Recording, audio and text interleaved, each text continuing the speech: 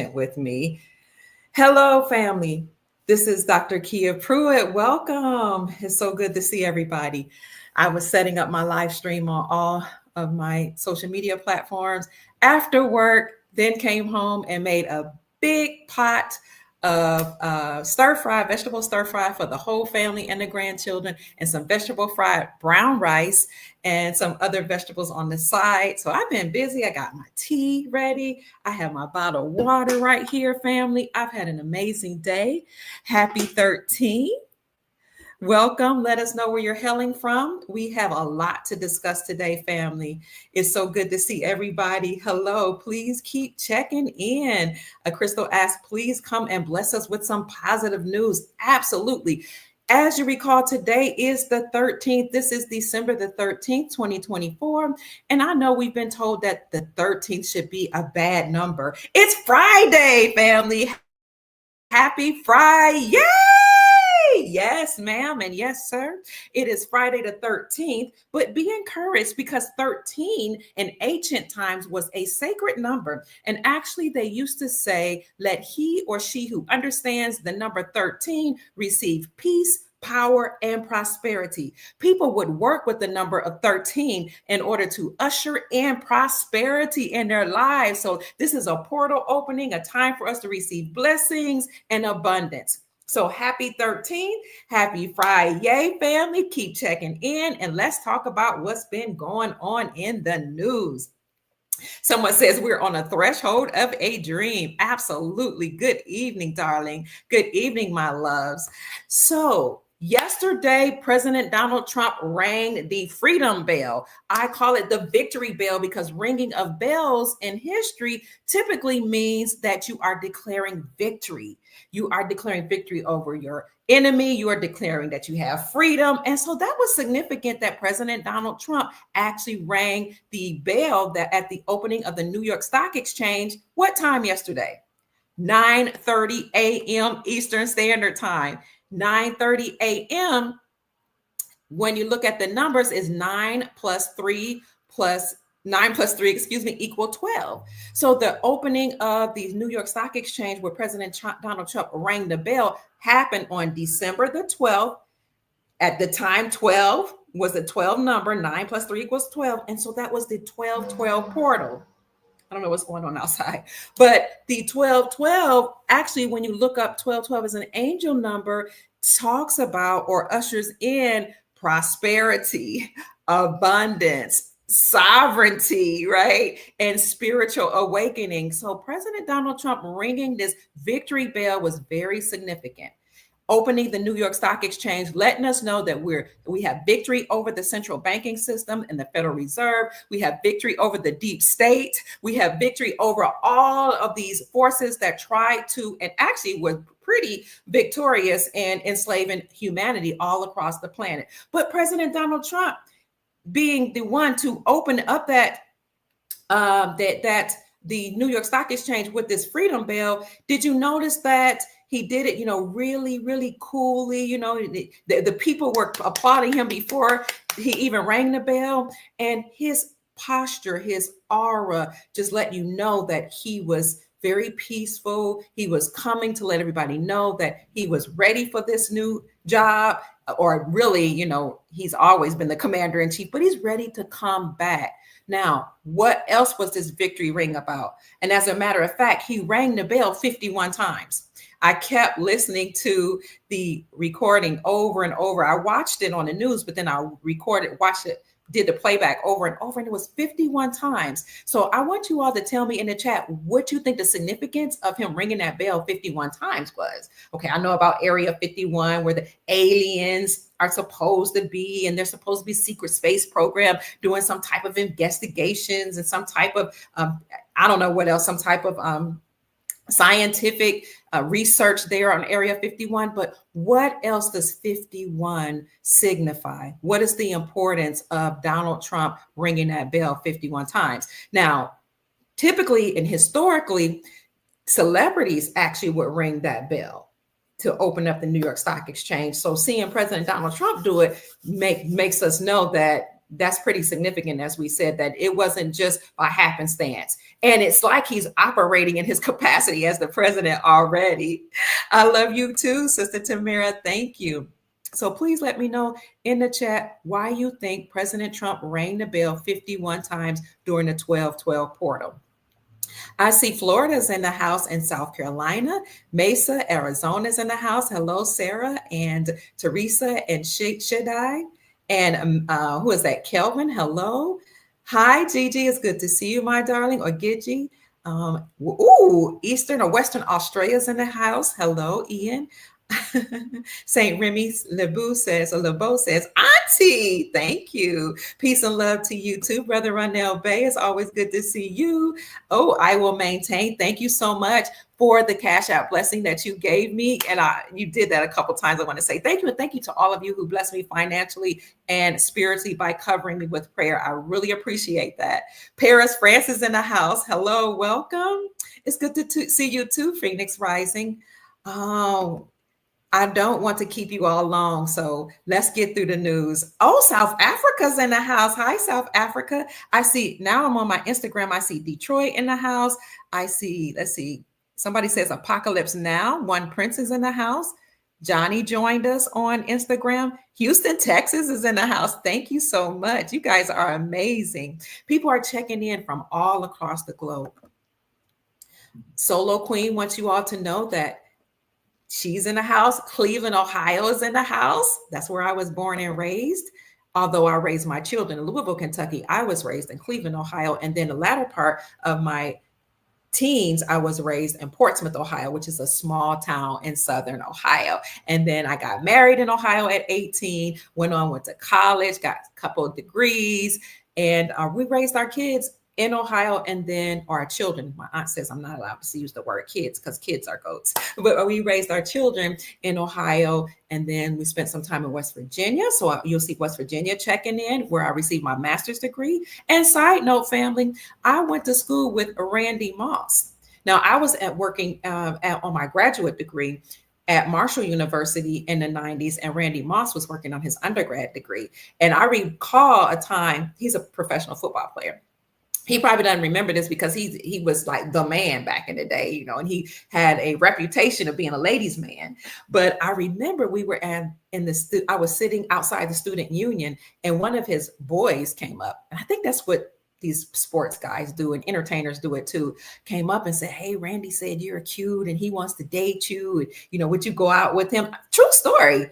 And I said, "No, I'm not interested," because I was actually older than he, and I knew that he had a girlfriend. Like everybody in Huntington, West Virginia, and Barber, West Virginia, and Charleston, West Virginia, that whole area, they all knew he had a girlfriend, right? And he had run into some trouble because they had some issues. You know how relationships go through their issues. But I knew he was a rising star. However, I was in my mid-20s. He was probably 18, 19, 20, and he had a relationship. I know he had some issues, and he was trying to fight his way into adulthood and become a grown man. And I was like, no, I'm not going to ruin this young man's life by, you know, trying to, or ruin my life by trying to attach myself to a young person who's up and coming. No, I need to focus on my master's degree and raising these children, because at the time I was separated from my husband, and I was separated. So, you know, I don't believe in dating when you're separated. You're still married legally. That's just Dr. Kia Pruitt. So back to the news, family.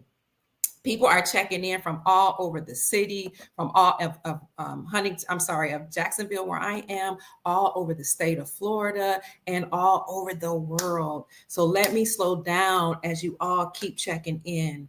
Somebody before I went live asked me if Princess Elizabeth Rodriguez was safe. And yes, she is safe. As a matter of fact, I spoke to her last night for about an hour and 47 minutes, and we had a very good call. So she's safe, and she's working to do her job, and maybe we'll bring her on whenever she's ready. A happy Friday the 13th again, family. Let's get into the news. Teresa says, we'll be back, all the stuff. We will take back all the stuff they made bad and turn it into a great thing. Thank you, Sister Teresa. Okay, you guys are looking for some great news. Oh my God, yes, I heard about the drones. We're going to talk a little bit about that too. Michael says they're a distraction. Oh, you love it when I come on, Sister Theola. Thank you so much. I love it when I see your face. I don't know, it's just something about your essence that really gives me some inspiration. I think that's that divine, juicy, feminine essence that we have flowing through our veins. Hello, family. Keep checking in. Greetings, M. Shell, Victoriaville, California's in the house. Who else? Somebody says we need good news. Okay, I see you, Instagram. Good evening, Shonda. Good evening. Blessings to you, Brother Matt. Hello. Sister Kimberly's in the house. She's hailing from North Carolina.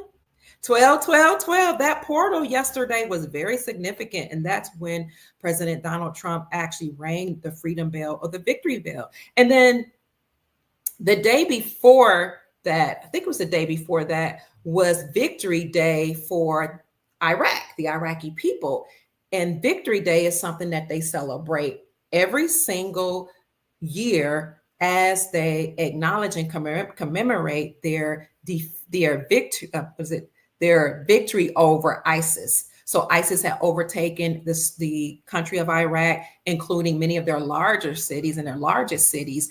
And once they got rid of ISIS in 2017, the leader of Iraq stated that they will forever commemorate that by having a huge celebration. And they did have that huge celebration in earlier, I think it was I believe it was December the 11th. And we made an announcement about that. And speaking of the victory celebration, family, I saw somebody checking in from Detroit. We had family members in Detroit on Twitter. Thank you so much. Who is that? Deborah Allen, for sending me a Cash App. God bless you. Anybody else that want to join her? My Cash App is on the ticker below. Cash App $ Mama Kia 13. Oh, 13. You know, I chose that number because I knew that 13 was a significant number dealing with prosperity.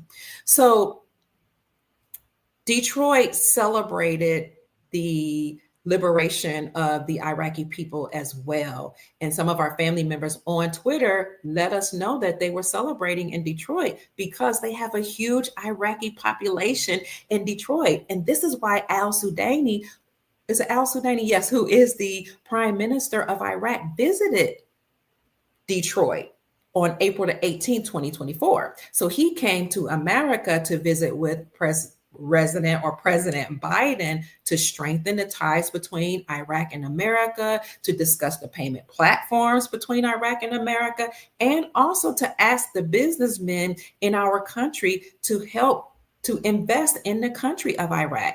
He wasn't the only president to do that. The president of Venezuela did the same thing. The president of Vietnam did that. And these people actually not only came to America, but they tapped on the shoulders of oil businessmen, billionaires, and other businessmen here in America and said, you need to invest in Iraq, you need to invest in Vietnam, you need to invest in Venezuela because we have lots of resources to exploit.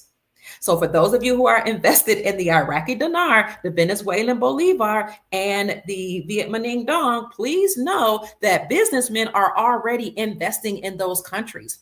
And as a matter of fact, not only are businessmen investing in those countries, but we have seen that a lot of businessmen who are participating in nefarious activities in Venezuela and Vietnam have been taken down and forced to step down. And in one of those countries, I believe it was Vietnam, the whole parliament was forced to step down. This is important, family, as we dismantle the deep state, the cabal, or those bloodline families which control the whole planet and usher in our new golden era. The new golden era where gold and silver will be used as the standard for money. Tina's watching from Australia. Hello, welcome. What's up, soul family? See, like LaKay says, we're all doing well. Hallelujah. Yes, more good news. Hello to you too, Pam, Sister Pam. Let freedom ring. Let's see, did on air Q2, Sarah says. Greetings, Eminem. Thank you, Brother Matt, for the super sticker. God bless you. Heaven smile on you. We appreciate all the financial blessings. I thank you so much and ask that the Creator bless you with financial abundance, prosperity, and peace. We really appreciate you. UK's in the house. 3 times 17 equal 51, Gary says. The deep state, not just the deep state, but the elite, period, the bloodline families, many of whom are benevolent, work in threes. Why? Well, they have their own personal reasons, but also when you think of the Trinity, you think of Father, Mother, Son, Isis, Heru, Set, or also Osiris. What is it? Aset and Heru, Father, Mother, Son. And this is why a lot of church furnishings have IHS on them, like the podiums. Now, it says something in Rome, I think in Roman language, but it's also for Isis, Heru, or Horus, and Set. And I learned that just by doing limited research, but they operate in threes. And then you have 3 times 17. The 17th number represents the highest level of clearance that you can get in the government and in the military in order to work in certain secret operations. So we know that the 17 movement was all about disclosing this information. And so you had people behind the scenes that was leaking out information for us to figure out, follow the trail to figure out what was going on. And what we uncovered was that the deep state or the cabal or the bloodline families that had ruled the world were being taken down by the Grand Army of the Republic, which is a global alliance, military alliance, that we call the white hats of the military, or the white knights of Nasara, or Nasara white knights. So 3 times 17, Gary Simmons says, equals 51. President Trump rang the freedom bell, or the bells of victory, at the opening at the New York Stock Exchange 51 times yesterday during the 12/12 portal on the 12th month of December, on the 12th day at 9:30 a.m., which again equals 12. 9 plus 3 equals 12. Thank you, Gary. I appreciate that. Canada coming. Hi, Taj. Good to see you. I read something about Canada where the president said something like, we're going to cut off all the energy or something like that. He's going to cut off some resource from America, and it's coming. Thank you for saying that, Taj. That reminded me of that article. And what I said when I saw that was good. We don't need, he made it seem like, oh, this is imminent, it's coming. We're going to cut off all our resources to America, and it's going to happen very soon. You best believe we're not dealing with Donald Trump. And I thought, you know what? We don't care. Number one, Canada is a part of North America anyway, according to the Republic and the Moroccan dynasty. So Canada is going to be brought right back on in. Those borders will be eliminated. And we're going to be one great nation again. So we don't care. Plus, we have our own energy. We have our own resources. America have their own energy. We have our own resources. We have gold around the Colorado River. We have gold at different forts. We have gold in, Arizona. We have pyramids in Arizona. We have more gold probably than any nation in the world. That's just me speaking based on my limited research. Okay. And I am maybe a little egocentric because, I think America is the greatest country in the world, but I'm from America, but all countries are great, right? I'm a nationalist. I love my country. And not only do we have a lot of gold here and we have our own oil and we have our own resources, but we discovered 2.34 billion metric tons of rare earth minerals earlier this year, which makes us, according to the articles that I've read, the nation with the most rare earth minerals in the world. So we're going to be fine. We don't care if Canada cuts us off. They're going to come back under our umbrella anyway, under the Republic. And we don't care if any nation threatens us. We know that behind the scenes, 209 nations at least agreed to return to the gold standard, and they agreed to world peace. So a lot of stuff you hear in the news, a lot of this, fear mongering and stuff that happens, actually it's just a part of their theatrics. It's a part of the, mainstream rhetoric to get us to become afraid, to get us worried, and to make us think that we're not moving to the golden era. But family, we are ushering in the golden era. We've already done it. And as I've said before, that's what Corona was about. Corona means crown, as in gold, as in crown chakra, the energy center over your head that's being activated. that deals with ascension, because the whole planet is ascending and we as a species are ascending. That's why we're now here living during the age of Aquarius, which has just come in. This is the age of Aquarius and a golden age. So during the COVID, when they closed down the world, they were trying to stop us from elevating and from ascending. And I'll talk to you a little bit of more just in a few minutes why they tried to shut down the world. But they tried to prevent the golden era from coming, but they were not successful. We continue to do our job to keep our vibrations high. We continue, for those of you who believe in prayer, to cry out to the Most High or to your Creator or to Source. We continued to listen to high vibrational frequencies, and we unified as a soul family. More importantly, we stop allowing them to divide us by using race, religion, and political affiliation to keep us separated. And as long as they were able to do that, as well as keep the vibrations of the environment and our frequencies low through the music and through mainstream media and through the movies, then we would emit a psychic energy called Loosh, Loosh. And Loosh, my darlings, is this psychic energy that these entities that rule the world feed on. They eat it, they absorb it. So as long as they were able to keep us emotionally distraught, they could feed off that energy and they could easily control us, but they were not successful. They were not able to keep us down. And as you recall, when Donald Trump accepted his acceptance speech after he was reelected, he said, "I am ushering in a new golden era." And one of my friends, Nikki, in one of my private groups said, "Girl," it was either her or Shara, said, "Girl, when I heard President Trump said that," it was Shara. She said, "I wanted to throw this phone because, Kia, you've been saying we're ushering in a golden era for the last 7 years. And finally, here we are. And my words have been confirmed and affirmed by President Donald Trump." So let's get back to the news. What are we discussing today?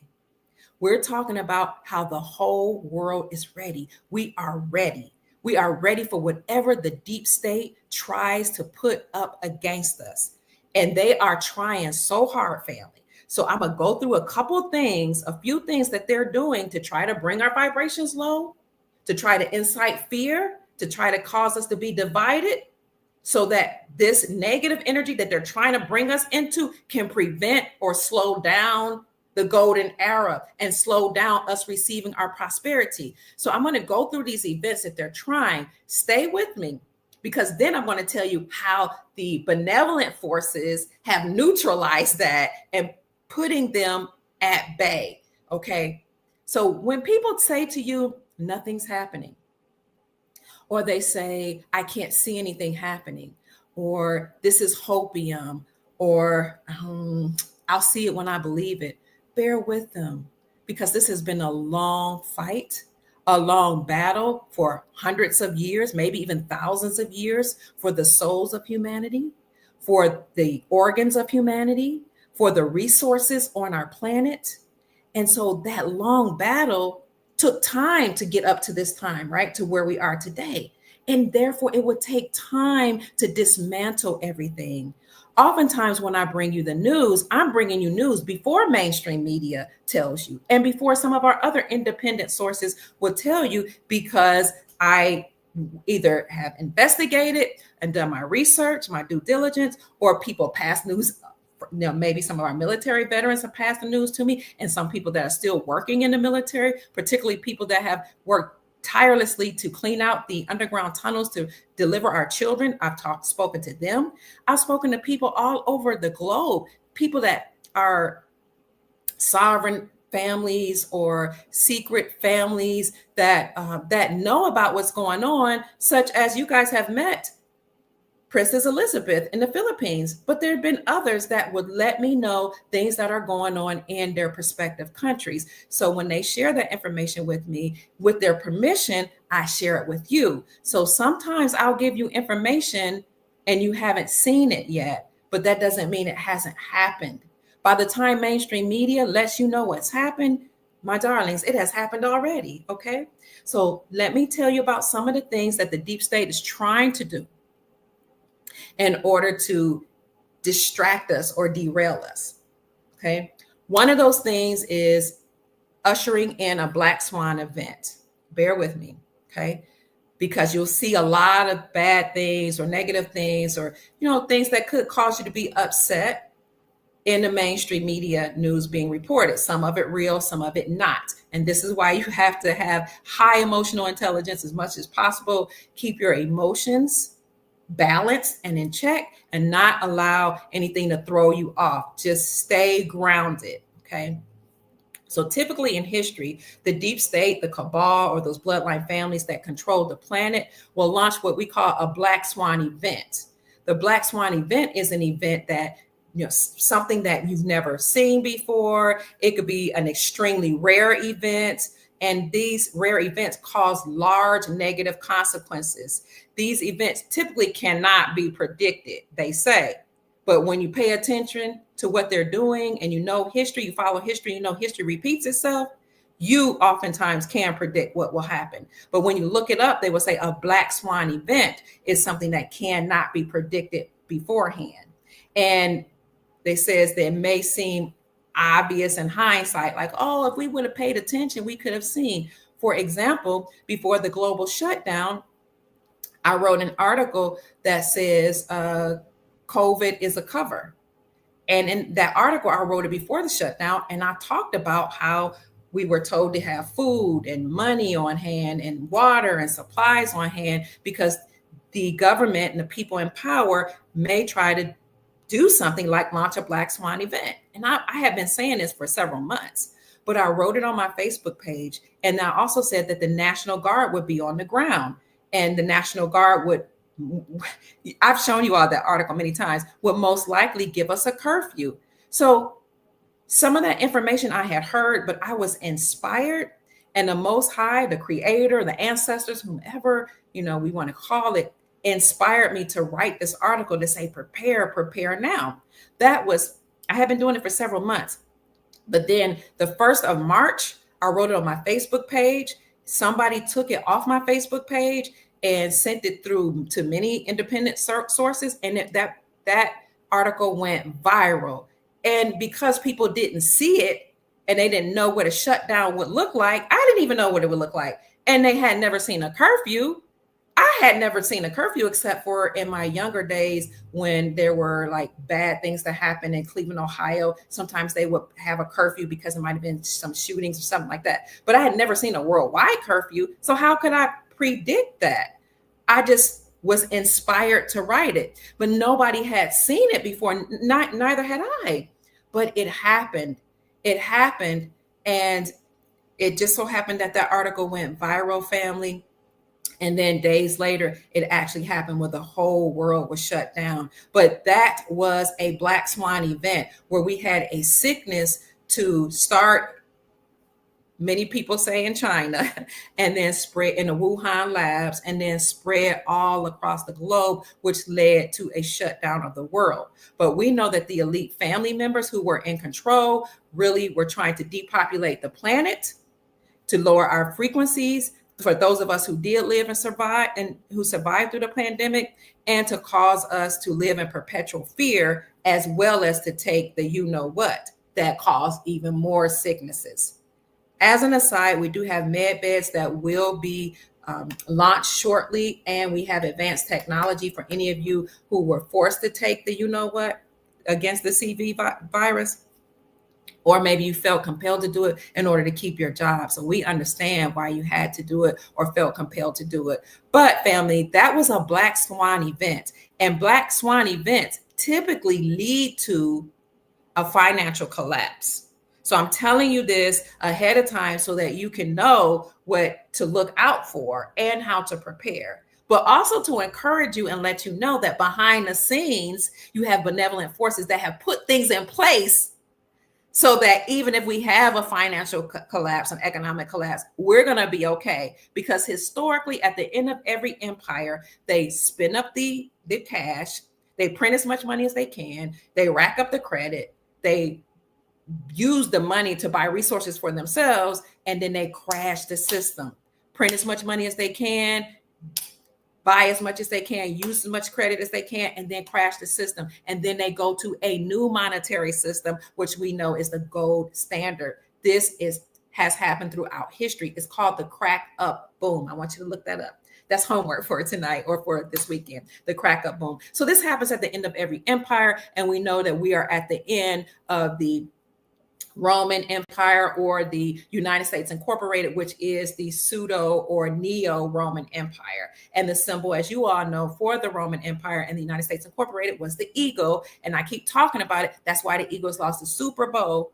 And now all republics all across the globe have to return to the indigenous peoples of those prospective nations, because those were the nations that had their governments usurped by these group of bloodline families. So anytime you see sports where it might talk about indigenous or Indians or chiefs playing against certain teams, trust and know the Indians, the Chiefs, or the Patriots most likely, and so far, have won against those teams because they're dropping cues and codes to let you all know that it's the end of that era. And we're going into the golden era. So typically in history, the deep state launches a black swan event prior to financial collapses. But on the positive side of things, again, the white hats and the military and other benevolent forces have neutralized most of those things and are trying their best to keep all of those collapses at bay as they usher in our new golden reality. So as I said, there tends to be a correlation between the black swan events and financial collapses. So black swan events trigger what we call a domino effect, and that spreads instability across interconnected markets. There's a reason I'm telling you this, because what we see happening is these operatives that are still there. So, you might have some of the minions that are still there. We know there have been global arrests all across the world, but there are minions that are still in place that are trying their best to usher in a black swan event or a rare, extremely rare event that will lead to a lot of negative consequences. So the black swan events trigger a domino effect that spread instability across global markets or interconnected markets. So let's talk about the black swan events in history. And you guys, please keep checking in and let us know that you're here. What are some of the black swan events we had in history? We know about the events that happened in the 1920s. What was that? That was a big black swan event and a global market collapse. But in recent history, you had the stock market crash of 1987, which they called the Black Monday crash.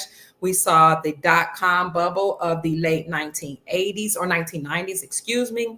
We saw the huge financial crisis of 2008, 2009. You all know that was connected to the housing market collapse, and that was horrible. But that had something to do with the Lehman Brothers and some other people in banking who was doing nefarious things. You guys already know, most of us lived through that time, but we saw a huge financial collapse in 2008, 2009 under President Obama, as a matter of fact. And what his response to that was to actually bail out the banks.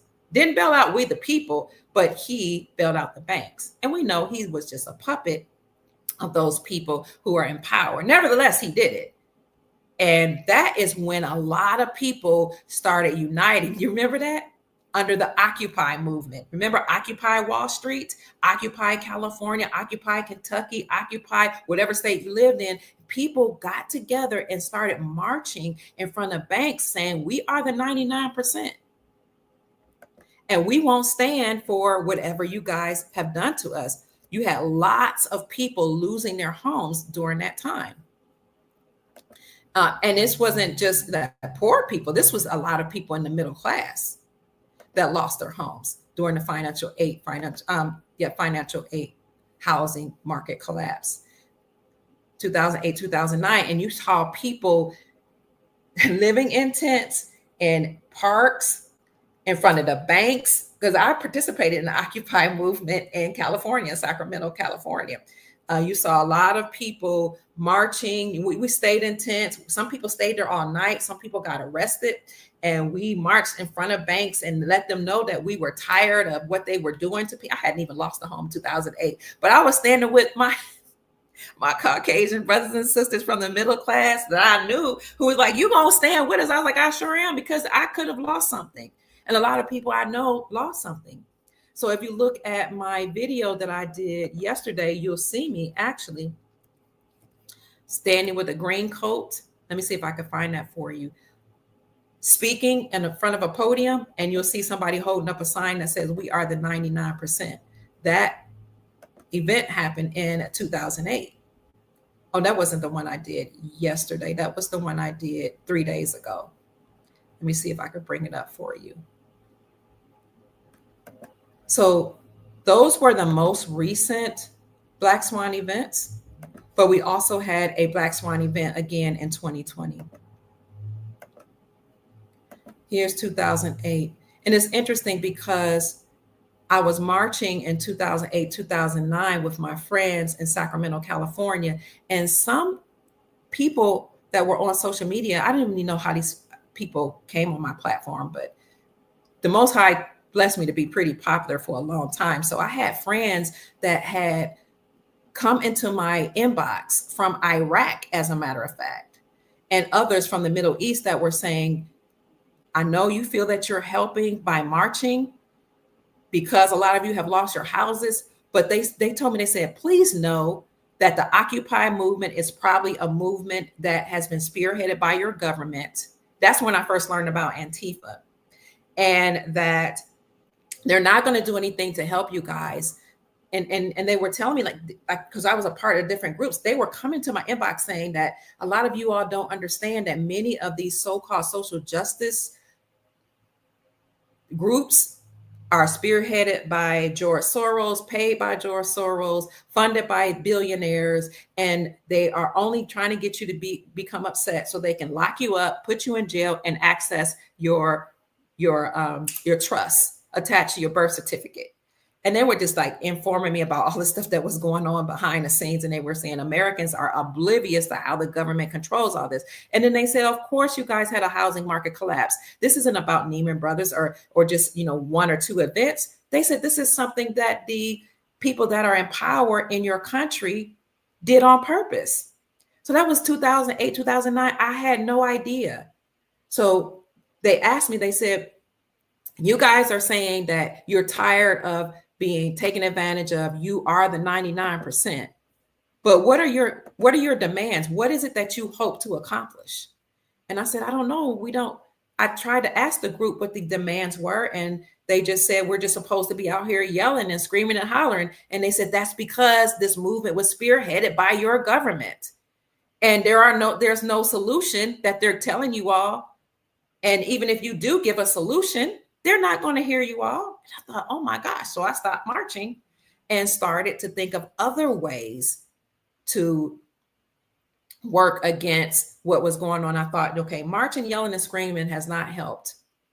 But if we can rally the troops and unite with our soul family and not allow division to keep racism or sexism or religious differences to keep us apart, and we do more research to find out what's going on, we can then use our own gifts by reporting, by pressuring people in the law, or however we can operate at the local state, and our local communities to push forward our agenda as we the people. But it took me between 2008 and 2024, where we are today, to actually get to the point where I can keep my focus and use my research acumen to inspire the masses to keep our vibrations raised, to work at the local level, and to not allow any of this to cause us to lose our marbles. Because yelling, screaming, and hollering all across the city, I mean, it was bringing awareness, but it wasn't helping the situation. Okay. But what did help the situation is learning money management. My sons taught me about silver and gold back then, which my great grandfather had put in me, but I was too young to understand or understand. My family then moved together. We all moved together. We merged our finances so that we can pay off our bills and can buy a house. And we bought a home, and we just started instead of screaming and hollering, looking for solutions and putting those solutions in place. So this is me right here.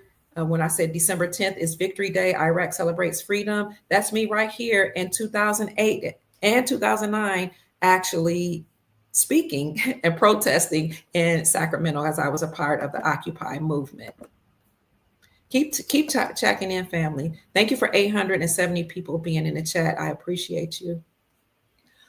Gary says that the 51st state is Canada. Oh, wow. Thank you. So the last event, Black Swan event that occurred in our lifetime is the CV-19 pandemic. And that caused one of the most abrupt and severe stock market collapses or corrections in history. As the V word spread, the sickness spread globally, we saw like that affect financial markets across the globe.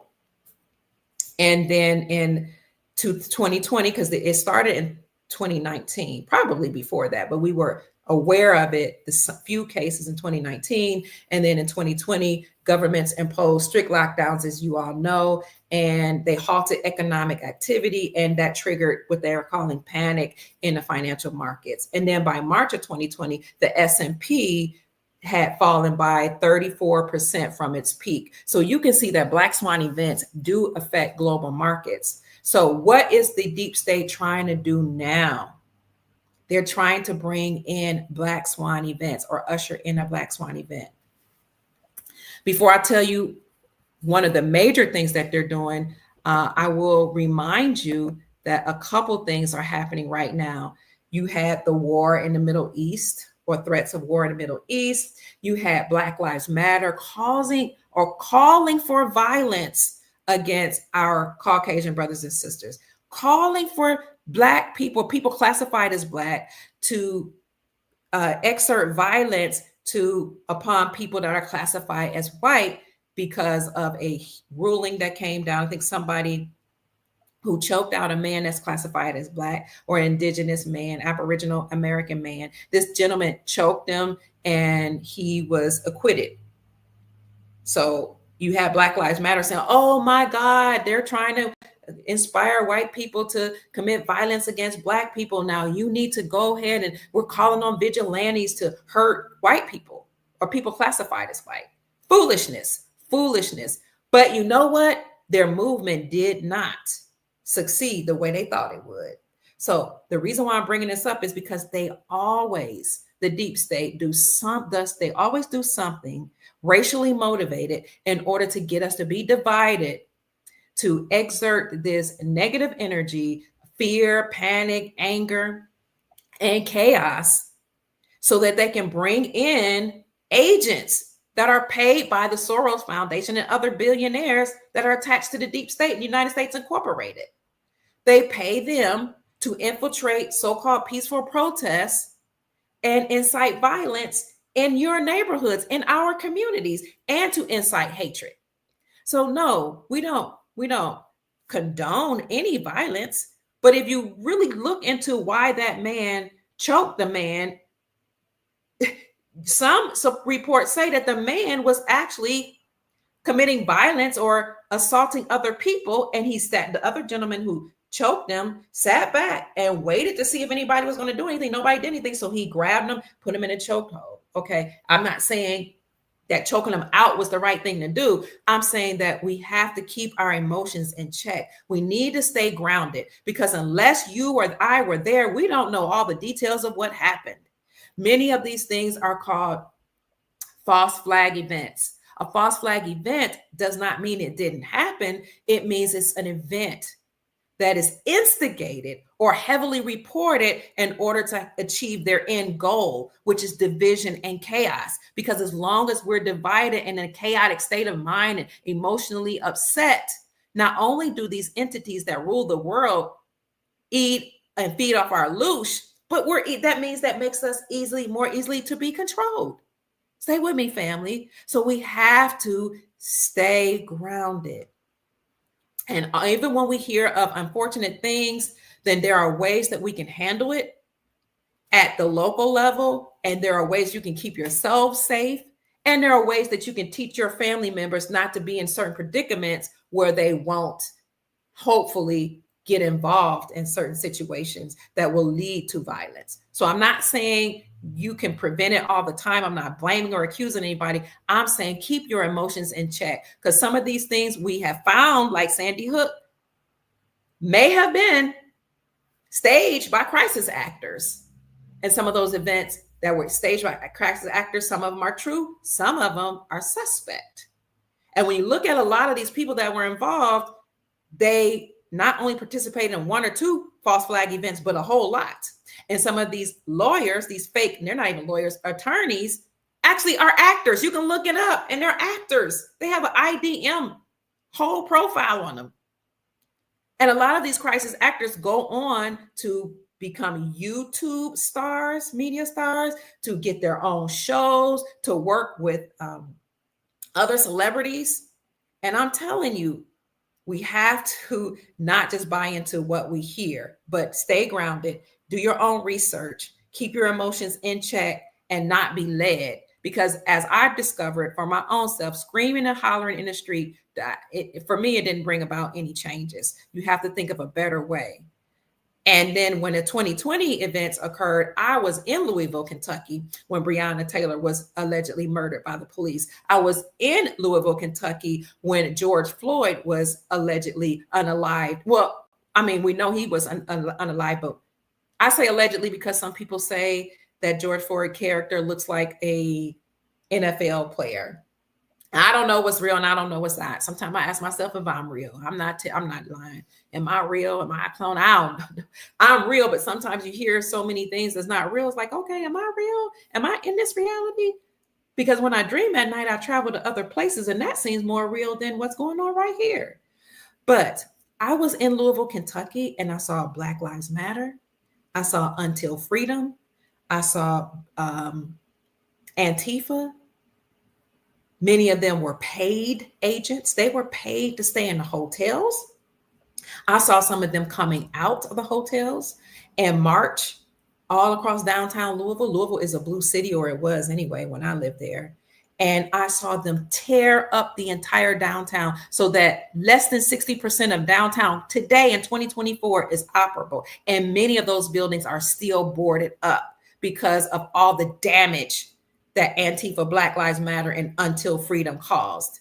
I saw people come out of the hotels with their backpacks. They all looked alike in terms of their garb, their dress, their backpacks, their black slacks. Many of them had on black tops or white tops, but mostly had them all black with these backpacks. And they had this demeanor that was full of rage and anger.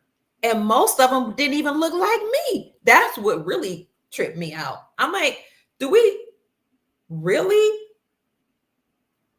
care? I mean, I know we care about somebody being unalive, but that much where you would tear up your own city, where you would tear up your ATM machines, and they were like tearing up their banks, and people were using this as an opportunity to steal, knock in windows. They destroyed many businesses. They destroyed the lawn of many government officials, one of whom was saying, I'm going to get something done just because he happens to be brown or classified as black. You saw people saying, we're coming after you because you're a Republican and because you're married to a woman that's classified as white. So they marched on his lawn and tore it up. And so he had him arrested.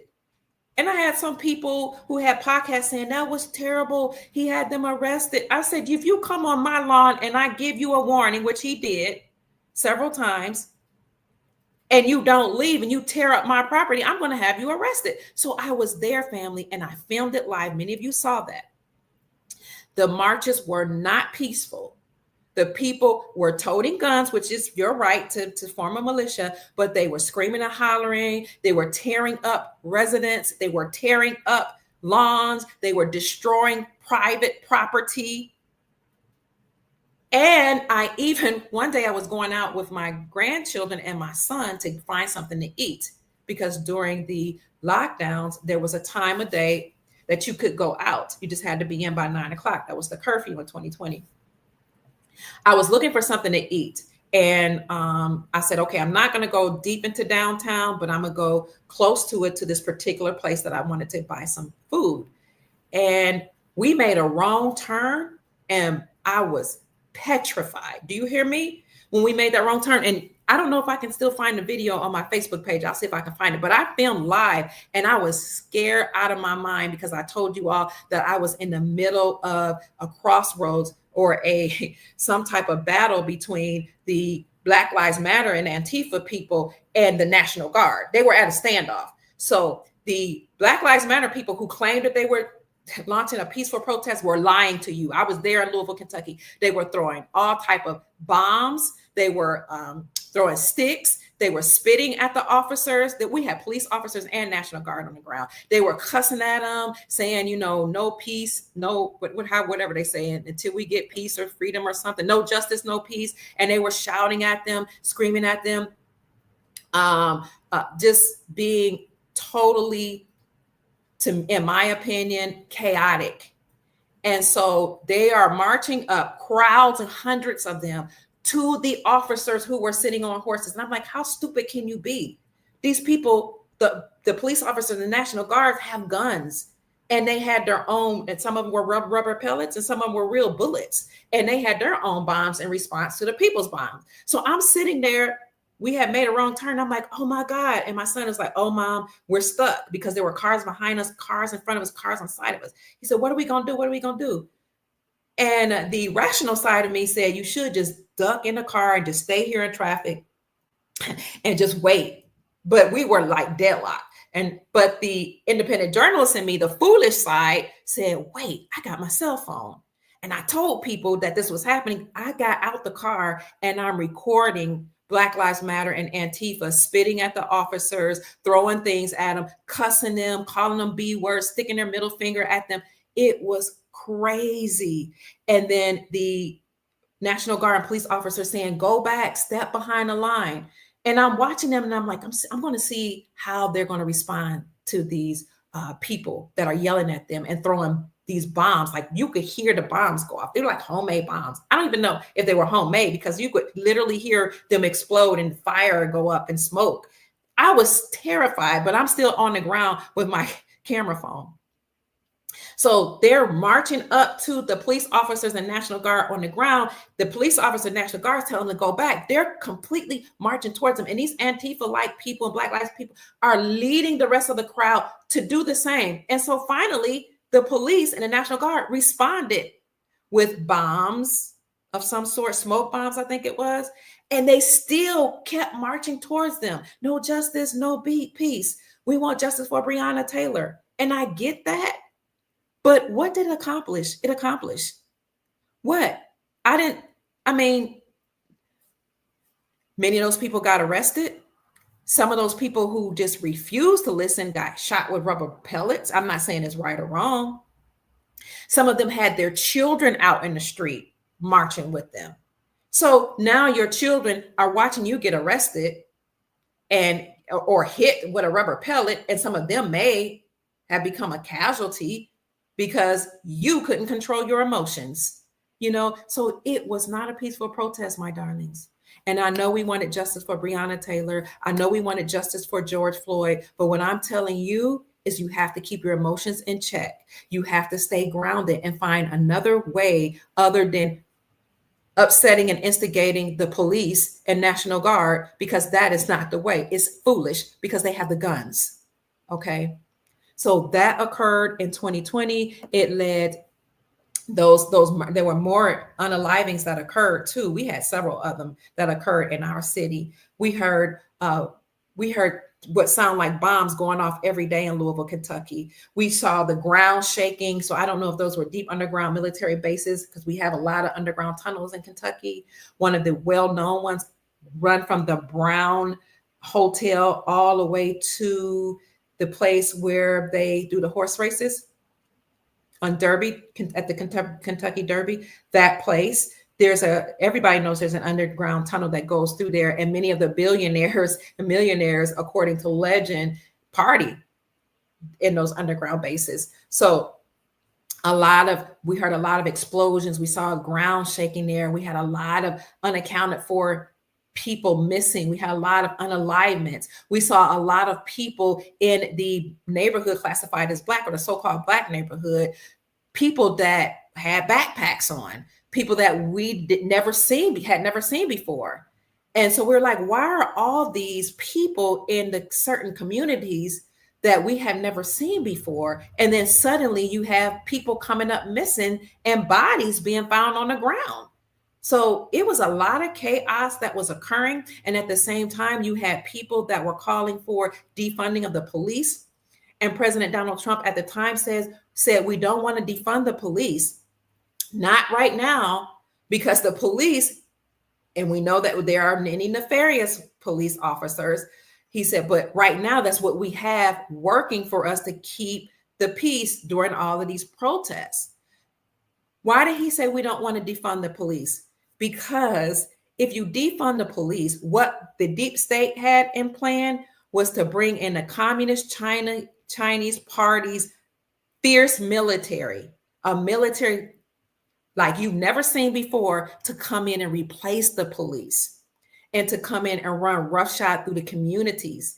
And you'd have never seen a communist, military, a militia come in and take control of your country here in America.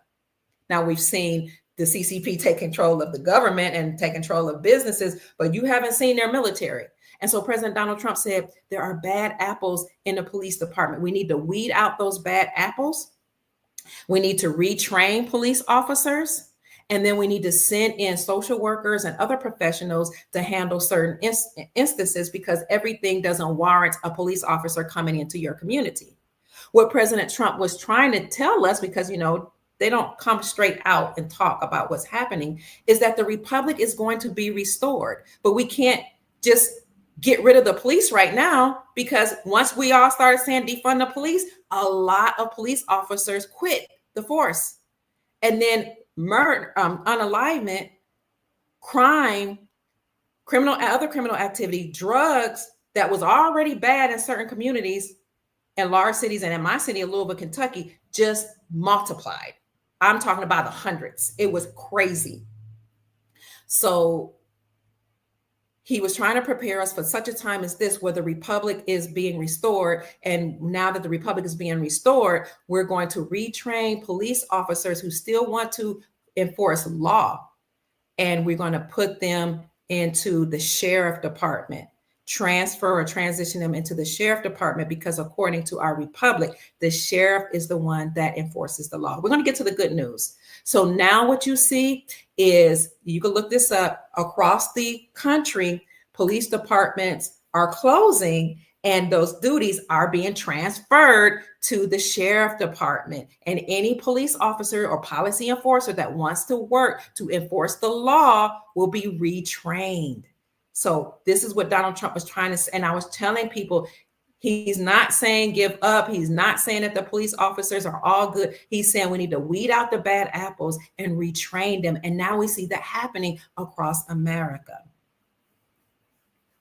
So President Donald Trump was letting us know, and I'm letting you know, that policy officers or police officers were created, number one, to catch slaves, and to enforce the policies, statutes, and codes of corporations and federal entities. That's why they were created. They're not created to enforce the law, only statutes, codes, and policies.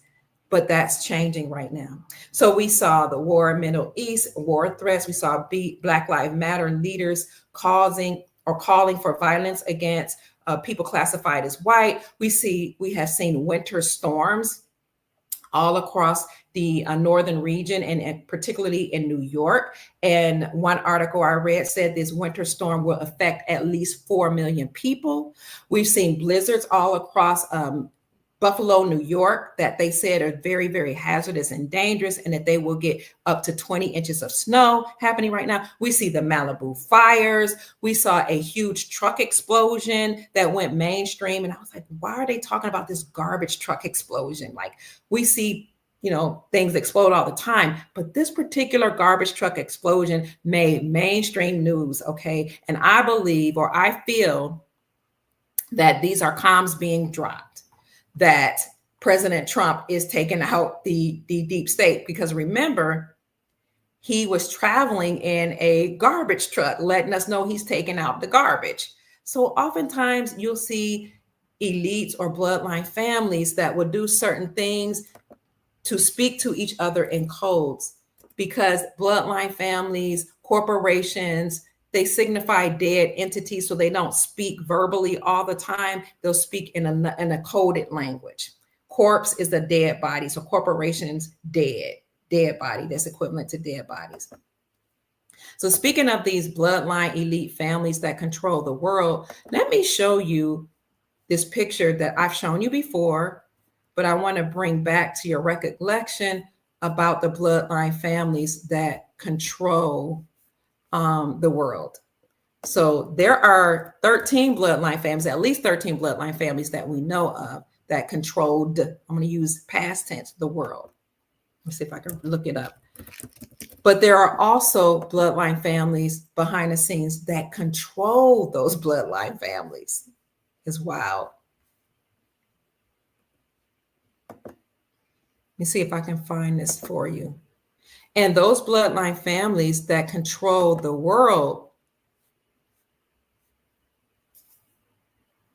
those bloodline families that control the bloodline families that control the world are allegedly related to Haile Selassie.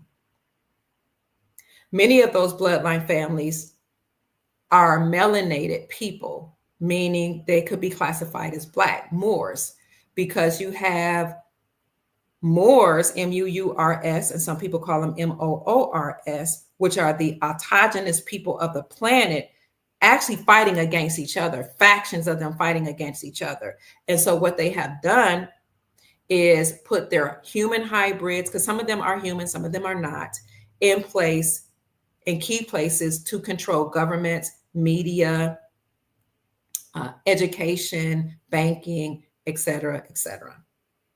I know it's deep. So let me show you this family. Thank you for staying with me. We have 977 people in the chat. I appreciate you. Here are those bloodline families. The bloodline families that we think rule the world are the Astor, A-S-T-O-R bloodline, the Bundy bloodline. Remember that show with the Bundys?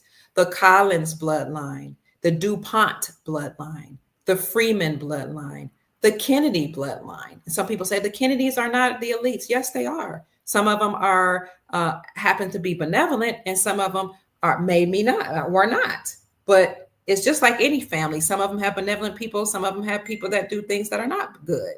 So the Kennedy family is a bloodline family. The Lee bloodline, L.I. bloodline family, the Onassis bloodline family, the Reynolds bloodline, the Rockefellers, the Rothschilds, the Russells, and the Van Duyn, D-U-Y-N. So I'll mention that again. These are the people we think, the 13 families we think, or we've heard of, that run the world. The Astor, the Bundys, the Collins, the DuPont, the Freeman, the Kennedy, the Lee bloodline, L.I., the Onassis, like Aristotle Onassis, the shipping magnate and the oil magnate, the Reynolds, the Rockefellers, the Rothschilds, the Russells, and the Van Duyn. And you know, many of these people control banking, education, what else? Politics, governments, finances, all of that. But on the right, you'll see the families who actually run the world. And as one of my military brothers confirmed for me, a lot of them actually look like me. This is who actually run the world and control these 13 bloodline families. Once I mention some of these names, you guys would say, oh my gosh, I've heard of the Orsinis. Some of them, these of which you've heard of. And then when you do some research, you'll discover that, yeah, they're actually running things. The Borgia, B-O-R-J-A, the Breakspear bloodline, the Samaglia bloodline, the Orsini bloodline, the Conti bloodline, the Chigi, C-H-I-G-I, like Chicago bloodline, the Colonna bloodline, the Farnaces bloodline, the Medici, sounds like medicine, right? Bloodline, the Gaetani bloodline, the Pamphili bloodline, the Este bloodline, E-S-T-E bloodline, and the Aldobrandini bloodline. 13 bloodline families that control these bloodline families that you and I have heard about. And all of them allegedly are related to Haile Selassie. Do you guys remember Haile Selassie? Haile Selassie was the Ethiopian president, I guess they call her prime minister. But what I learned by doing research is that he was actually here in America. And some sources suggest that he was from America and he fled to East Africa. So then I was like, oh, that's why when I meet Ethiopian people, because I love their food and I've been in many international communities, a lot of them will start speaking to me in their language because they think I'm Ethiopian. Because guess what? Ethiopia is here too in America. Ethiopia is here. Morocco is here. Israel is here. All of these other nations that we heard of started right here in America and then branched out. The people branched out and went there and I don't know, want to say colonize or move to different places and name those countries after the Moroccan dynasty that was right here that was actually governed by the Moors, the Mours, or the Moors or the copper colored people, the original Americans here. There was a dynasty already here. So we already had a dynasty here, and many of those countries that we hear about is actually here. And so when you think about Haile Selassie and you see that he allegedly was here in America and fled to East Africa, and then you correlate that with, so you always want to triangulate. You always want to look at 3 different sources to see if they confirm what your hypothesis or what you're researching. So one of those things that I use for triangulation was by discovering that one of the first languages here in America is actually a language that's now spoken in Ethiopia. So it does kind of make me think that perhaps Ethiopia, which we know when you look at the ancient maps that Ethiopia was here, but that Haile Selassie may have been from America. But then he fled allegedly to East Africa. And so he, being the one that the bloodline families are related to, the bloodline families that controlled the world, became what they call the king of the world. And if you don't believe me, ask yourself, why is it that Queen Elizabeth, who never bows down to anybody, bowed down to Haile Selassie? Here she is. Here's the Queen of England bowing at Haile Selassie, the Ethiopian leader's feet. Why?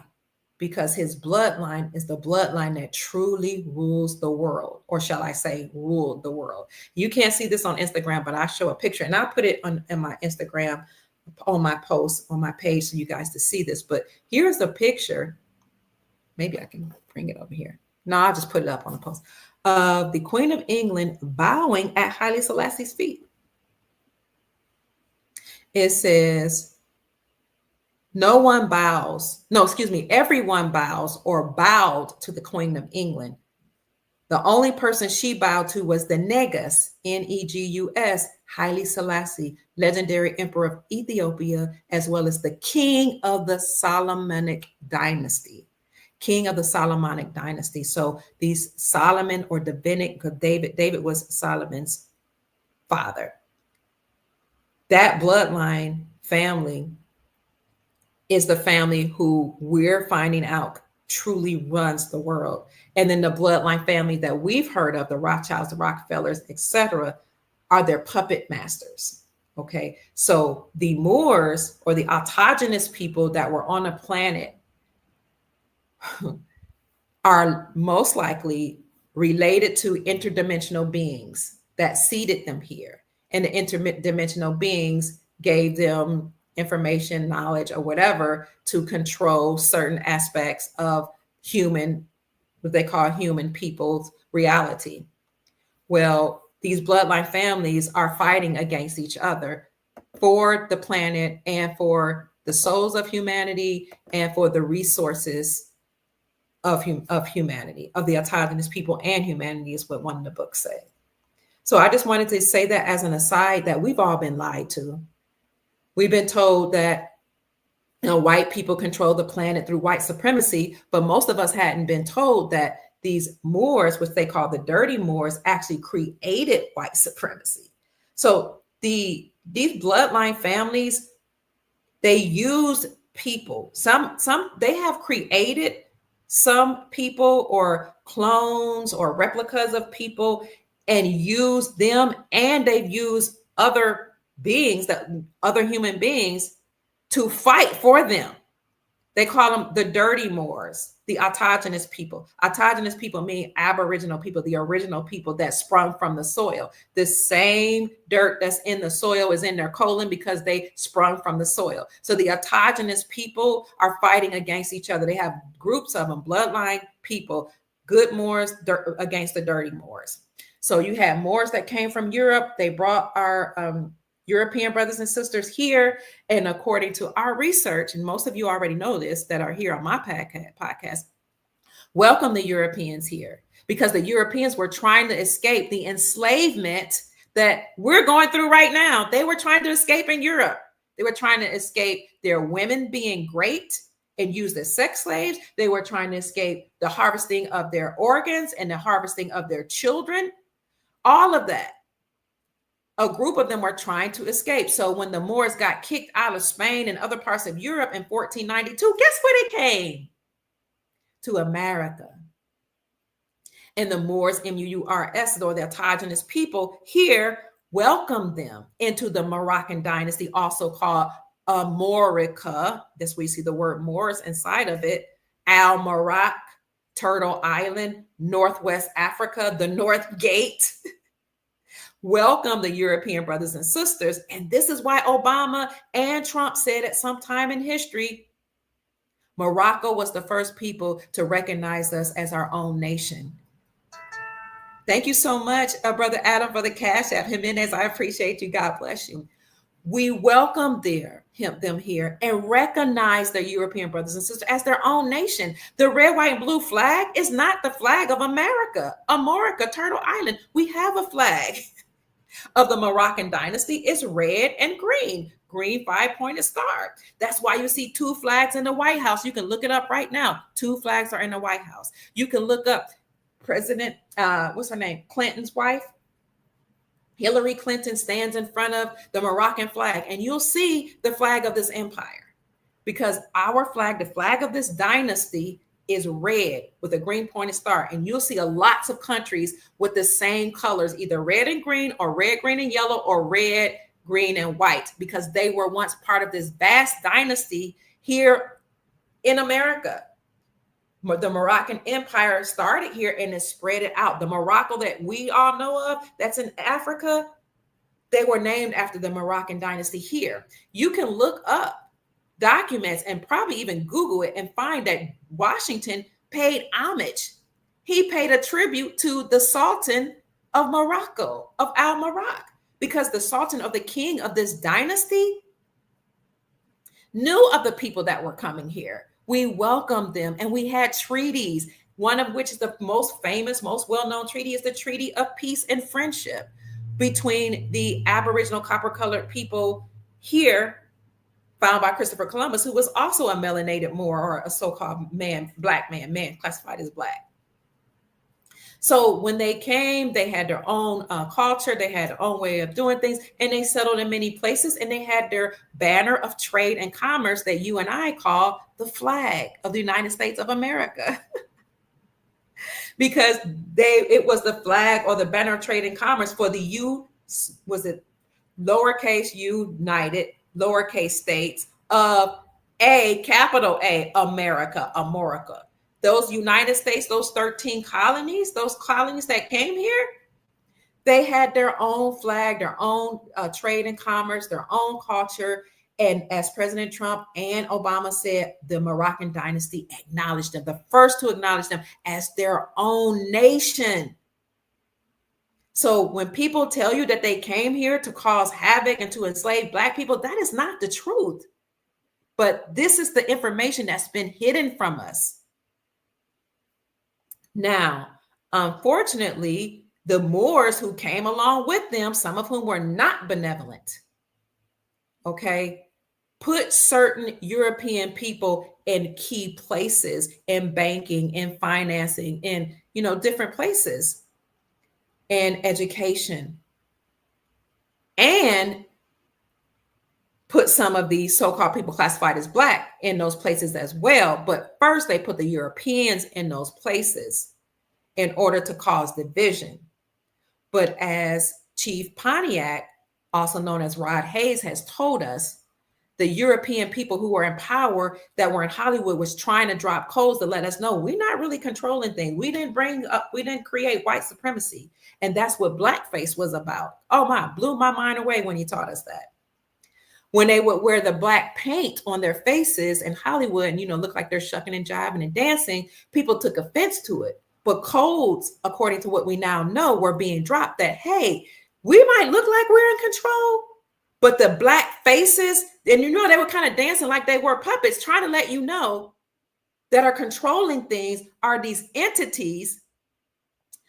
Some of them who are not human, these interdimensional beings who happen to be highly melanated. That's another thing they won't tell you, that there are races, so-called races of interdimensional extraterrestrial beings that are brown, extremely dark black, and different colors, and present as different colors, blue, some light fair-skinned, but they don't tell you about the dark ones.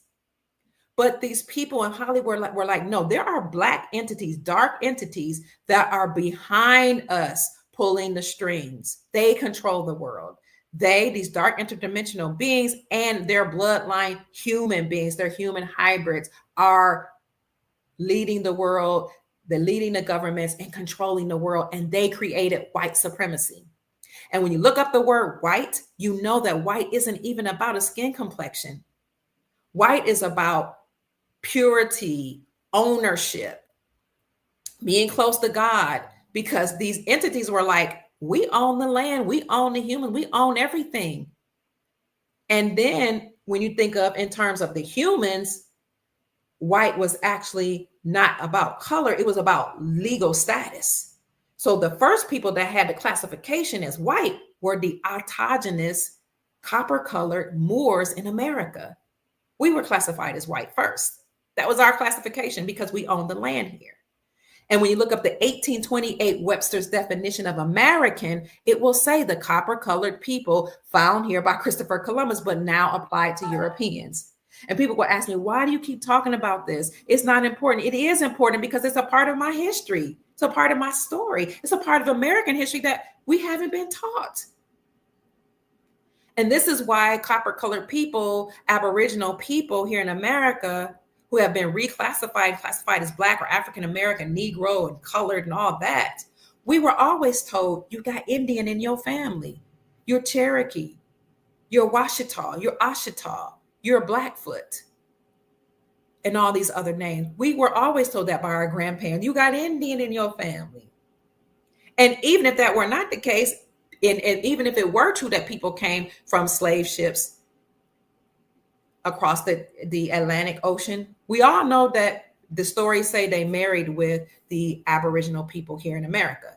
So who are the Native Americans? Native means you came from somewhere else. Native born means you came from somewhere else. Natural born means you sprung from the soil, or you are originally from that place. Your bloodline is from a certain place. That's what natural born is.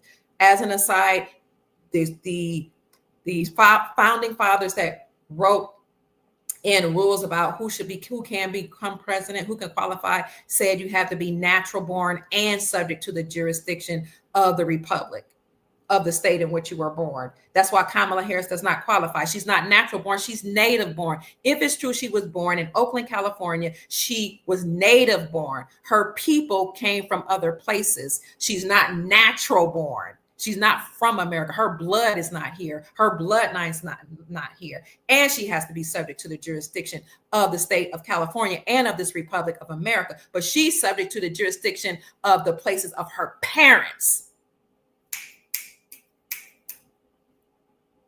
Teach, Dr. Pruitt.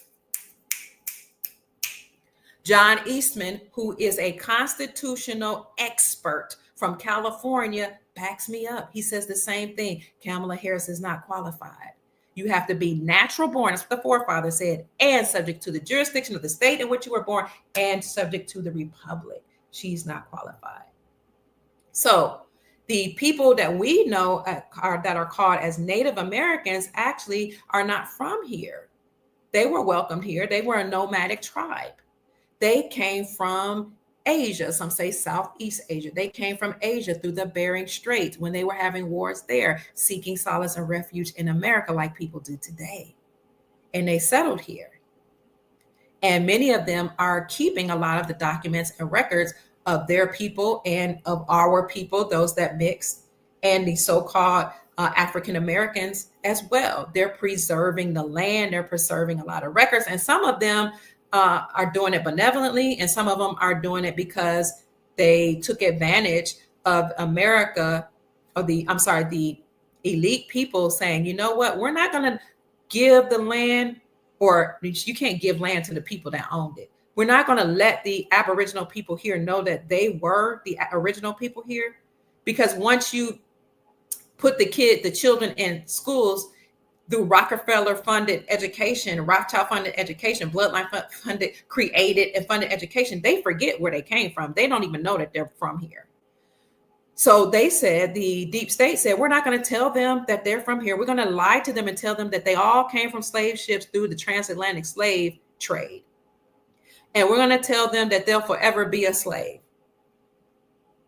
But you other people who are not originally from America, but you are American because you came here thousands of years ago through the Bering Strait from Asia, you have Mongoloid features, and we called you Native American because it's true, you are Native, you were born somewhere else.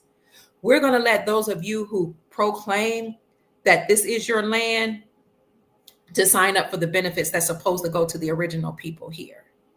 And any European person and any other person that want to pay $5 to be classified as a $5 Indian and be signed up to the DAWES, DAWES role as an Indian, you can have benefits, you can have land, you can have casinos, you can have businesses that are funded by the government. Oh, but we can't let those copper-colored people know. And when the copper-colored people who were able to prove their original genealogy being tied to this land went to claim their benefits, they were denied. Not denied by white people, they were denied by the deep state people who are in power, because a group of people, a segment of society usurped authority from our republic here. That should not be blamed on all people that have European descent, because it's not fair. Many of our European brothers and sisters were enslaved first, and that's why you hear Slavic. And what about the Irish? People won't talk about the Irish, but my friends who are Irish or from Irish descendancy, they know that a lot of their people were enslaved. Okay, why won't we talk about that? So a lot of people were enslaved all across the planet. But the story that we brown people came from the transatlantic slave trade, most of that is a lie. That's why you can't find any ships, slave ships. They'll draw a picture of a small wooden boat, and they'll tell you somehow they had hundreds of thousands, tens of thousands, thousands of people that were piled on the boat, and they came across these raging waters with little food. So you mean to tell me somehow you brought warrior men and their women and children for some years across the ravenous waters of the Atlantic Ocean, and you were able to fill up all these cities full of so-called Black people with those people from Africa? You's a lie. And you mean to tell me all those people that are in the islands, the Caribbean, they were all brought from Africa? Excuse my ebonics. You's a lie. They lied to us. I'm not saying you guys are lying. I'm saying they, the people that wrote this story in the books, they lied, family. So when I went to Africa, and then my son had this international church where we had people from all over Africa and the Caribbean to come and be, it was beautiful. South America, Central America, they came and joined the church that my son created. He was the pastor of it. I was his overseer. It was beautiful. We had all different shades of people. Oh, it's the most amazing things. We would have service. We would talk about Christ consciousness. And we talked about eating consciousness, food, health consciousness, finance being financially conscious, being economically conscious. Like we were really awakening the people in the community. But they would tell me, we never enslaved y'all. And then when I was in Ghana, they would tell me, that's not true. Don't you think our people would have told us about some people that we sent across the waters? They said, we never even heard that story until, some of us went to school. So I'm not saying that nobody came from there, but I'm saying the story we were told, the way we were told, it's a lie. We did not come from slave ships, family. We were already here. You were already in the Caribbean islands. You were already in Hawaii. You were already in Alaska. You were already in America, North America, Canada, Central, South America. You were already here. Now, what did happen is that some of us were enslaved here because we were prisoners of war from the deep state, prisoners of war and indentured servants as well. Some of us were shipped to places in Africa and then brought back here. And some of us do have African blood, whatever that means. But if you're really African, you should know which tribe you come from. But people travel all the time back and forth. But that slavery story that narrative for the most part is a lie. Alex Haley, who wrote the movie Roots and wrote the book Roots, where he talks about Kizzy and Kunta Kinte and allegedly his ancestors that came from the African slave trade, and they were here in America and they were severely beaten and abused by massa and oh my gosh, and it was just a horrible thing and they were raped. I'm not saying that story didn't happen for many families. What I'm about to tell you is that he was sued by a European man by the name of Harold Corlander for plagiarism. Harold Corlander had a book called The African, and according to the court case that he brought against Alex Haley, many of the characters that Alex Haley said were his family members that came from slavery and came from Africa were actually characters taken out of Harold Corlander's book. You can look it up, fact check me. He won his case. So Hollywood perpetuates these lies and stories to keep us divided, to keep us fighting against one another. But again, the Europeans that came here were welcomed here. You can find that in the writings of the Europeans that came here. Now, another thing that happened is our classification was changed. That's why I say people classified as Black, people classified as white. I don't like calling people white people or Black people because we're family. We're a soul family. So the people classified as Black were the Aboriginal people. Remember the 1828 Webster's definition of American, the copper-colored people found here by Christopher Columbus. And when you read the documentation, you can also read they came before Columbus, and it will talk about the people that were already here that look like me. You can look at some of the writings of the Europeans that came here. They're talking about the people being tawny, dark, brown complected, copper colored, having woolly hair, nappy, kinky, coily hair. Some of them have bones through their noses. It talks about the dress that we had. But we were the Aboriginal people here. We sprung, they say, from the soil, the same dirt that's in the soil is in our colon.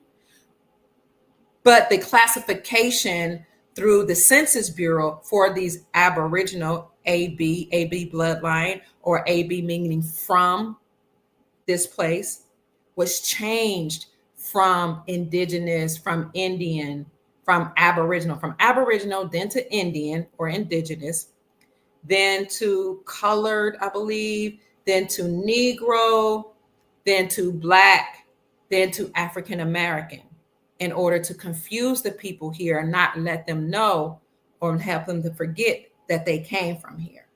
So if you look at Walter Plecker in the Census Bureau, and I thank God for Taj, who helped me to learn this information about the Census Bureau.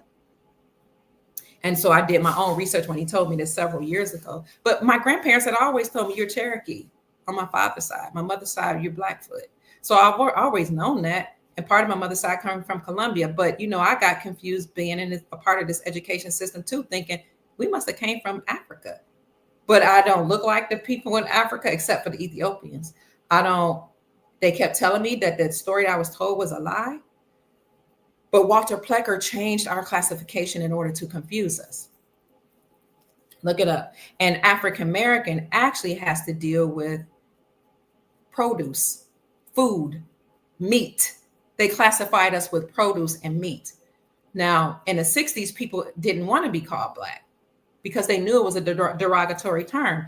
Black in law actually means you're a slave, you are dead, you have no status in law. You're not recognizable because you're dead, right? Because we were prisoners of war. That's why they called us Black. So I remember, I was born in the 60s. I remember my aunts and uncles saying, don't call me Black. I'm not Black. We're Cherokee. Okay. But remember that James Brown came out with this song called Say It Loud, I'm Black and I'm Proud.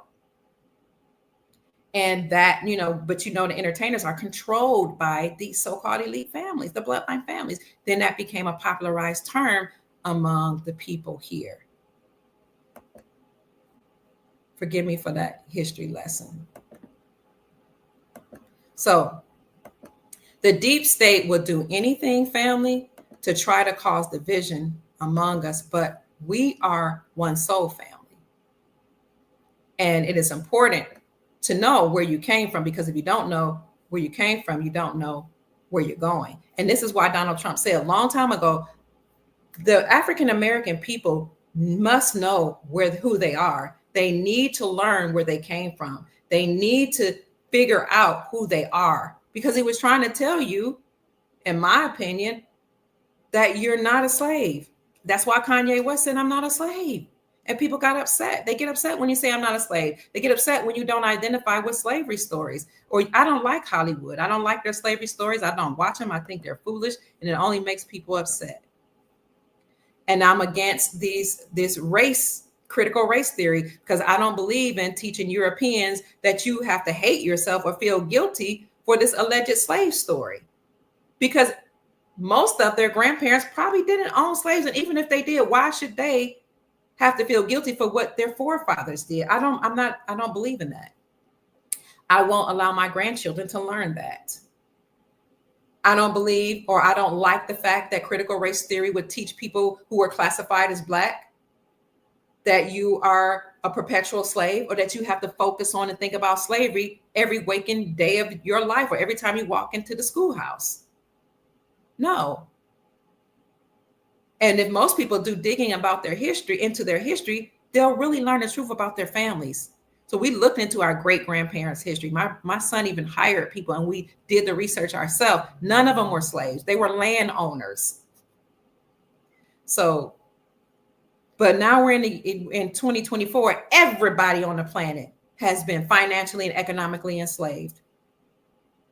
We've all have been programmed to some extent and put through MK Ultra mind programming programs, through the television, through education, through the radio, through the music.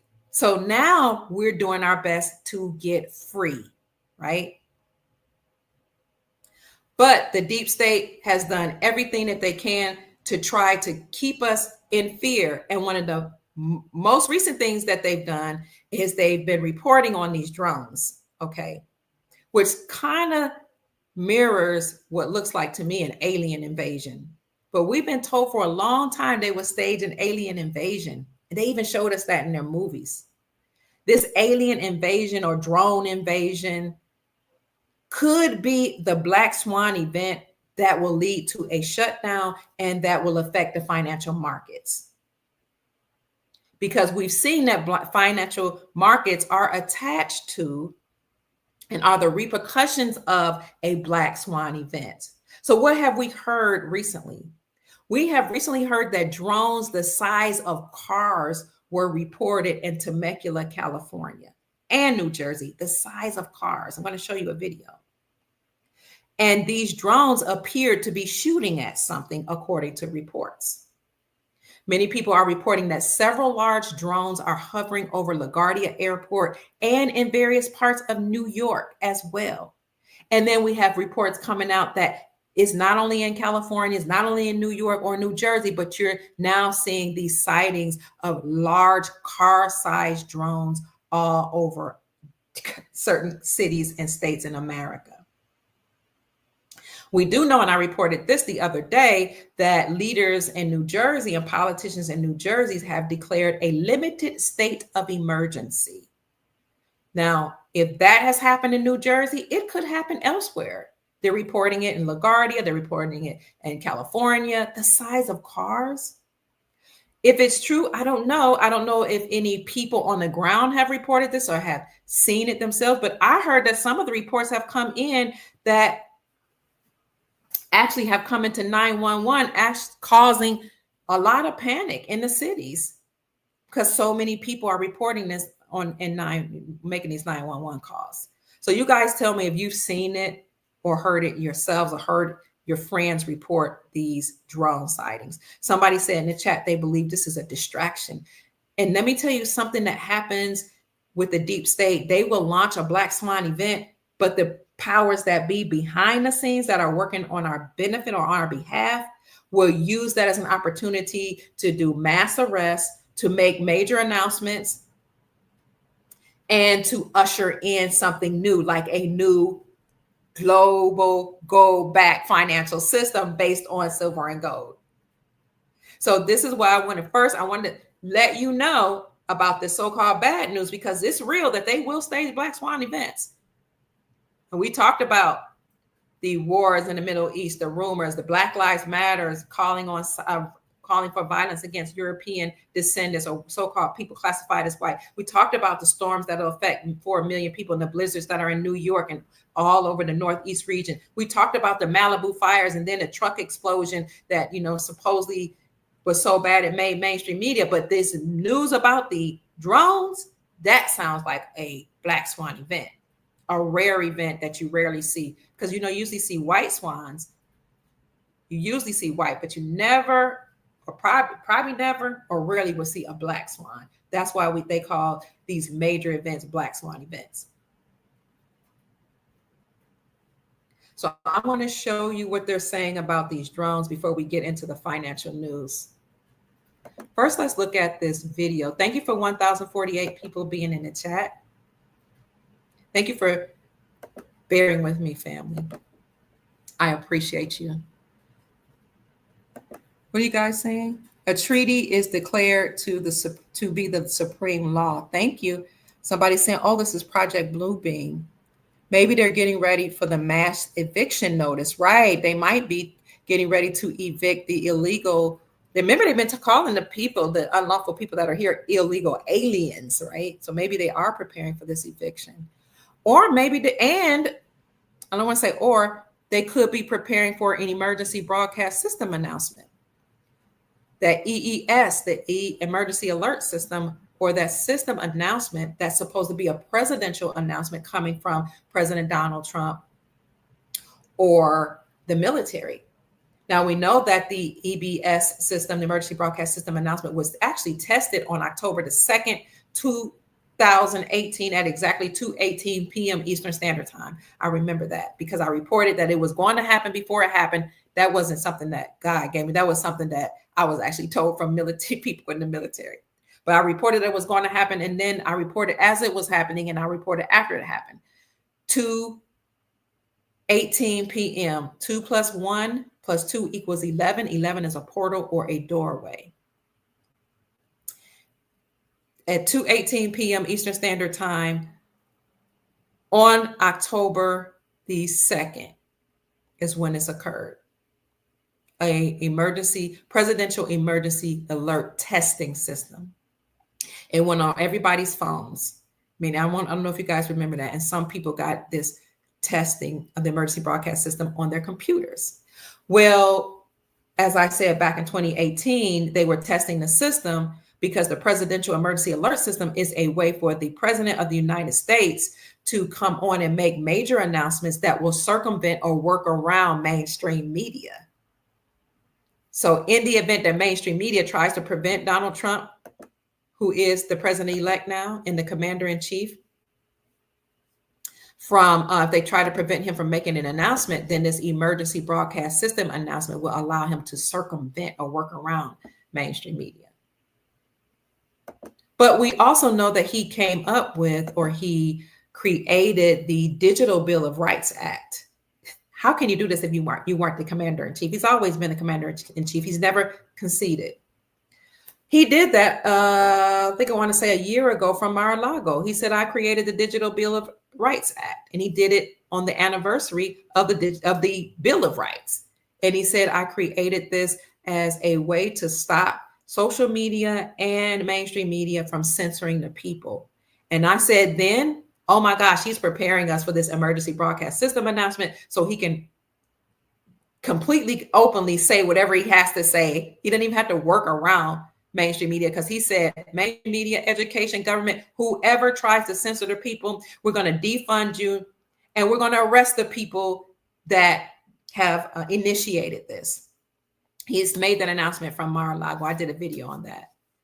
So we're thinking that he could, and we're hoping that, because we've been told that he would, make an emergency broadcast system announcement letting us know about this war against the deep state.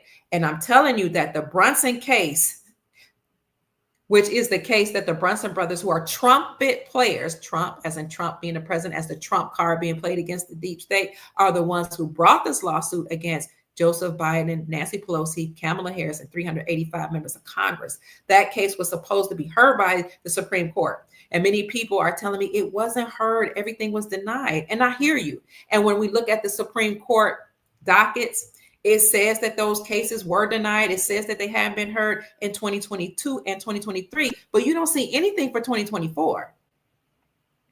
The last date for the Supreme Court to announce their final ruling for 2024 was December the 10th.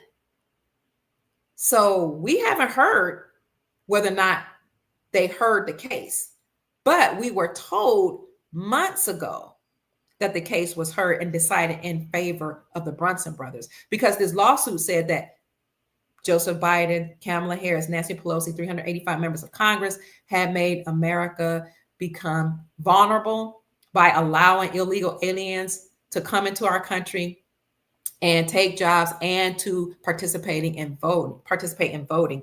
And you're not supposed to be able to vote here if you're not a United States citizen. Okay. So a lot of people that are from other countries were allowed to vote. And we saw that even in 2024, that you didn't have to present your identification. So the Brunson brothers within their case said that the 46th administration allowed it. Some participated in allowing these people to come here and or had a hand in this election fraud that occurred in 2020 and 2022. And when they brought the case to the Supreme Court refused to hear the case. Well, that didn't deter the Brunson brothers. You're right. Somebody said that it was denied. You're right. But the Brunson brothers came back because they found a loophole in the law. Lloyd Brunson, whom I have interviewed twice. So hi, Lloyd. We love you. We love what you and your brothers did. He found a loophole that said that if the Supreme Court knows that there is a situation whereby the people in America are vulnerable to foreign control of our government, those people who have done that have participated in TREASON. And if the Supreme Court knows of a case that mimics, look like, or reflects TREASON, and the justices refuse to hear that case, then the justices will be held for TREASON. And the penalty for that, for high T word, is unalivement. So when Lloyd Brunson discovered that loophole, he brought the case right back to the Supreme Court and said, either you guys will hear this or you will be held for TREASON. All your assets will be frozen and you will have to go through military tribunals. And you guys know what the penalty of high TREASON is. You will not be here on this planet. You'll be unalived by the military. So what happened then when the justices heard that he had brought another case is they were supposed to hold a conference, and I interviewed Lloyd Brunson once he brought that case back to the Supreme Court, and he told us about the conference, and he had us to write letters to the Supreme Court, and many of you did. I did. We wrote many letters to the Supreme Court saying, hear this case. And that's what I mean by we have power. We don't have to march in the streets. If you want to do a peaceful protest, I'm okay with that. But what I'm saying, you don't have to tear up stuff, scream, holler, spit, yell, act a nut, tear up stuff.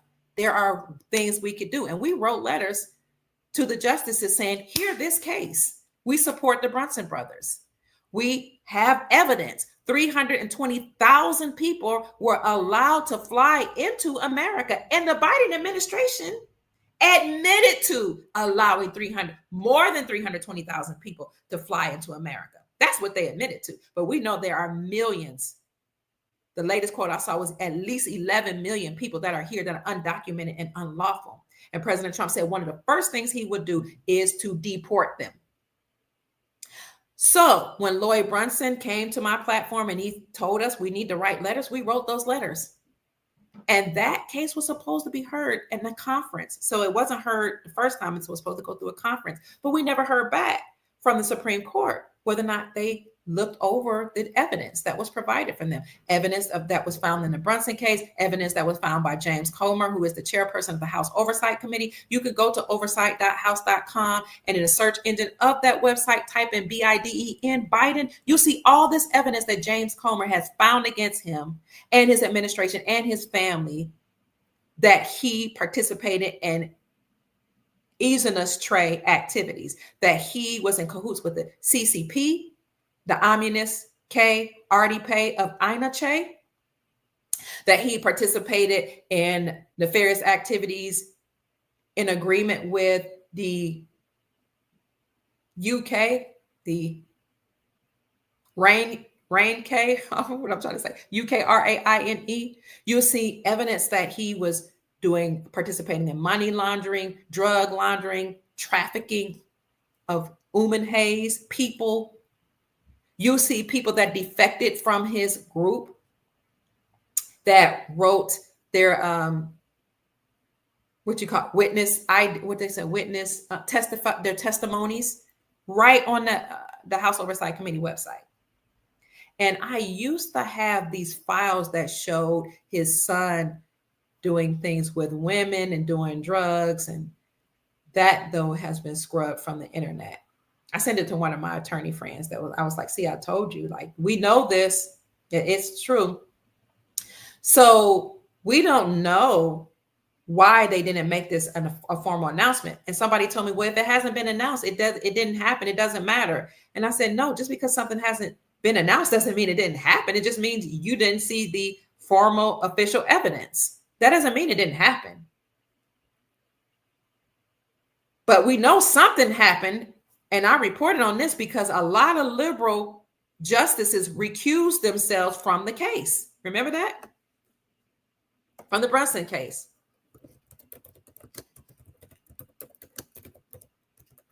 Let me see, recuse themselves. They said they couldn't be unbiased. Why did they recuse themselves?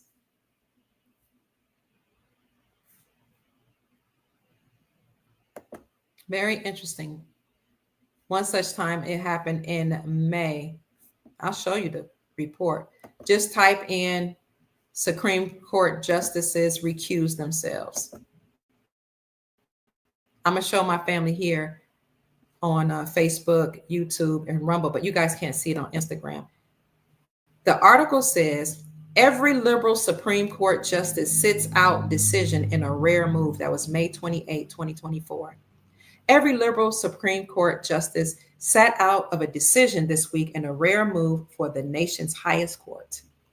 On Tuesday, remember I said Tuesdays you always have major announcements to happen. You usually have presidents to give speeches. You have inaugurations sometime occur on Tuesdays. You have major news to come out because Tuesday is a day of war.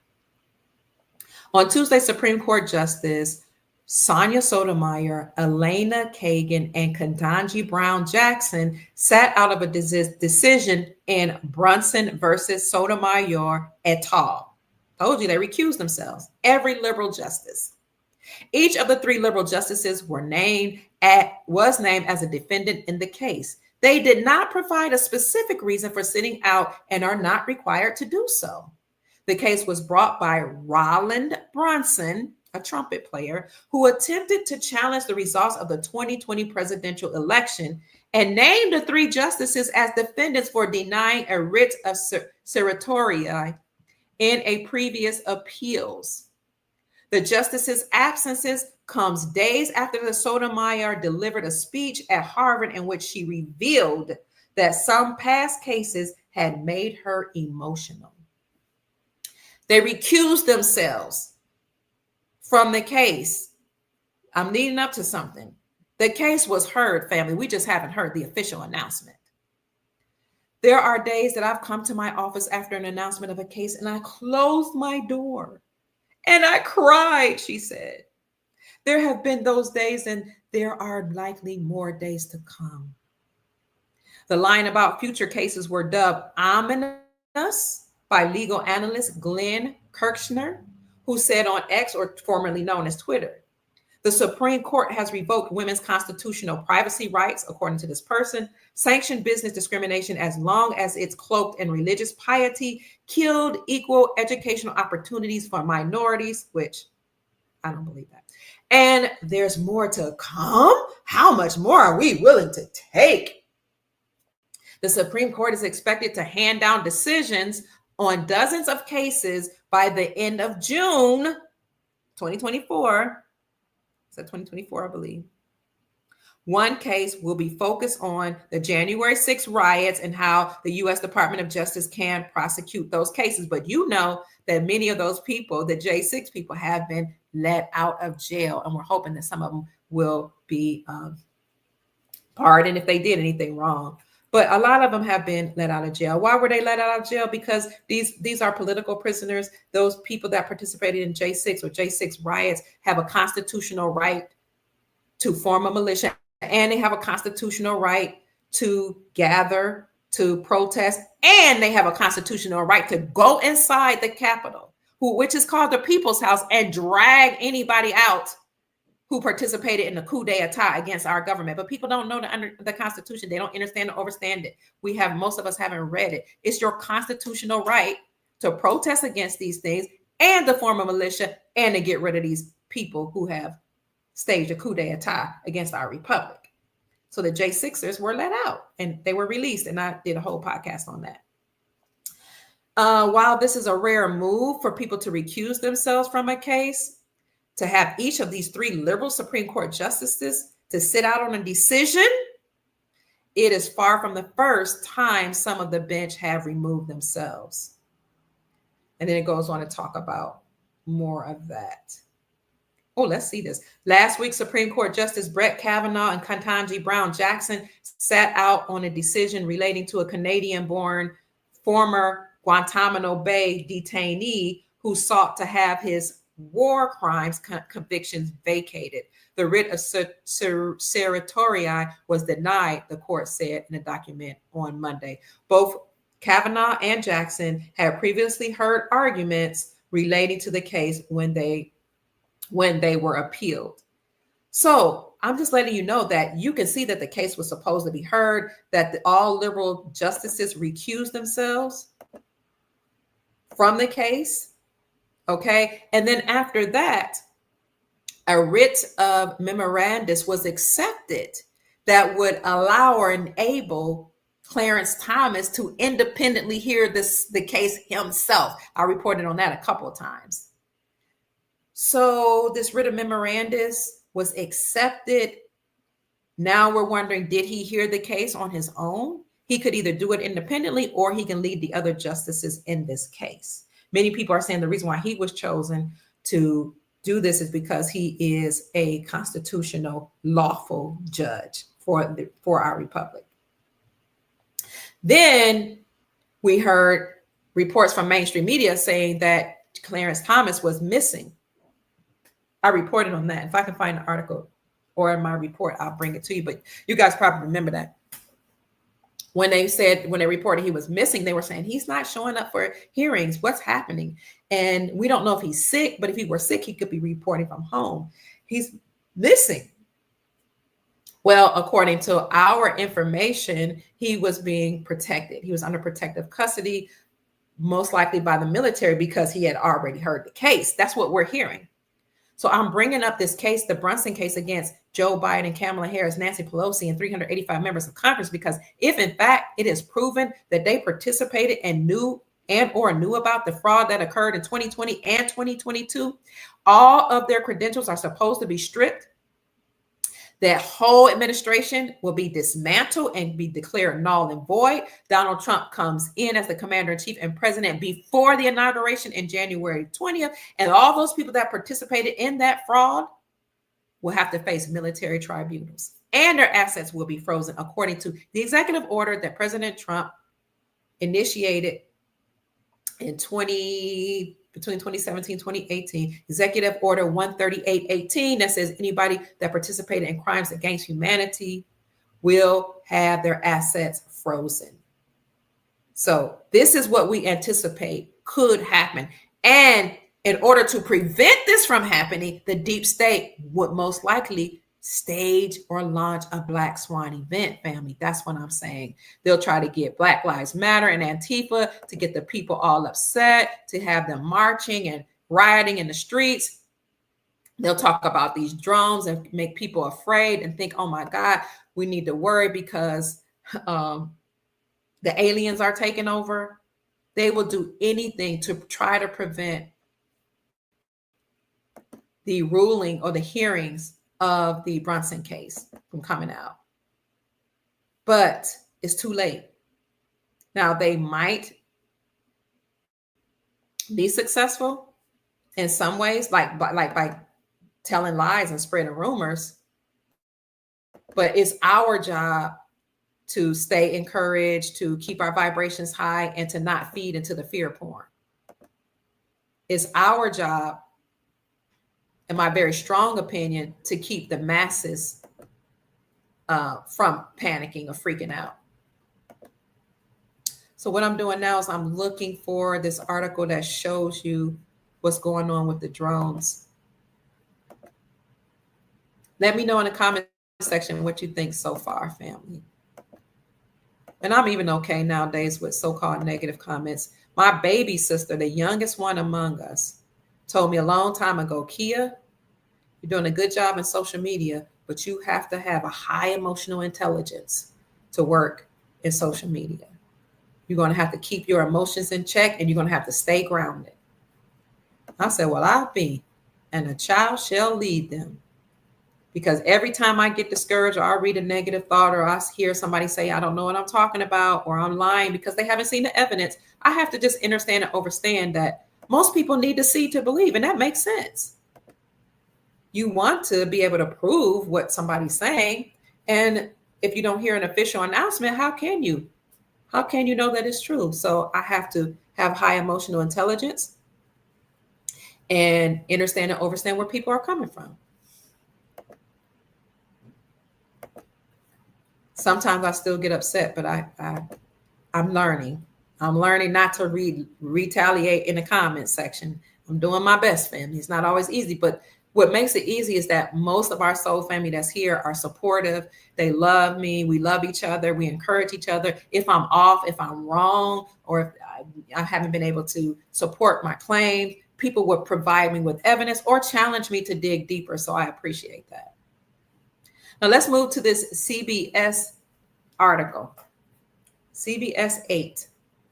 Thank you for staying with me here on Instagram, Facebook, Telegram, LinkedIn. Where else are we? Rumble, YouTube.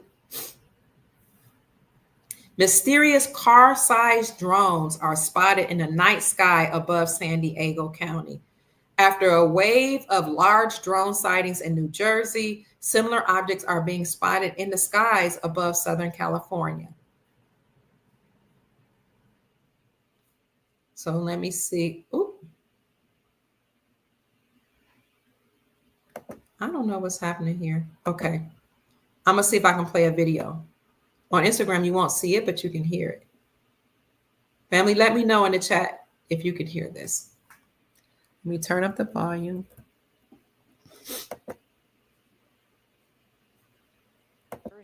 People are concerned and demanding answers, but the government isn't saying much. Now, similar sightings are being reported here in San Diego and across Southern California.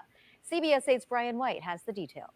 So they're saying they have sightings across California.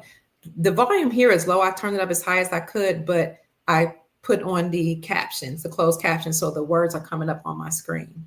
So those of you that are Instagram, if you want to see it, you can go to my YouTube channel, Dr. Kia Pruitt, type in Dr. Kia Pruitt, but my name there is the @ is at Dr. Kia Pruitt Official, at DrKiaPruitt Official, OFFICIAL, because there are many accounts that are not my accounts that put up my videos, but Dr. Kia Pruitt Official is the right one.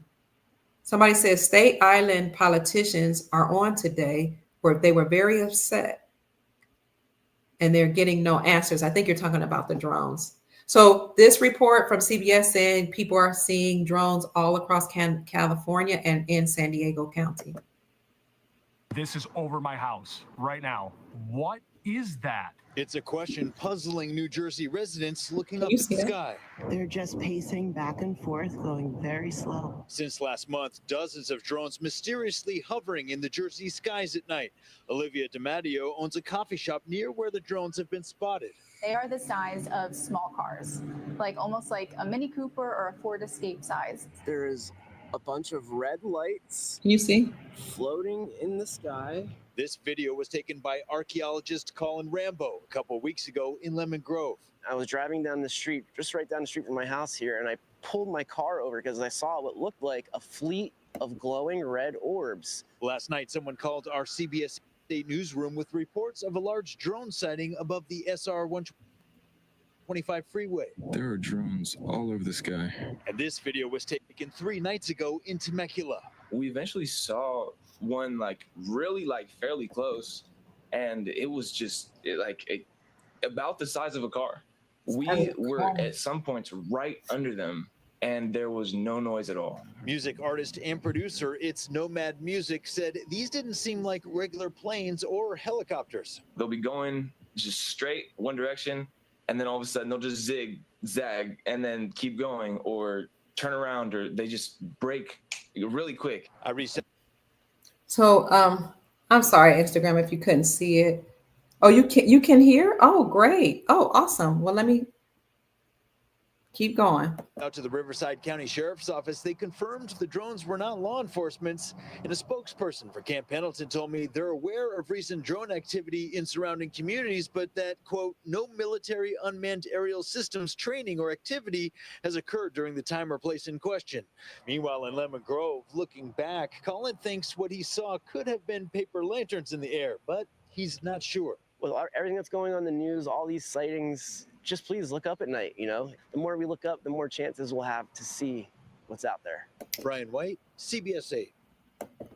And that's that, family. So drone sightings in San Diego County and elsewhere in California, as well as New Jersey. Let me get out of here. Stop sharing that. But there are sightings not only in New Jersey and California, but there have been other sightings, family, allegedly in different parts of the country. So the gentleman that was just being interviewed by CBS 8 was saying that we should look up at night and see, because he said some of it looked like it could have been paper, some of it looked real, but then you have some people that said they saw these drones that looked like they were shooting at something. So look up in the sky and just know that it could be a fake alien invasion. It could be ships that are here to help us, because there are allegedly, well, I know that there are interdimensional beings that are here, but I'll say allegedly for those that don't know, that are here to help us. So we don't know why these drones are in the sky. But again, it could be a fake alien invasion. Here's an article that talks about what's going on in Temecula. Temecula residents are stunned to see mysterious objects in the sky. That was reported on December the 12th, on yesterday, by Fox 11. Temecula, California. Residents in Temecula were left confused after seeing mysterious objects in the sky. People on the East Coast have also reported similar sightings as well. The Biden administration has said multiple agencies, including the FBI, is investigating. But they also say it's possible that much of what people are seeing are actually manned aircrafts. Now, these sightings were like I said, in different parts of the country, mainly New Jersey and California, New York. Now they're coming out other places, but they were also over military bases, family, which is interesting. We saw 2 that directly came over our backyard in South Temecula, and we've seen a bunch of others over the horizon, said Brian Dirks, who captured video on the object. Someone on my Instagram says, Trump said to tell people or they need to be shot down. Woo, I heard that. Okay. Somebody else says it could be a fake invasion. Thank you. I didn't know Trump said they need to be shot down. All right. The Marine base. Oh, wait a minute. I missed something. I looked up because it was coming right over top of me and it was quiet. It didn't make any noise, said Melinda Peters, who saw them Wednesday night in Temecula, which is a mountain range away from Camp Pendleton. The Marine base sent a written statement that reads in part, "We are aware of the drones that are flying over Temecula. They are not associated and do not impact Camp Pendleton's training and operations." Oh, somebody said Trump said that. Hi, MC McEgnert. Thank you. I'm sorry if I messed up your name. You said just today Trump made that an announcement they need to be shot down. I don't think it's, wait a minute. The base, command did not elaborate on who might be flying these drones. I don't think it's regular off-the-shelf drones that are being flown around here. Based on what we saw, it was a pretty good size, almost the size of small vehicles or cars, Drake said. The objects seen in Temecula are similar to what was captured on video in New Jersey last month. At that time, the Biden administration addressed the issues, by saying these are not military drones. What our initial assessment here is that these are not drones or activities from a foreign entity or adversary. But then who are they? In Temecula, people Fox 11 spoke with said that they are certain they saw drones and they just want to know if a business or government entity or agency is behind this. So that is a report out of Temecula, California. Interesting. Is this military? Thank you so much, Kimberly Williams. Oh, you blessed me again with the Cash App. I'm so grateful for you. God bless you. Heaven smile on you is my prayer. May you have prosperity, long life, and peace. And may your family thrive perpetually. For being so kind. Okay. I'm trying to figure out, I'm now my computer. These articles are kind of being scattered all over the place because I have so many articles up. Thank you for staying with me, family. I know it's Friday night. You guys have things to do. I'm going to put up all these articles in the description section for you, okay? So you can read them on my YouTube channel and in my Rumble. If you are looking or tuning in from elsewhere and you want to see those articles, please go to Dr. Kia Pruitt on Rumble and or YouTube for those articles. So here's something that's interesting. A drone crashes into a New Jersey homeowner's backyard. You can, if you don't see this right now, but you have a computer, you might want to Google this. Drone crashes in New Jersey homeowner's backyard as panic over mystery sightings grips the state. And, you know, I don't know if the state is really in a panic. Sometimes they'll just say things on the news, on mainstream media to incite panic. Okay, people are probably, oh, you'll go to YouTube. Okay, that's awesome. People will probably wonder what's going on. Some people might be concerned. Some people might be a little, you know, nervous. But I don't know if it's a statewide panic, like they're saying here on this article. A drone fell out of the sky and crashed into a New Jersey homeowner's backyard Thursday night. That was yesterday, prompting the town's mayor or even drive to the scene to survey the site himself. I'm sorry, not or even, to even. I'll read that again.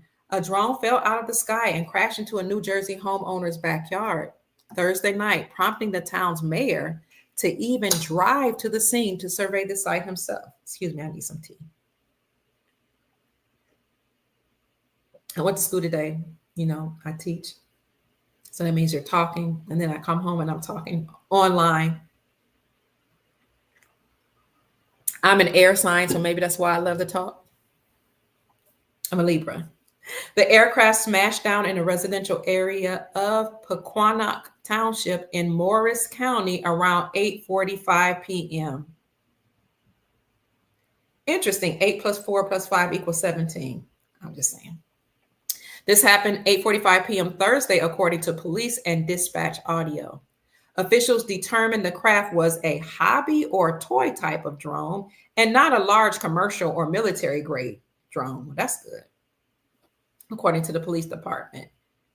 It comes on the heels of New Jersey cops warning of possible copycats. Oh, they were warning that people might copycat or mimic what was going on in New Jersey, where they saw lots of drones fly over military bases and fly over President Trump's Bedminster golf course. So when that happened, the New Jersey actually initiated a limited state of emergency. So according to this article, New Jersey cops warned that other people might try to mimic what's happening in New Jersey. What we think is it all started out as some sort of Picatinny arsenal-based surveillance drill or operations, but once it exploded online, this became a copycat situation. That's what one Garden State Police chief said or theorized. The United States Army's Armament Research Development and Engineering City is located at the Picatinny Arsenal and is one of the sites where several mystery drone sightings have been reported, which has prompted concern. Thank you for joining the chat, family. As a highly secure facility that develops and tests new bombs, guns, ammunition, and warfare devices for all branches of the military, it's a target for espionage by foreign adversaries. When the Post arrived at the crash site, excuse me, when the Post, capital D, capital Post, arrived at the crash site Thursday night, the resident was putting his trash cans out and declined to comment. Sometimes they're dropping codes even in their reporting. So it's interesting that this guy was taking out his garbage. After Trump became the president-elect, he was seen driving a big garbage truck, and he's been saying he's taking out the garbage. And then you have this large garbage explosion that occurred that made mainstream media. Just found very interesting. I know, I am. Tarshika says, I'm so tired of this madness. I know. Where's our moolah? I hear you, sis. However, as Paranorma grips the state of New Jersey, the report of one crashing into a homeowner's backyard had the mayor rushing to the scene himself. The mayor of Pequannock, Ryan Hurd, pulled up in a Ford Ecoline work van to survey the crash scene for himself. Why did they feel that they needed to detail the name of the vehicle? Ford Ecoline work van. I would be interested to see what a Ford Ecoline work van look like. I'd be interested to see who owns it. I would be interested in seeing the gematria of Ford Ecoline. I'm just saying, because they usually drop codes in their reporting to let us know what's going on behind the scenes. Hurd told the Post, it is definitely not one of the massive car-sized drones that purportedly had been hovering overhead. He said he's absolutely concerned that nobody knows what or whose drones are flying over us and what they're flying over us for and where they're taking off and landing. I am Tarshika says, this van is just a passenger van, usually white in color. Okay. Thank you. Drones are flying over our houses, which is our private property. My family is here, he added. The Morris County prosecutor's officer is investigating the incident. Meanwhile, there was a second report of a downed drone that hit a power line in nearby Randolph Township less than an hour later. I can assure you that my friend from Egypt, which is Nashville, Tennessee, is gonna call me and tell me when he's gonna decode this article. He's gonna tell me what's going on for real. I know you're watching or you're going to watch. I need y'all to know how to decode these things to tell me what's going on. In a follow-up phone call Friday, Hurd urged residents not to chase after, shoot at, or attempt to catch any of these large drones. We can't be putting up Class 1 and Class 2 drones trying to follow these drones, he said. God forbid something happens and it crashes into the big drone, and the big drone crashes to a house and unalive 6 people. 6, the number 6. Why did he say unalive 6 people? Why didn't he say unalive people or unalive 1 person or 2 or 3? Why did he say it could unalive 6 people? I'm telling you, they're speaking in code. 6 is one of their numbers, one of their favorite numbers. 6 actually represents the human. It's like a pregnant woman with a baby. And you guys can also tell me what more 6 represents. 666 is actually not a negative thing. It's 6 carbons, 6 protons, 6 neutrons, as in carbon. That's what it is. Everybody has carbon in them. Melanated people have the most concentration of carbon. Plants have carbon. Animals have carbon. Everything living has carbon. But they try to make you fear 666 and say it's the number of the devil. What are they really trying to say? That all life is the devil? That the more carbon you have, the more the devil you are? That's the deep state. 6, they taught, is an ominous number. Like they told us 13 was an ominous number. Happy Friday 13th, by the way. But 13 is a powerful number that deals with peace, power, and prosperity. 6 is a benevolent number that deals with life. But he says, God forbid something happens if we put up Class 1 and Class 2 drones and try to follow those other drones. God forbid that something happens and it crashes into the big drone, and the big drone crashes into a house and unalive 6 people. That's going to be a problem, he said. And then they show you this map. Here, Instagram, let's see if you can see this. Here, these sightings of drones right here. 1, 2, 3, 4, 5, 6, 7, 8. Okay, let me bring this back over. Here, sit it there. Hopefully y'all saw that. Local officials have told the Post that many sightings further afield could be either civilian copycats flying their own drones or people mistaking planes, helicopters, or satellites for UFOs. There's that word, UFOs.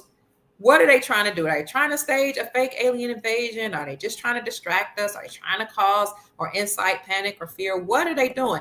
Or are they trying to make this or turn this into a black swan event? And as I told you, black swan events, they cause a domino effect. They affect the global markets, and it causes a financial disruption. It caused a financial crash, a crash in the markets. But we did hear years ago that before the gold system comes in, we would see or could see a stock market collapse. And you've had many economists, not Keynesian economists, but Austrian economists who understand real global markets and understand or overstand gold and silver and money. The Austrian economists have told us that usually before you usher in a gold standard, you see a black swan event and you will see a crashing of the system. Now, Keynesian economists don't usually say this. These are the ones that say that the stock market is real, it's based on something that's real. They say that you should invest in it. They say, which I think you should too, if that's what you believe in and support. But they'll say that, you know, that gold is a relic, silver is a relic, it's not real money. These are Keynesian economists.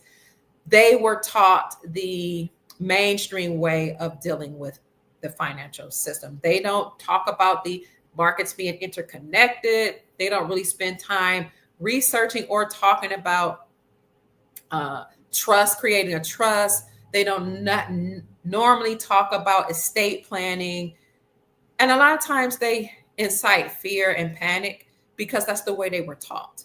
But Austrian economists, on the other hand, will tell you gold is money, silver is money. Put your money into hard assets, into land. They'll talk about black swan events, which are events that rarely occur, something that cannot be predicted. something that's huge and serious that may occur once in a lifetime that will lead to a financial collapse, such as what we saw in 2020. That was that article there. And then I had maybe one or two more articles about what's going on with these drones. I'm just showing you, family, that they're reporting on this for a reason. It looks like they may be trying to initiate a black swan event. But again, that's just in summary, a black swan event. They're extremely rare events, often with large negative consequences. These events, they say, cannot be predicted, but if you understand, understand, and read history, you know that history typically repeats itself. So you saw a pandemic occur before where it shut down the world. It didn't happen in our lifetime, but if you read history and understand history, you know that that would affect the global market. So black swan events are extremely rare, often with negative consequences. They cannot be foretold or predicted, but people come to understand and understand them in hindsight, and black swan events lead to financial catastrophe, historically speaking. However, my thesis is that the white hats have an answer to these black swan events. The white hats, the military, the Grand Army of the Republic, the White Knights of Nasara, the intergalactic beings or interdimensional beings that are here to help us, whomever, source, God, the creator, the most high. There are people and entities that are here. Okay, that's why it's one of the reasons why they spray the skies, not just because they're committing warfare against us and warfare against us, but because they're trying to hide some of these benevolent ships that are here to help us. They don't want us to see. But I've been told that 2025 will be a year of disclosure, where we will actually be taught about and told. Thank you, Barbara Pittman, for your blessing. I appreciate you for the Cash App. God bless you. Heaven smile on you is my prayer. I've been told that January 2025 will have full disclosure of extraterrestrial beings and disclosure of contracts that they had with governments in 2025. So a lot of them are really these ships that are here, whether benevolent or nefarious, some of them are being seen by people, and people have even had dreams or experiences being on ships. But we know that there are beings here. We know that ships are here. And so the people that are in power to have contracts with these interdimensional beings don't want us to know about the help that's here. Help is on the way. Hold out. Help is on the way. Y'all know I can't sing. Hold out. Help is not on the way. Help is here. So if they spray the skies, they can prevent us from seeing some of these ships that are here. That's what I'm saying. Like, we are going to learn about these interdimensional beings that have come here to help us. So the benevolent forces are behind the scenes working. And I'm going to prove to you that they're prepared for a crash of the financial system. But again, at the end, it's the basic economic principle. I did study economics in undergrad school and somewhat in graduate school. I created my own undergrad program, social sciences, psychology, sociology, economics, and political science, my bachelor's degree. My graduate degree, I have one in leadership studies and one in counseling. And then my doctorate degree was in education and counseling psychology. And then I went to another graduate school to study economics, because I was working on a business degree, a master's in business degree, in business administration.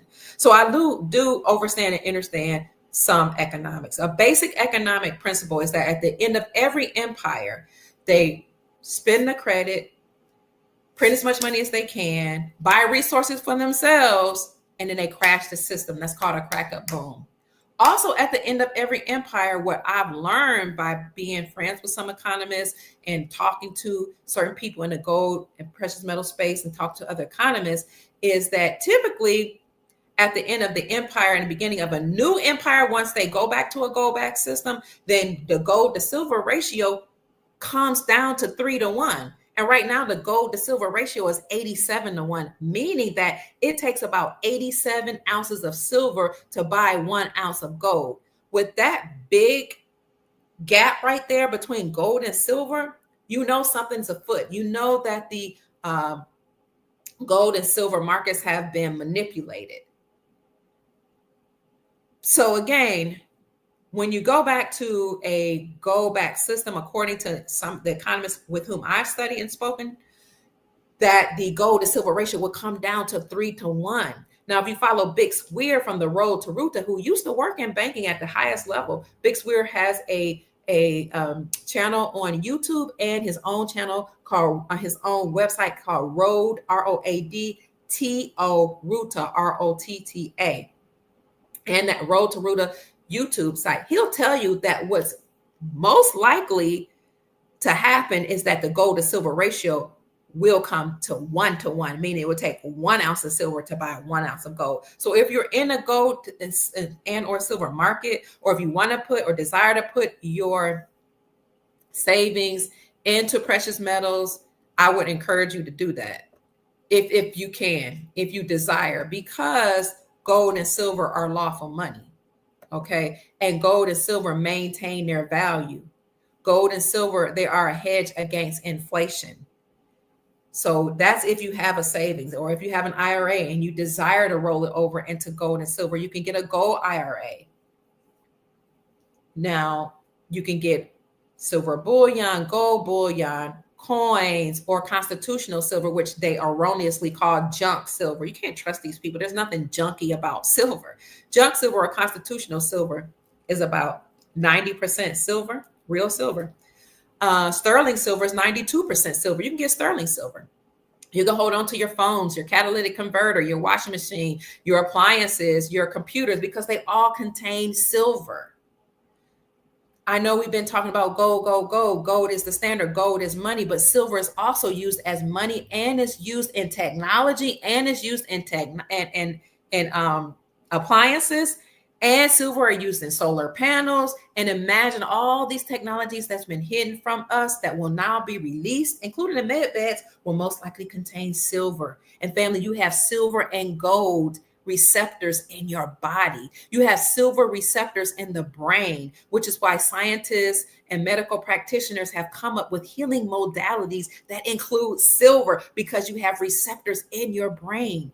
If you want to stave off the virus of any type, many people have scientifically shown that wearing silver, ingesting colloidal silver, actually deals with any virus on contact and eliminates it. And that's why during 2020, people were taking colloidal silver that knew about this, but you couldn't talk about it, because if you talked about it on YouTube, you would get flagged, or your channel will be taken down. How do I know this? I've been taken down 7 times. So if you are into silver, I would say people ask me silver or gold. I like them both, but if you don't have the money for gold, why not silver? Silver is also used as money, and I'm going to go into that a little further. Why not silver? Why silver, the gold to silver ratio is 87-1. It takes 87 ounces of silver to buy 1 ounce of gold. Why not get silver? You can get more silver. Say you have $2,000. Gold right now is about $2,600. You can get 1 ounce of gold for $2,600, or you can get many ounces of silver for $2,600. And then when the gold to silver ratio decreases, then you can take your silver and buy gold, because silver outperforms gold. Silver is used for more things. When this technology is released, when Elon Musk, does more things in the technology space, when we can create more solar panels, that it's going to take silver. So if you are inclined, if you have it, you have this money laying around or savings, and you want to make sure it maintains its value, because as the dollar decreases in value, gold and silver increases in value. That's another economic principle. And as you have seen, these countries stop trading with the dollar and dropping the dollar for trade and using their own currency, local currencies backed by silver, gold, palladium, platinum, and other precious metals, the dollar continuously dropped in value. If this is something that you're interested in, I would say it's an opportune time to invest in hard assets. That's what a Keynesian economist most likely will not tell you, because they don't believe in silver and gold. It's a relic according to what they've been taught. Most financial planners but somebody that has an eye to see, an ear to hear, somebody that understands and understands that gold and silver are constitutional money, that according to Article 1, Section 10, the only thing that can be used to pay off debts are silver and gold. And the dollar, according to the Constitution, is a fixed weight in silver. And you know, gold and silver are money. And in a few minutes, I'm going to tell you how states are backing me up in their legislation that silver and gold are money. And they're turning back to using silver and gold as money and legal tender. So you can get silver and gold from your local coin shop. Just type in coin shop near me or numismatics near me. And although I haven't been selling precious metals and I haven't bought any recently because Mama Kia is like working hard to pay bills like most people on the planet and didn't have extra money. But I'm glad when I did and silver was low, I was able to get some, and I got some from our friends at Miles Franklin. So if you want to shop online or you want to talk to somebody that's a friend of the Dr. Kia Pruitt Show, you can call Andy Sheckman or Miles Franklin, his agents, or I don't want to call them agents, his people that work for him. Thank you. The mogul madam says that, or Madam Mogul says, I got her baby singing. That's funny. That's funny. Even though I can't sing, girl, thank you for telling me. You can contact Miles Franklin at 952-929-7006. That's 952-929-7006. Or you can send an email to info@milesfranklin.com. And you see that the banner is right here. INFO @ MILES F as in Frank RANKLIN.com. So when you give them a call, just let them know that Dr. Kia Pruitt referred you. You're going to get the white glove treatment. And I promise you, you will get the best prices in the industry. I know that for a fact. I don't support something I don't know, something I don't research. Okay. That's where I got anything that I wanted to get that I could afford, because my son taught me, you only invest in what you understand and what you can afford. So if I had $50 and that's all I had, but I wanted to preserve that and I didn't want to spend it, or if I had $100, I just put it into something that's hard. And that's what you can do. Put it in a hard asset. And this is the company with whom I've been an affiliate.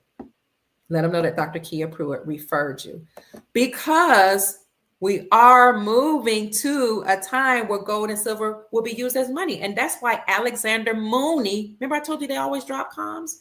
Mooney is money with an extra O. Alexander Mooney introduced House Bill 5404, which is the Gold Standard Restoration Act in 2018.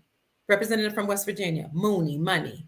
And then he came back in 2020 with House Resolution 2022, House Resolution 9157, and then later on in 2022 and 2023, he came up with House Resolution 2345? It's called the Gold Standard Restoration Act. And that act will restore gold as money. A bill to restore gold as money is House Resolution 2435, and defines the dollar as a fixed weight in gold. He first introduced that in 2018, then 2021, 2022, and then 2023. 3 different bills. But behind the scenes, you have states working in tandem with what he introduced as a bill. Hi, I see Chicago's in the house. Said love and peace, sister. Thank you, Miss Missy 79. Palm Beach Gardens, Florida is in the house. Thank you. Somebody says that if the Trump out there is bad, why is he doing good-ish for us? There are many Trumps. There are Trumps that we've heard that are being controlled by the white hats of the military. And then there are Trump lookalikes and clones and or body doubles that are controlled by the deep state. So you have some that are doing some bad things, and then you have some allegedly, or maybe body doubles that are doing good things or doing many different speeches at different places. I don't know, family. We heard so much about this, but yes, I can see that Whoever is in control is using the Trump avatar and the Trump name to bring down the deep state. Hi, Texas. Thank you for making that comment. Logical Spark. Hi, Ivana. Thank you, Cyber Bay. Greetings from Chicago. I love you, Star Wanderer. Thank you. Hello. Spilly's Lawn Care says hello. It's Dr. Pruitt. Nothing but love from Kentucky. Pam is in the house. Gigi says, I saw that the Brunson brothers won. People are reporting that, particularly independent journalists are reporting that. Jim Willie, who is an independent journalist, and he's really a phenomenal researcher and reporter in this space. He is actually a statistician. He has a PhD in statistics. He's been he has this newsletter called The Golden Jackass. But he has met with a lot of people at high levels in banking, military, et cetera. He has done business with them. So he gets information, then he reports it. So you can look up Jim Willie, Jim, and then Willie, because he talks about geopolitical information as well. And he said that Brunson's case won. He said this weeks ago. I've said it as well, and some of your other independent sources. So thank you, Gigi. Adelaida says, hello, Florida's rising. I hope England becomes part of the USA, Warrior says. Shalom, sis from Morocco, Horatio says. Shalom, Horatio H. Davis Bay, 5 + 1. Oh, 51, President Trump rung the bell at the New York Stock Exchange opening on yesterday. Yes, December 12th, the 12th month, the 12th day. And he rung it 51 times. So thank you, Cyber Bay, because I wanted to know what the significance of 51 was. 5 + 1 = 6. Texas is in the house. Hi, Barbara. 51 definitely means something, Doc. Love being Nubian says. Northwood, New Hampshire's in the house. We something you in your messages. Hi, Sarah. I don't understand that. We like you in your messages. Clearwater, Florida's in the house. Hi, Gam Gam. 1111 is a portal or a doorway, out with the old, in with the new. It could be a good person with a mask that's playing the Trump role, Logical Spark says, and I concur. Marilyn's in the house. Hi, Myrtle Mayhem. Melanie's in the house. Hello from Florida and South Carolina. Seattle's in the house. Hi, KB Free. Who else? Ivana says, we'll make Britain great again without a monarchy. Miami, Florida's in the house. Southwest Michigan's in the house. Hi, Cheryl. Good to see you. Hi, CD City. Hi, Adrian Robinson. Canada's becoming the 51st state. And that's a good point because, yes, with the 50, he rang the bell 51 times. And Canada is a part of our republic here in Morocco. Trump, king of the world. Okay, so Alaska's in the house. I'll get back to the news. Washington is here. 777 = 51. Thank you, Jeff Johnson. I used to live in Martinsburg, West Virginia. You did, love being, and I lived in Huntington. Wow. Love those West Virginia mountains. You know, they call it West by God, Virginia, because it's so amazing and majestic with all the glorious mountains. Where we go one, we go all. Let's go, Jeffrey Short says. North Carolina's in the house. Jeffrey said, Dr. Kia, hey, Pooh. Hey, Jeffrey. How you doing? Oh, Logical Sparks has a cousin that lives in North Carolina. Mega, make Earth great again. Gilward, California is in the house. I lived in Sacramento for a short period.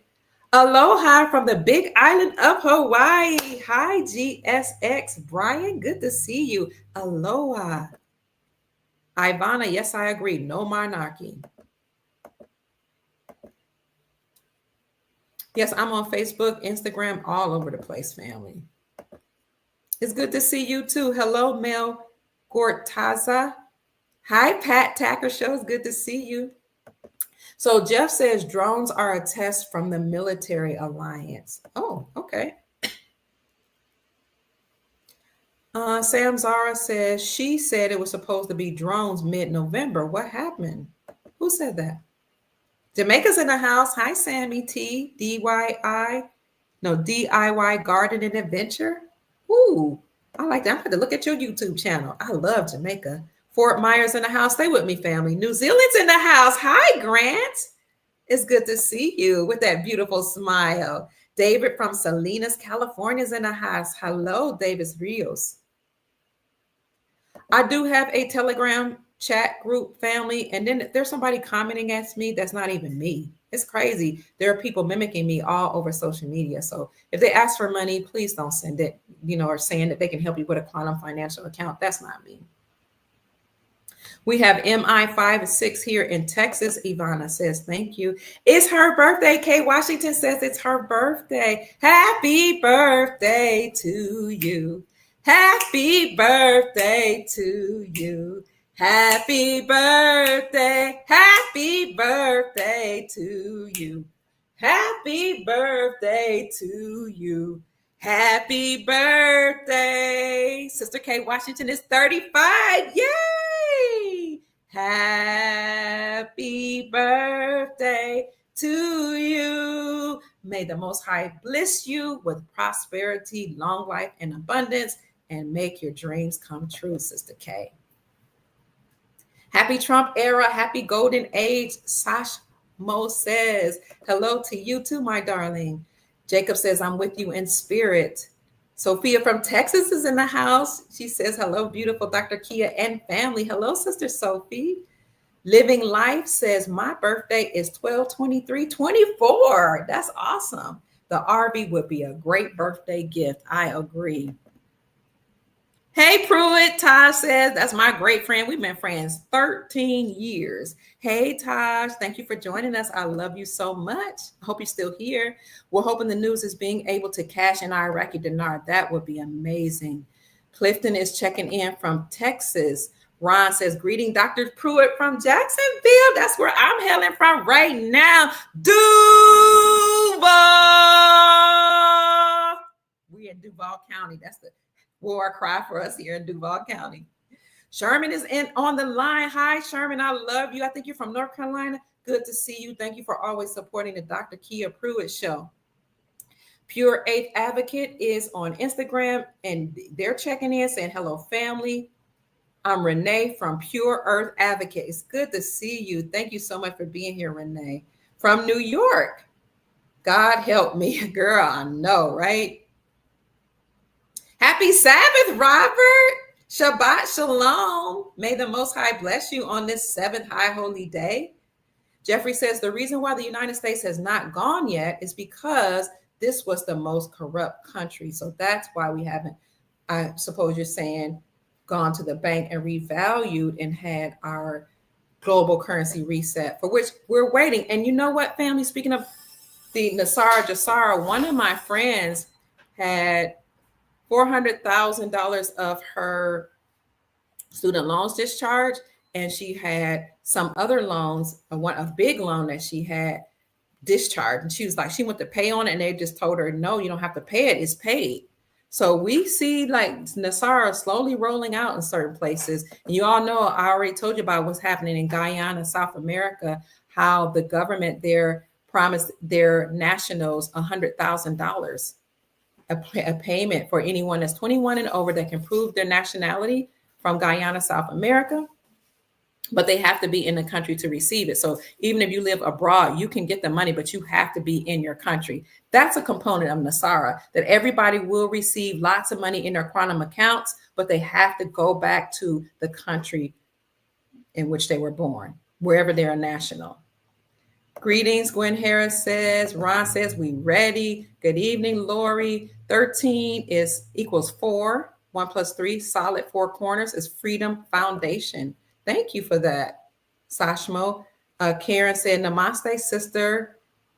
L.A., what you say, is that Louisiana? Lower Alabama. Hi, Gigi.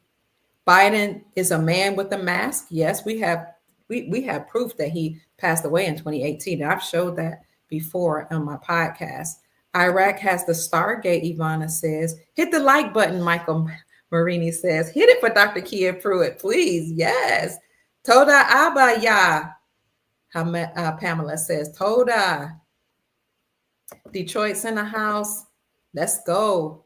Grand Rising Soul Family, Marge says 2025 after January is the reset after January 20. I don't know when we will see this reset actually realized, but we do know that we are in a year for the Platinum Jubilee is how Princess Elizabeth calls it. I know it's a year of Jubilee. She says it's the Platinum Jubilee.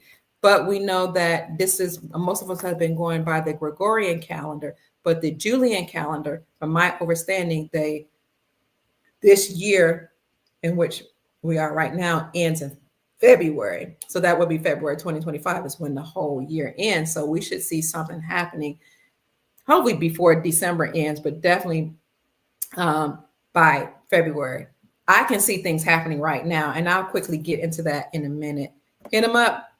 Love Being says, gratefulness. Meta LP says, get your foreign currency ready. Jeffrey Short said, amen. I agree. Get that currency up and running because all countries right now have decided, as you all know, to stop trading with the dollar and use their own currencies, their local currencies backed by precious metals. So you know that these countries have already repatriated their artifacts and their gold and silver from the Vatican a while ago. And that is some of the resources. Those are the resources that will be used to support their currencies, as well as the gold and the resources that are in ground and some of the rare earth minerals. So countries, most countries, many of these countries are very, very wealthy. They're just waiting for the signal to make this official announcement. When Trump rang that freedom bell on yesterday,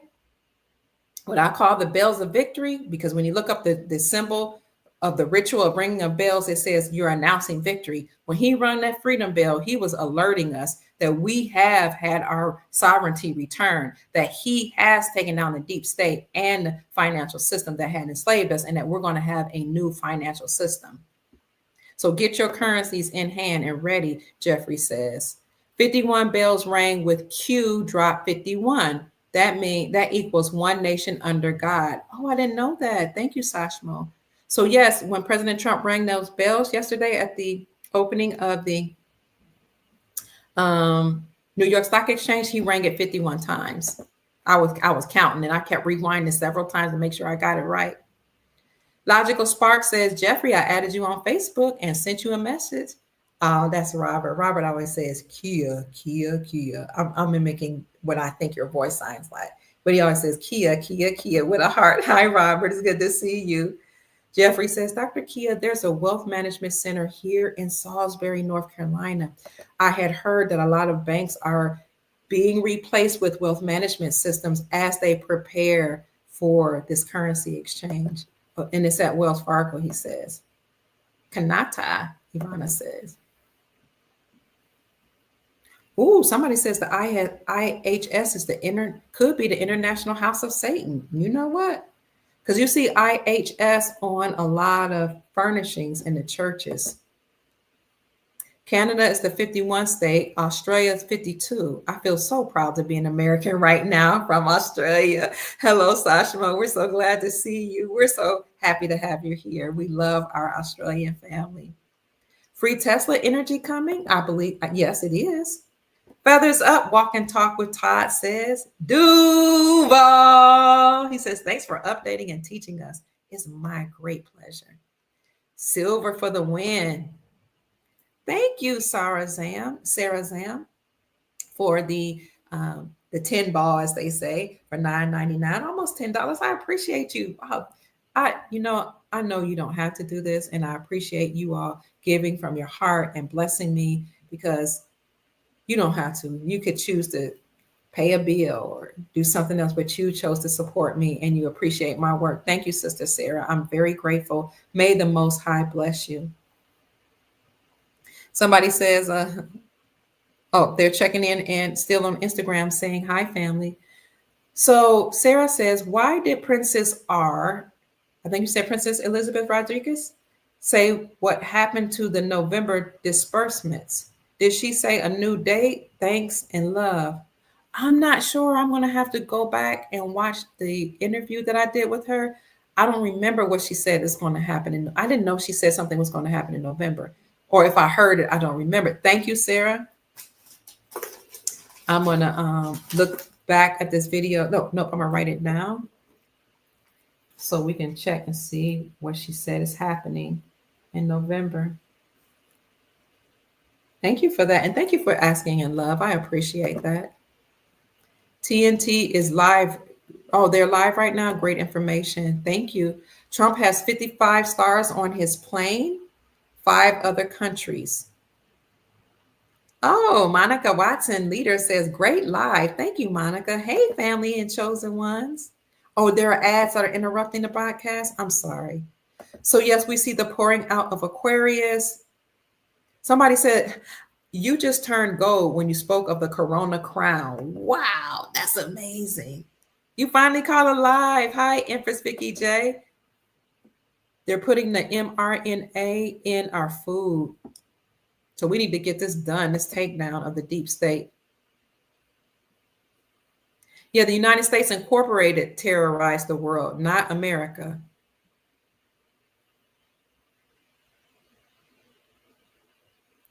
Yes, we should never forget Russia because Russia led the way in the takedown of the global financial system that was controlled by the United States Incorporated and a group of bloodline families. I see you on Instagram. Caitlin says Canada, Australia, Mexico. What other countries are the stars that you guys are speaking about? Lush has left the building. Yes, planet Earth is free now. The vampires were the ones that consumed our Lush, the psychic energy that you emit when you're afraid or worried or stressed out. Silver is so undervalued, Michael says. That's right. Its time is near. Silver will outperform gold. Silver has more industrial purposes than most other metals or minerals. Silver, again, is in our solar panels. It's in our electronic devices, in our cars. Palladium and platinum are too, in your catalytic converter. They're in your cell phones. It's in your refrigerator, your stove, your microwave oven. Why do you think they were always telling you, you could trade in your cars, your appliances? Oh, we'll even take them for nothing. We'll take your gold, your silver. They know how valuable these are. All the fashion lines in January were all colored gold or yellow. Wow, I didn't know that. Our president is back. Correction, he never left, Mike Michelle says. Hi, Michelle, sister. Good to see you, sister. I love you. As a young man, my football jersey was number 13, Raymond says. All right. Thank you so much for $20. Blue Cake. I appreciate you. God bless you. Heaven smile on you. I really am grateful for all that you are doing for me. Caitlin says, Trump has been wearing gold ties lately. Thank you. So he's letting us know that we're returning to the gold standard and that we're in the golden era, the era when our crown chakras will be activated, that Aquarius age. I did just see something turn gold. I saw my background turn gold. That's amazing. We've entered the golden era. Y'all see that happening again? You can see that on my computer. I don't know if you can see it. Wow. On Instagram, but we've entered the golden era. We're at the final battle. We've won already behind the scenes. We just need to get that information out. You are ascending in consciousness. You are ascending to different dimensions and higher dimensions as the planet is descending and shaking off all the filth and all of those negative draconian entities and forces that were taking our blood, taking our organs and our children, absorbing our loosh. We're leaving all that behind. Kaylin said, that's my aura. Thank you. Oh, it froze up on my computer. We have the power to manifest whatever we desire. Absolutely, Sister Sarah. Did anybody notice that the White House was lit up green for some reason? Check it out, James says. Yeah, and it's interesting. We need to look into that. I discovered that original human beings used to be green because I think it's supposed to be an ethereal energy. So, or beings in antiquity Did you hear that? And that might be why I say the gold again. Why one of the characters, and somebody told me to watch this movie called Wicked. It was like, you got to see all these codes being dropped. And one of the main character who we've always heard was the Wicked Witch was actually a good person. She had a good soul, good person. She was green. So I'm thinking maybe they're talking about ethereal beings. Like as we ascend in consciousness and we raise in vibrational frequencies, is our complexion going to change? Because the scripture talks about you're going to be changed in the moment of a twinkling of an eye. We do know that we're supposed to be going through some type of portals when we arise to a certain dimension. And as we go through those portals, our bodies would change from the body that it's in into a crystalline body. That's beautiful. I love you too, Blue Cake. She says, thank you so much for your love, intelligence for our family. This is Yolanda in Chi-Town. Thank you, Sister Yolanda. I appreciate you and I love you back.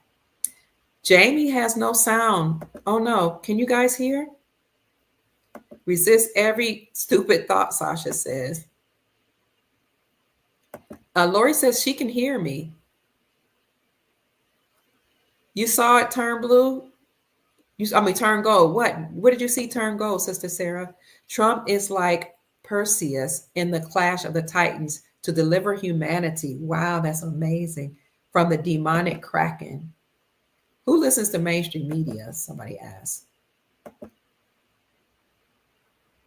Tina says, thank you. I thought I was crazy. What's causing me more to be upset than anything else is that the military never did anything. So either we were bullished or the plan changed. The military has been doing a lot. The military are the ones who clean out those deep underground bases and delivering and rescuing children. The military is the one who has been working. They firmly call the Grand Army of the Republic. The military is the ones who are actually fighting against those negative extraterrestrial interdimensional beings. This is why Trump poured so much money in his first administration in the military and in the secret space program, because they're the ones that have created mass arrests. What is that? There's a website. Oh my God, help me. What is that website that features the arrests? Notable resignations. God, I used to know that by heart. I have a notable resignation list where people were forced to retire or resign. This is people in corporations, CEOs of banks, governments. You see names of prime ministers on that list. You see doctors, all type of world leaders on that list. These people were arrested, not by police officers, by the military. That's what I'm saying. Just because we don't see it happen doesn't mean it's not happening. I've spoken to people who have rescued children from the deep underground military bases, and some of the military people are not getting paid. I've confirmed that with military people and with people that are working to restore our government, the republic. Some of these people that were working were not getting paid because they didn't have the money. And when the benevolent people were trying to pay them, the deep state would take the money back. I know I'm telling the truth. I can see it turning gold. So yeah, the military is doing something. Does anybody know what the drones are flying around New York? We talked about that a little bit. We don't. Some people say they look like size of cars. Some people are saying it could be benevolent forces, but most people in mainstream media are saying that it could be some type of what are they saying? Aircraft that's spying on the military, or it could be some people that's just trying to copycat what they heard is going on in New Jersey. We don't know what they are. The mainstream media and the government is not divulging that information. So yeah, the military is working very hard, Brother Frank. Stay encouraged. Frank is the Alpha Omega, Mr. President 911. He is number 45. 5 plus 4 equals 9. Trump is president number 47 as well. 4 plus 7 equals 11. We the people will take down Americans during 9/11. Is that what they said? We're going to take down the deep state. 9/11. Thank you. 2025 psychic trick says 2 plus 0 plus 2 plus 5 / 9 and 2 plus 2 plus 0 plus 2 plus 7 on 2027 equals 11. So you have 911. Thank you.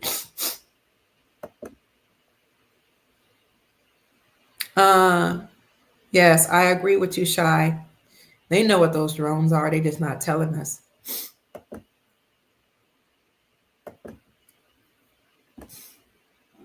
Loads of boasting.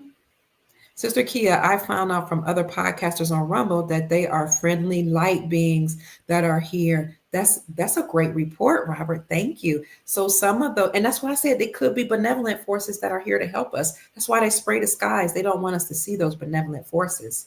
So I thank you, Robert. These could be friendly light beings that are in the sky.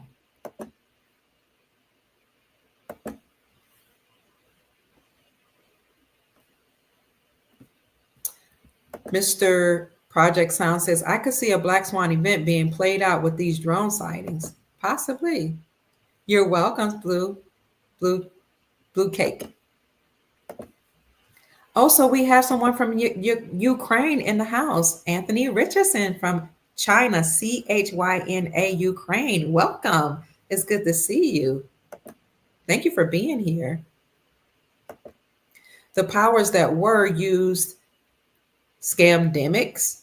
They used to manifest Georgia Guidestone's messages. Oh, wow. China, Ukraine is where the CV was originated, Jeff said. Wow, Jeff Johnson, we appreciate you being here. So it wasn't in the Wuhan labs and CH. Oh, when they said the Wuhan labs in China, they were talking about China, Ukraine. I told you President Trump speaks in codes. I thought he was saying China in Asia, but you're saying that CB originated in China, Ukraine. Thank you, Jeff. There are 11 days to Xmas, to Christmas, 37 till the inauguration. Somebody says nothing burgers are incoming. Okay, Frank. The Trump rapture is coming. So keep hanging in there, family. I know you guys are getting tired. We're all tired. But we see great, wonderful things happening, even though the deep state may be trying to initiate Black Swan events with these war rumors and with drone rumors and storms in New Jersey, New York, in the Northeast region, with trucks exploding, the Malibu fires, Black Lives Matter calling for violence against our family members classified as white. We know they're doing everything to cause division and mayhem and confusion so that we can emit loosh, which is the psychic energy that you emit when you're stressed out, worried, or angry. But let's turn to how the benevolent forces that are working on our behalf have already prepared for a successful year into which we're going for the new golden era. So what you need to do is turn to what BRICS is doing, and then I'll take you to what's happening in America. So thank you for the chat. Thank you for the Cash App family. I see you sending Cash Apps. I appreciate you. I might have missed your name. I apologize while I'm doing this podcast. I can't see everything. That's not the one I want. Where is the one I want? That's not it either. Hold on, family. We're going to turn to what's happening with BRICS.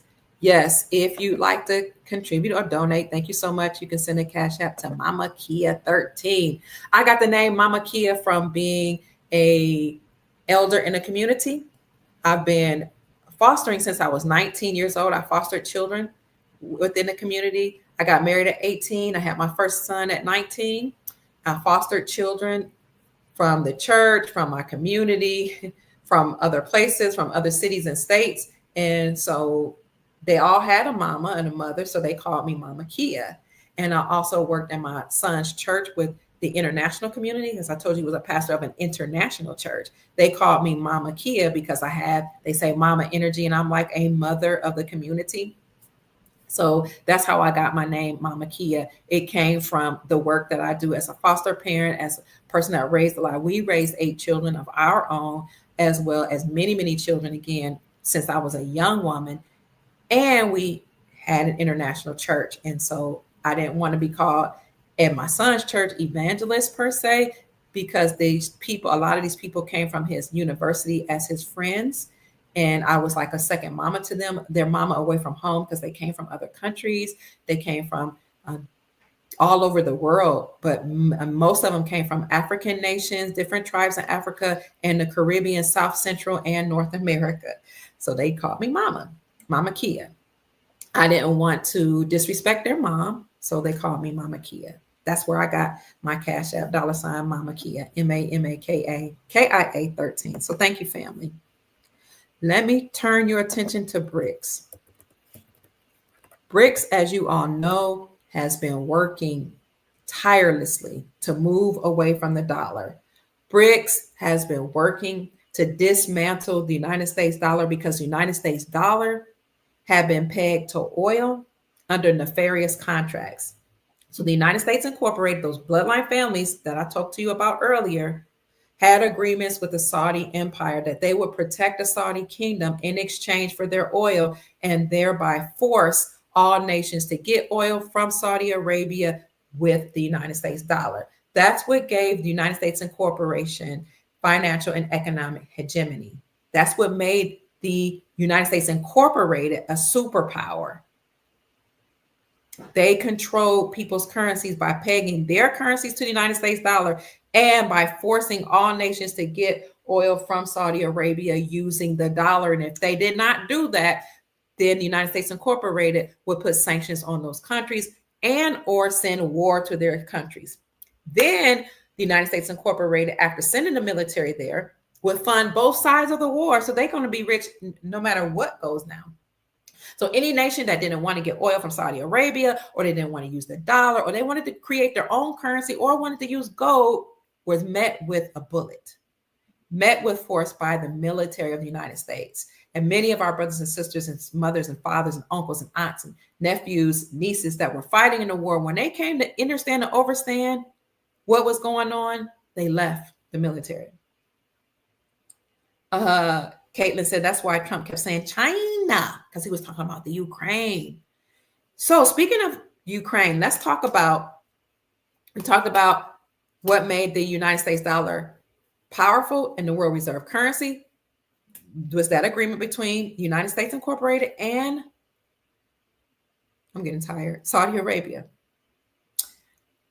But according to Project Sandman, you know, it's Sandman because we're talking about the sand, we're talking about the ground, we're talking about returning back to the law of the land, the Constitution for our republic. We're talking about getting off of maritime law and admiralty law. I'll tell you, everything is coded. Project Sandman stated that 209 nations would, behind the scenes, secretly agree to, when triggered, drop the United States dollar for trade and use their own local currencies backed by precious metals to trade. What was the trigger? When triggered, they would drop the dollar.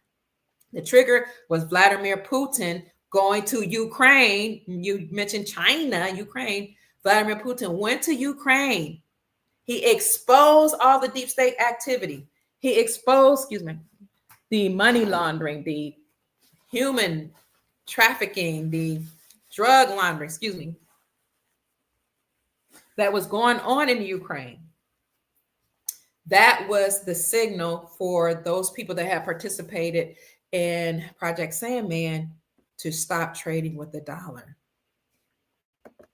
That was the trigger, because once he did that, he knew that 46 would put sanctions on him. And number 46 put sanctions on Vladimir Putin for going to Ukraine and exposing all that. That was just more evidence for James Comer, the House or chair of the House Oversight Committee, more evidence for him to gather against 46. And he said right after 46's inauguration, I'm going to take him down because he's head of the crime family. He participated in the crime. He told us this. I've shown you the announcement when he said it. He participated in crimes against humanity. He participated in laundering, and I'm going to take him down, but I'm going to let him give his inauguration speech, and then I'm going to go after him with a vengeance. James Comer, chair of the House Oversight Committee. Go to oversight.house.gov. You'll see all the evidence. Some of the evidence was brought forward by and uncovered because Vladimir Putin, the president of Russia, went to Ukraine. That incensed Biden. He put sanctions on Vladimir Putin. So Vladimir Putin, Vladimir, like Lattimore, like Vladimir, probably come from a Moorish bloodline. Vladimir is a Moorish name. He is the one that opened up the vaults that said, hey, everybody, Jesus is black. And all the biblical characters. And hey, everybody, y'all black folk need to wake up and know who you are. I was like, well, look at Vladimir Putin. Because a lot of these world leaders did not want to do business with the United States Incorporated because they knew they were a bloodline family that had stolen from the Moroccan dynasty, from other indigenous dynasties all over the planet, from your dynasties, from wherever you're from. The bloodline families took control over your dynasties. Vladimir Putin said, you know what? Not am I just going to unleash all this evidence against number 46, but show everybody what these characters in the Bible look like.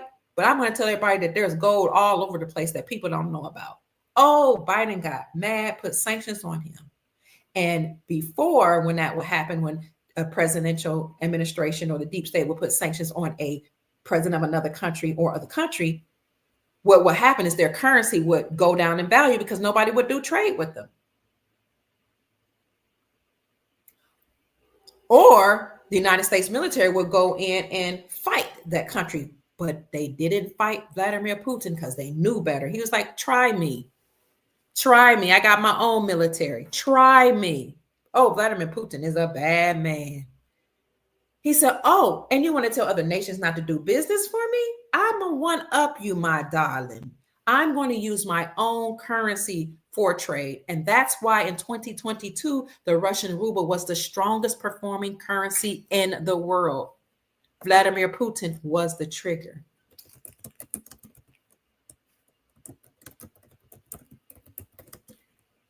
I don't even know if you can find a Russian ruble right now. I was able to find some before he was sanctioned. I think I found like one note. Russian ruble is the strongest currency in the world this year. Here is the article. I just want you to see this. This happened in 2022 because he used his own currency backed by metals to trade. He wasn't scared of Biden once Biden put sanctions on him. Look. This article was published June 28, 2022. Russian ruble is the strongest currency in the world this year. I'm going to leave that in the description section for you to read at your leisure. This is a lecture, so I know it's a lot, but I do appreciate the interaction. It's interactive, an interactive lecture, but it's a long podcast because I'm giving a lot of information. If you're doing a replay or you want to do a replay, you can skip through. You can do 1.25 speed, 1.5, 1.75. You can even double the speed at 2.0. Okay, but still, you'll still get the information, and I'll do my best to put up the closed caption so that you can see the words on YouTube. So Vladimir Putin was the trigger. Again, the Project Sandman was an agreement between 209 nations that when triggered, they would stop trading with the dollar, drop the dollar for trade, and use their own currency. So Russia led the way. Vladimir Putin stopped trading with the dollar, used his own Russian ruble, and then he inspired other nations to do so. He was the one that initiated the BRICS bloc to stop trading with the dollar, right? Because he's from Russia. What is the BRICS bloc? 5 nations: Brazil, Russia, India, China, South Africa. That bloc was created a while ago. I'm probably buffering. I see my internet doing something. So he initiated and encouraged the BRICS bloc, Brazil, Russia, India, China, and South Africa, to follow him and stop trading with the dollar. That's Project Sandman. Not only did 209 nations agree to stop trading with the dollar when triggered, Vladimir was that trigger when he went to Ukraine, but they also agreed to world peace, planetary peace. This happened a long time ago when Trump was still in office, probably even before then. That's when I became aware of it and started reporting on it. So once BRICS stopped trading with the dollar, guess who joined next? Saudi Arabia. That's how I knew that the deep state had fallen, because Saudi Arabia's agreement with the United States Incorporated to give them oil in exchange for us, for the military protecting their kingdom, had to end once Saudi Arabia joined BRICS, because that didn't even happen in the open until like the latter part of last year. I reported it in 2022. I invited Andy Schectman, the CEO of Miles Franklin, to come on to my podcast. And I was like, had you heard of this? He was like, absolutely, and went into detail about the BRICS bloc. And what we highlighted in that podcast is that BRICS became known as Sal BRICS.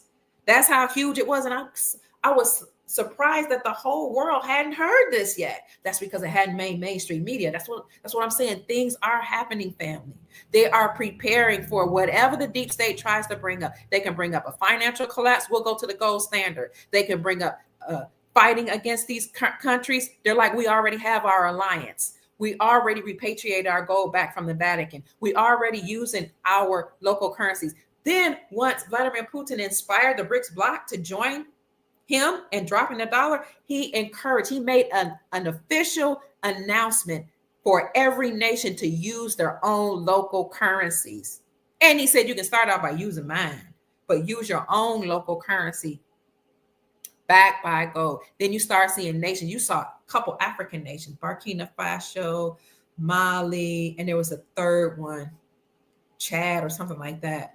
Not only did they immediately drop the United States dollar for trade, but they announced that they were using their own local currencies and that they were kicking out the French and created their own alliance, their own military. You're talking about developing nations that we call third and fourth world nations that were like, I'm done with the United States. So once Vladimir Putin cleaned out those deep underground military bases, exposed all the laundering and stuff that was going on with the Ukraine, in alignment with some of them being in bed with the CCP. He led Brazil, Russia, India, China, South Africa to stop trading with the dollar. Saudi Arabia joined them. They became known as Sal BRICS, and then nation by nation, one by one, started joining BRICS. And Andy Schectman and I from Miles Franklin actually will come on at least once a week or every other week to announce which nations those were, to the extent that by 2023, 85% of the world population had joined BRICS and dropping the dollar and using their own local currency for trade and making announcements that they were discovering minerals, uncovering gold, digging for gold, going back to the gold standard. Zimbabwe talked about their ZIG, their new currency called the ZIG, the Zimbabwe gold. You had Ghana talking about creating gold coins. You had other nation by nation saying that they had returned to gold. And we announced that each time it happened. So after Putin inspired the BRICS bloc to stop trading with the dollar, and then Saudi Arabia joined them, then country by country, nation by nation joined BRICS in dumping the United States dollar and using their own currency, preparing for any type of clapback that the deep state would have or initiate, preparing for a global collapse. If that happens, a market crash, whatever happens, let it happen, because the world is ready. Let me show you quickly this King's World article. Go to King's World. I think it's called "The World is Hurtling Back to Gold as Money." I'm telling you, we're ready. That's why I want you to stay encouraged. Keep your emotions in check. Don't be persuaded by any type of black swan event or false flag event, because we know what's coming. They can't stop what's coming. That's why they might try something silly or nefarious. They can't stop it. Look at this King's World article. We did publish this as soon as we were talking about this before it was announced. We were talking about this since 2014, that something's going on with gold, because I was actually in Ghana, which is called the Gold Coast, watching people mine gold, watching China mine gold, watching European nations and countries mine gold, watching the Lebanese there mine for gold. This article was published February 16, 2023. The world is hurtling back toward gold as money. Gold's return as money. It goes on and talks about, this was Alasdair Macleod who published this, who wrote this. The consequences of Russia and her Asian allies embracing gold backing for their currencies, that's 2023, are poorly understood in Western capital markets. This move could lead to the destruction of the global fiat currency system. So what's going to be destroyed is not America. It's the United States Incorporated, their Federal Reserve central banking system, and their fiat fake money, United States dollar that's backed by nothing. That's Dr. Kia Pruitt's commentary. So the article says that this move could lead to the destruction of the global fiat currency system.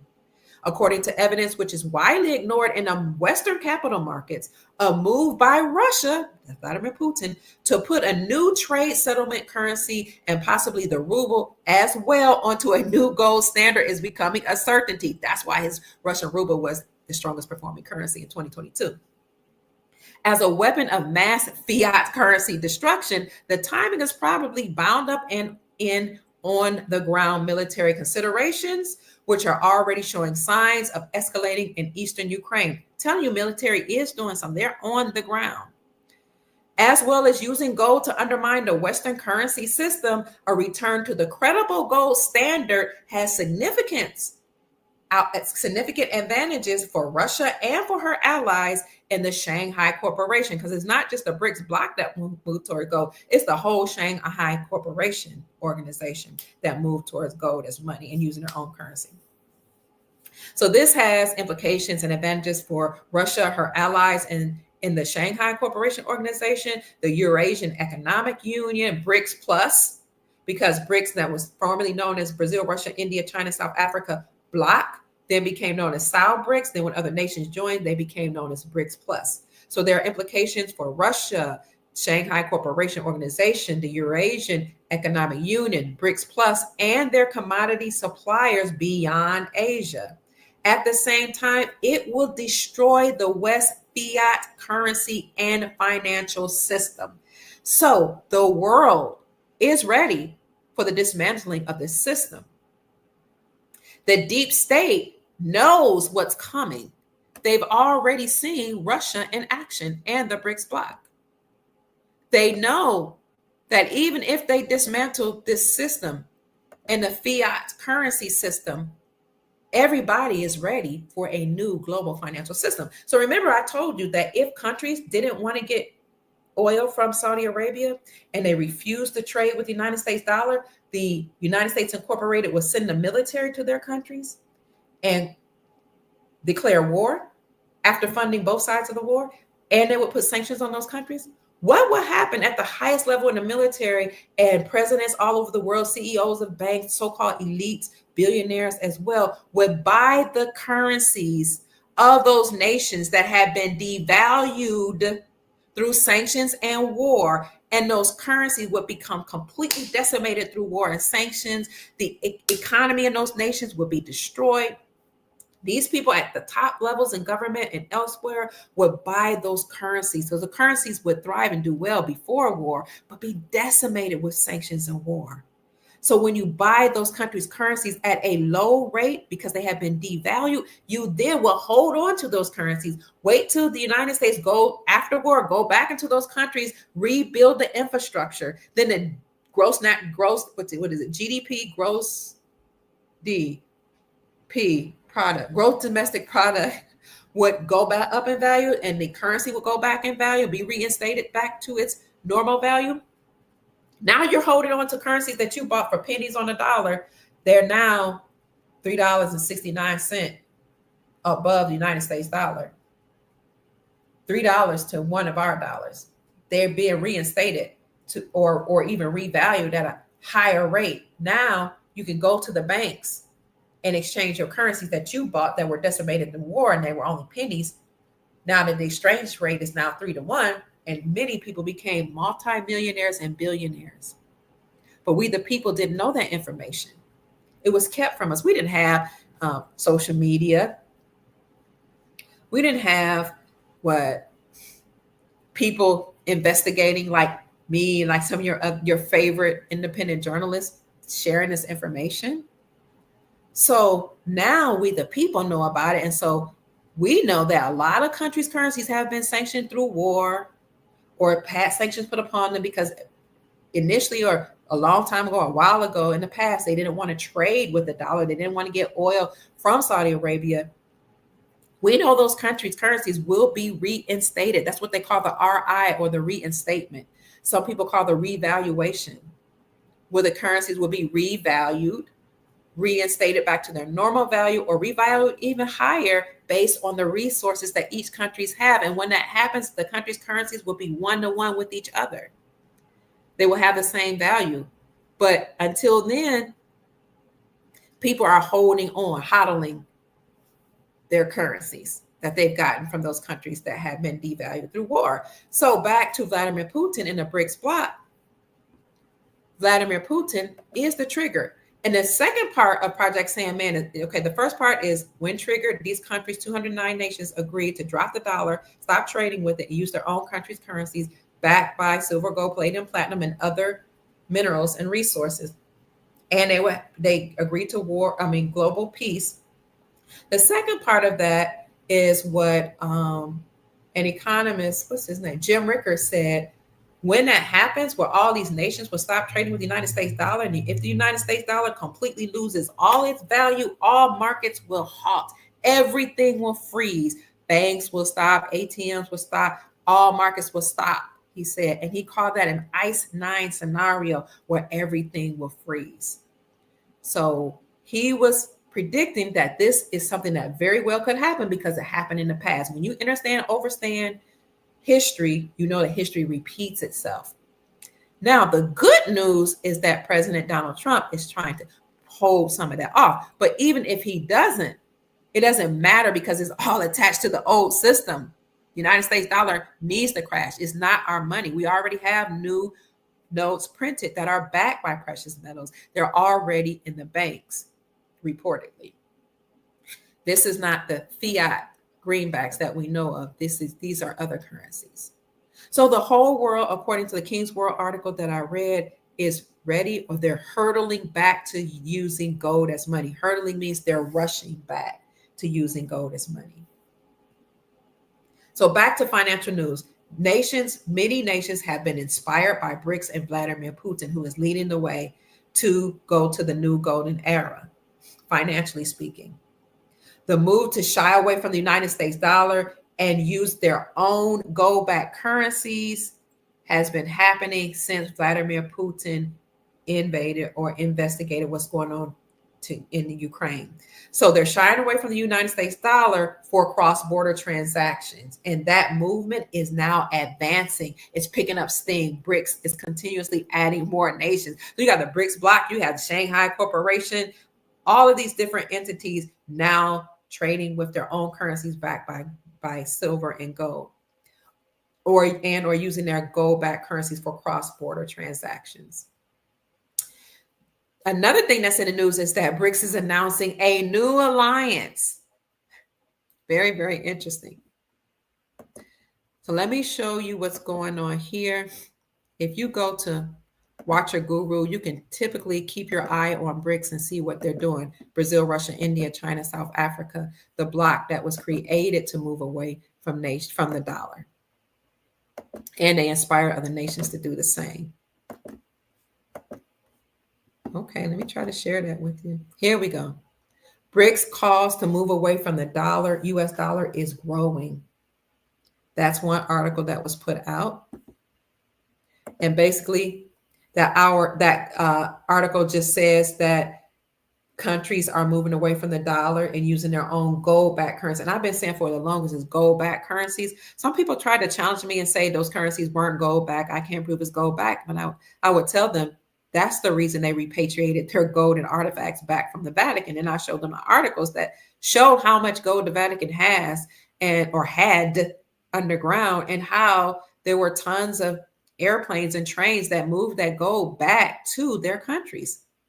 So the article just talks about how more nations are joining the BRICS bloc in dropping the dollar for cross-border transactions and using their own currencies, thus establishing their sovereignty. That's my commentary. Because if you can print your own money and you can use your own gold to back your currency, then baby, you have just made a world announcement that you are now sovereign and your republic has been restored. I know some people would challenge me and say, we don't see anything happening, but I'm telling you, it is happening, family. Another announcement is that BRICS is creating a new key alliance. It makes you think that you're working with other countries or something, but that's not what this new key alliance is. This article talks about how BRICS new alliance is that they're creating their very own AI alliance. And that's according to this Watch Your Guru article, but they got it from a Reuters report. So BRICS, Brazil, Russia, India, China, South Africa, plus that whole block, all the nations that have joined it. Now I say all exporting nations have joined BRICS, have made an announcement they're creating their own AI alliance. So Vladimir Putin, who is Russia's president, announced that Russia will spearhead plans to develop AI technology within the BRICS nations. They're trying to stay ahead of the game. And well, they want to be on par with the world, but they want to initiate what's going on with the world. I'm gonna stop trading that article so I can bring up this AI article. I thought it was interesting. Artificial intelligence. Where is that article? Here it is. BRICS announces. Let me get that ad out of here. Oh man. Hold on, family. I accidentally went to the ad instead of getting rid of the ad. BRICS announces the creation of new key alliances, what it means. Amid shifting geopolitical landscape, the BRICS bloc has announced the creation of new alliances that could have massive ramifications. This alliance and its members came together to establish a new collaborative effort to focus on technological growth over the next 6 years. There's that number 6 again.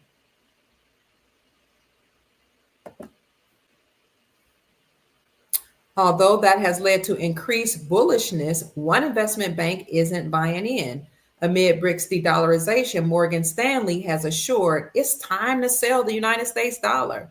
The bank recently released a note on the belief that the dollar's value is expected to increase. That's what he thinks. However, they are also rooted in misunderstood expectations. So let me see if that's the right article. Oh, that is the article about Morgan Stanley. I apologize. We don't want the article about Morgan Stanley. I want the article about the creation of the new AI. Here we go. Morgan Stanley, by the way, announced that it's time to sell the dollar.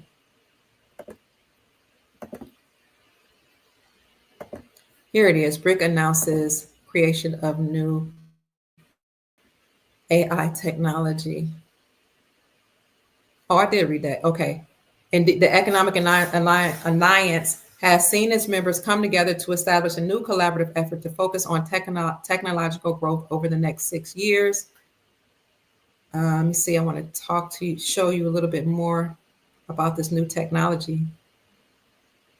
The past 2 years have been massive for the BRIC Alliance, the article asserts. It has grown from a 5-member bloc to a 9-member bloc, according to this article, but we know that it's way more than we announced, way more than 9 in 2022 as they were joining.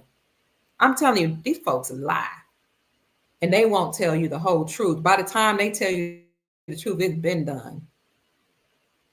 Yet alongside this growth has been an ongoing and worldwide technology revolution. Now the BRICS bloc has instituted a new initiative to take advantage of those changes. The BRICS bloc has announced the creation of its very own AI alliance, according to a Reuters report. Vladimir Putin, the president of Russia, announced that the country would spearhead plans to develop AI technology within the BRICS nations. The move will see the global South seek to better compete with the world in various emerging technologies. And you can read that article at your leisure. So I'm just showing you that the world is ready for whatever the deep state tries to do. They can have a financial economic crash. They can have a market, a automobile crash, which already started in the beginning of the year. People can't play their automobiles, and the car companies can't repossess the automobiles fast enough because they don't have enough workers. There are articles out there that said automobile collapse has already happened. People just saying, I can't afford to pay my car note, so I'm not going to pay it. Come and take it.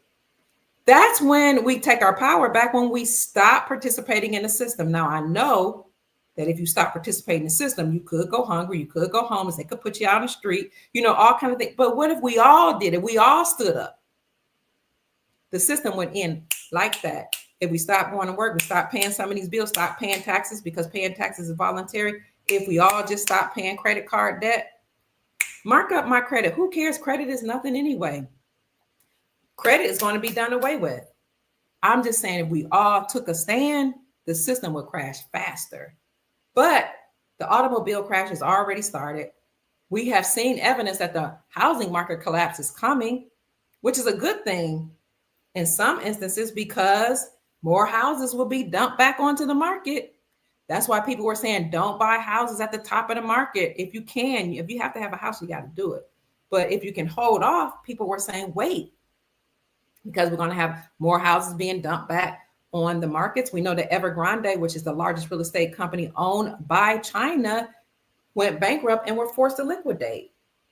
We know that many of these big corporations, BlackRock, there's another one, Blackstone, and some of these big old corporations bought up houses and developments and apartments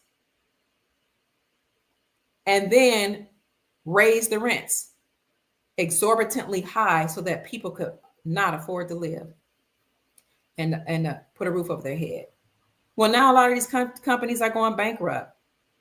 And didn't we just find out that Kamala Harris's husband has some business with BlackRock? Oh, more than that's going to come out about we already know she was involved with Diddy. We've seen her with pictures, parties with Diddy. Some people say she had a relationship. Kamala Harris, who some people call Kamal Arush, who some people say might be a transformer, never born in America, allegedly. Crazy, all the stuff that's really coming out. But if it's true that her husband is involved with BlackRock, wait till all that information comes out to the public, and how many of those entities that are involved in these major corporations that bought up our houses, bought up our developments, not only participated in Diddy parties, but participated in trafficking trade of Umanhays and Ildren trays and Ugg Dre, the stuff they smoke. They're on the note of some of the people that's involved in BlackRock, Blackstone are on the notable resignation list. A lot of them have already gone through military tribunals and have been arrested. So when you arrest the head, a lot of these corporations and their heads, the CEOs of banks, that's why we had a big banking collapse. One of the reasons the CEOs, it was found that they were participating in nefarious crimes against humanity. They've been arrested. Their assets were frozen. These companies are falling. When that happens, that the head of these corporations fall, be arrested, and it was known publicly, and even before it's known publicly, you're going to see a lot of houses being dumped back on the market. When this crash comes, if it does, the housing market is going to follow, because everything attached to the United States dollar will crash. The dollar, not the real dollar, not the money backed by gold and silver, but the United States dollar backed by nothing, the petrodollar, will crash. Now, I know President Trump, I don't know if it's the real one or fake one. I don't know if this one's controlled by the CIA, nefarious people, or the good ones. He said he was going to put tariffs on any countries that would stop trading with the dollar. But baby, it's too late. They've already not only decided to stop trading with the dollar, they have already stopped trading. So this what you call it, avatar, this whatever persona, said he would put tariffs on these people if they stop trading with the dollar, because he's trying to support the dollar, keep the dollar and the economy strong. But we don't know the real reason he or his clone or his body double or his character does everything that he does, because he's playing chess, not checkers. And you got to know that there are some clones controlled by the good forces, some clones controlled by the bad forces. So if you see a clone say, take the kill shot, you know that's a nefarious one. If you see one that says take hydrochloroquine or whatever it was, and some in ivermectin and colloidal silver and allow the sun to purge these iris bays, that's the benevolent character. They each have characters, clones, body doubles, even number 46, some of whom are wearing masks. Okay, so the one that's saying, I'm going to put sanctions and tariffs on any country that stops trading with the dollar, I don't know who he is. But even if it's the good one, he's playing chess, not checkers. And there's a reason why he's saying it. But it's too late because the BRICS bloc have already stopped trading. And when you know, you know. I've been telling you this for years that this was going to happen, and we see it playing out. We see the articles to support. We see the countries actually speaking out. So what else is going on globally? Thank you for staying with me. I see 1,180 people in the chat. I appreciate you so much.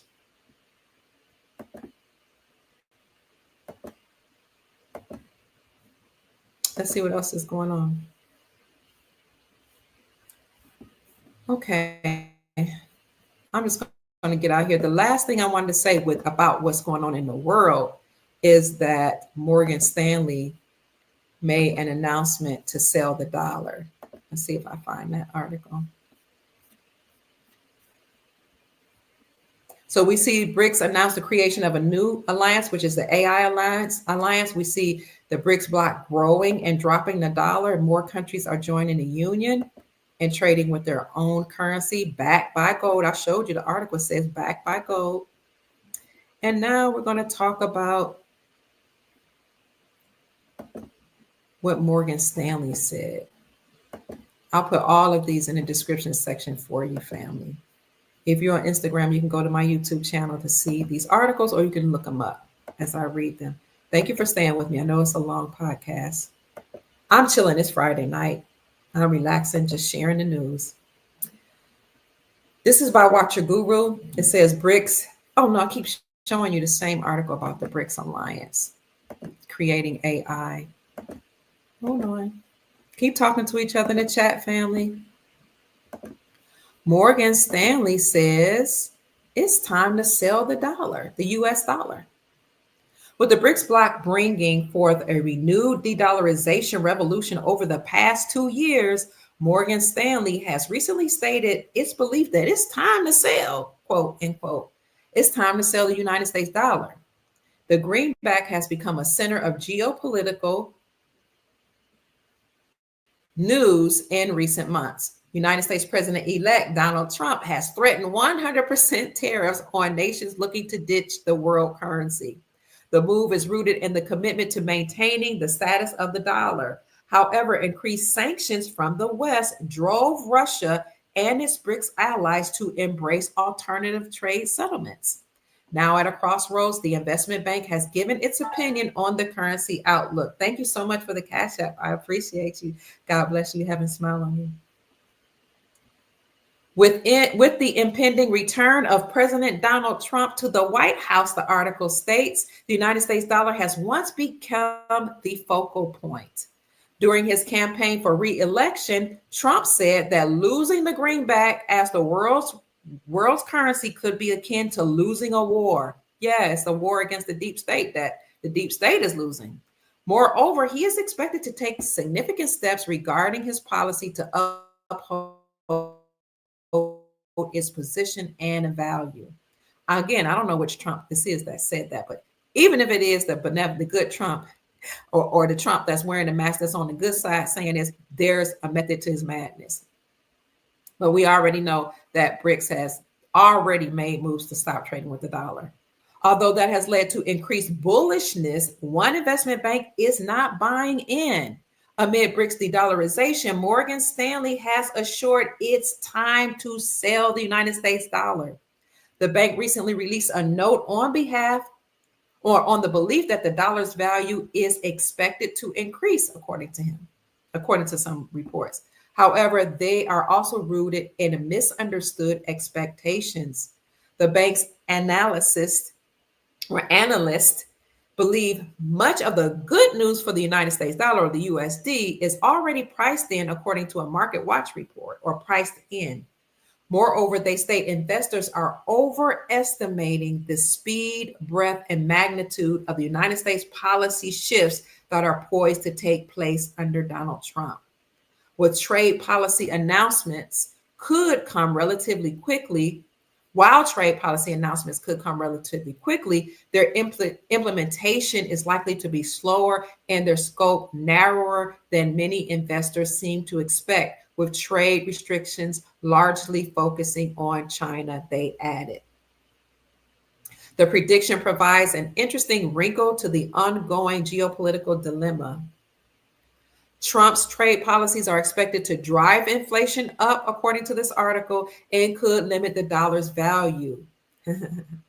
So, if Trump has trade policies that will drive up inflation and limit the trade's dollar, that would be the dollar. If it's losing its value, it's going to eventually just completely collapse. Altogether, it could drive more de-dollarization efforts across the globe. There's always a method to the madness of President Donald Trump. So those are the things that are going. Thank you so much for the blessing. I appreciate you for the Cash App blessing. Who is that? Infinity Income sent to you. Oh, this Infinity Income. Thank you. God bless you. Heaven smile on you. I really appreciate you. So the global news is that nations are inspired by BRICS. The move to shy away from the United States dollar is picking up speed, and more countries are joining in using their own gold-backed currencies for cross-border transactions. And number two, BRICS have announced their new ally or new alliance, which is the AI alliance, according to the Reuters report. And Vladimir Putin, as we know from Russia, is spearheading the developed AI technology within the BRICS nations. And then thirdly, the United States dollar is trying to make a comeback, allegedly, with President Donald Trump as the president. But the USD is over. The fiat system is done. The greenbacks will no longer be in circulation. We have a new gold-backed currency right here that's backed by our gold and silver, palladium, platinum, and rare earth minerals. Because as I stated earlier, in Wyoming and other places, we have discovered 2.34 billion metric tons of rare earth minerals, which makes us a global leader in possessing rare earth minerals. So that's what's happening in the world. They're ready. As I read the King's World article states that the world is hurtling or rushing back to using gold as money. Thank you. Yes, I will get that for you. Thank you so much for asking to support me, family. Thank you for those who have. You Cash App is dollar Mama Kia $13 MAMAKIA 13. So thank you so much for all of you that's sending the Cash App. If you hear a dinging on my phone, that's what it is. I appreciate you. What about America? Now, I've shown you articles and I've reported that the Money Metals had published an article that talked about the Sound Money Defense League and how the Sound Money Defense League had stated 45 states have moved to reclaim silver and gold as money. It says more than 45 states have moved to reclaim silver and gold as money. And the way that they've done this is by removing the state sales taxes from the sales of precious metals. So you can look up articles that say 42 states repeal the state taxes from the sales of precious metals. Then you will find an article that says 43 states, and that might have been Wisconsin was the 43rd state. Then you'll find an article that says 44 states have repealed the state taxes repealed the state sales tax from the sales of precious metals. Then you'll see an article that says Kentucky became the 45th state to repeal the state taxes from the sales of precious metals. And then Money Metals published an article that said that the Sound Money Defense League, let's see if I can find that article, Money Metals, that the Sound Money Defense League says that over 45 states reclaim silver and gold as money.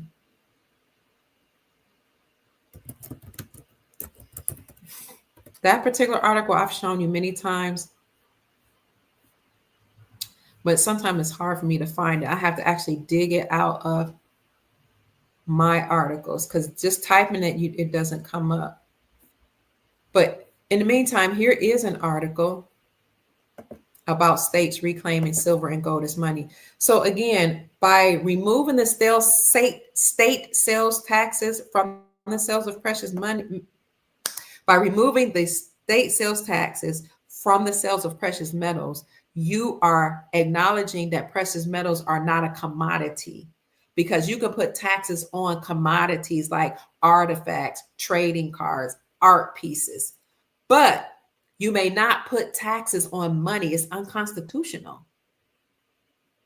So when you repeal or remove the state sale taxes from precious metals, from the sale of precious metals, you are acknowledging that indeed silver and gold are money. You are aligning yourself with the Constitution that says that the dollar is a fixed weight in gold and the dollar is a fixed weight in silver. And the only thing, according to Article 1, Section 10, that can be used to pay off debt is actually silver and gold. So again, many states had put state unlawfully through their legislation. That's not because they have their own Constitution of the United States Incorporated, not the Constitution for our republic.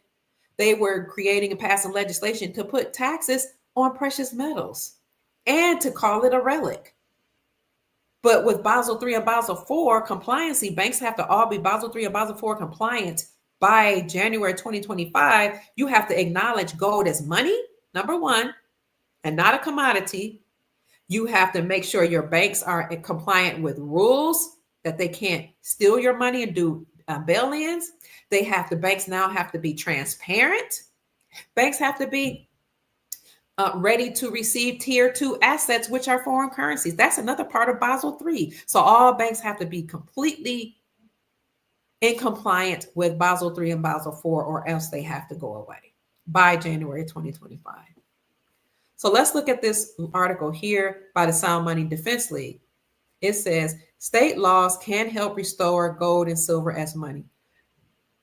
A growing number of Americans understand that the reckless creation of its fiat currency by the Federal Reserve System is causing many economic problems. By the way, the Supreme Court of the United States this summer, this is my commentary, it's not an article, made a decision that state-sponsored banks can now remove themselves from Federal Reserve banks.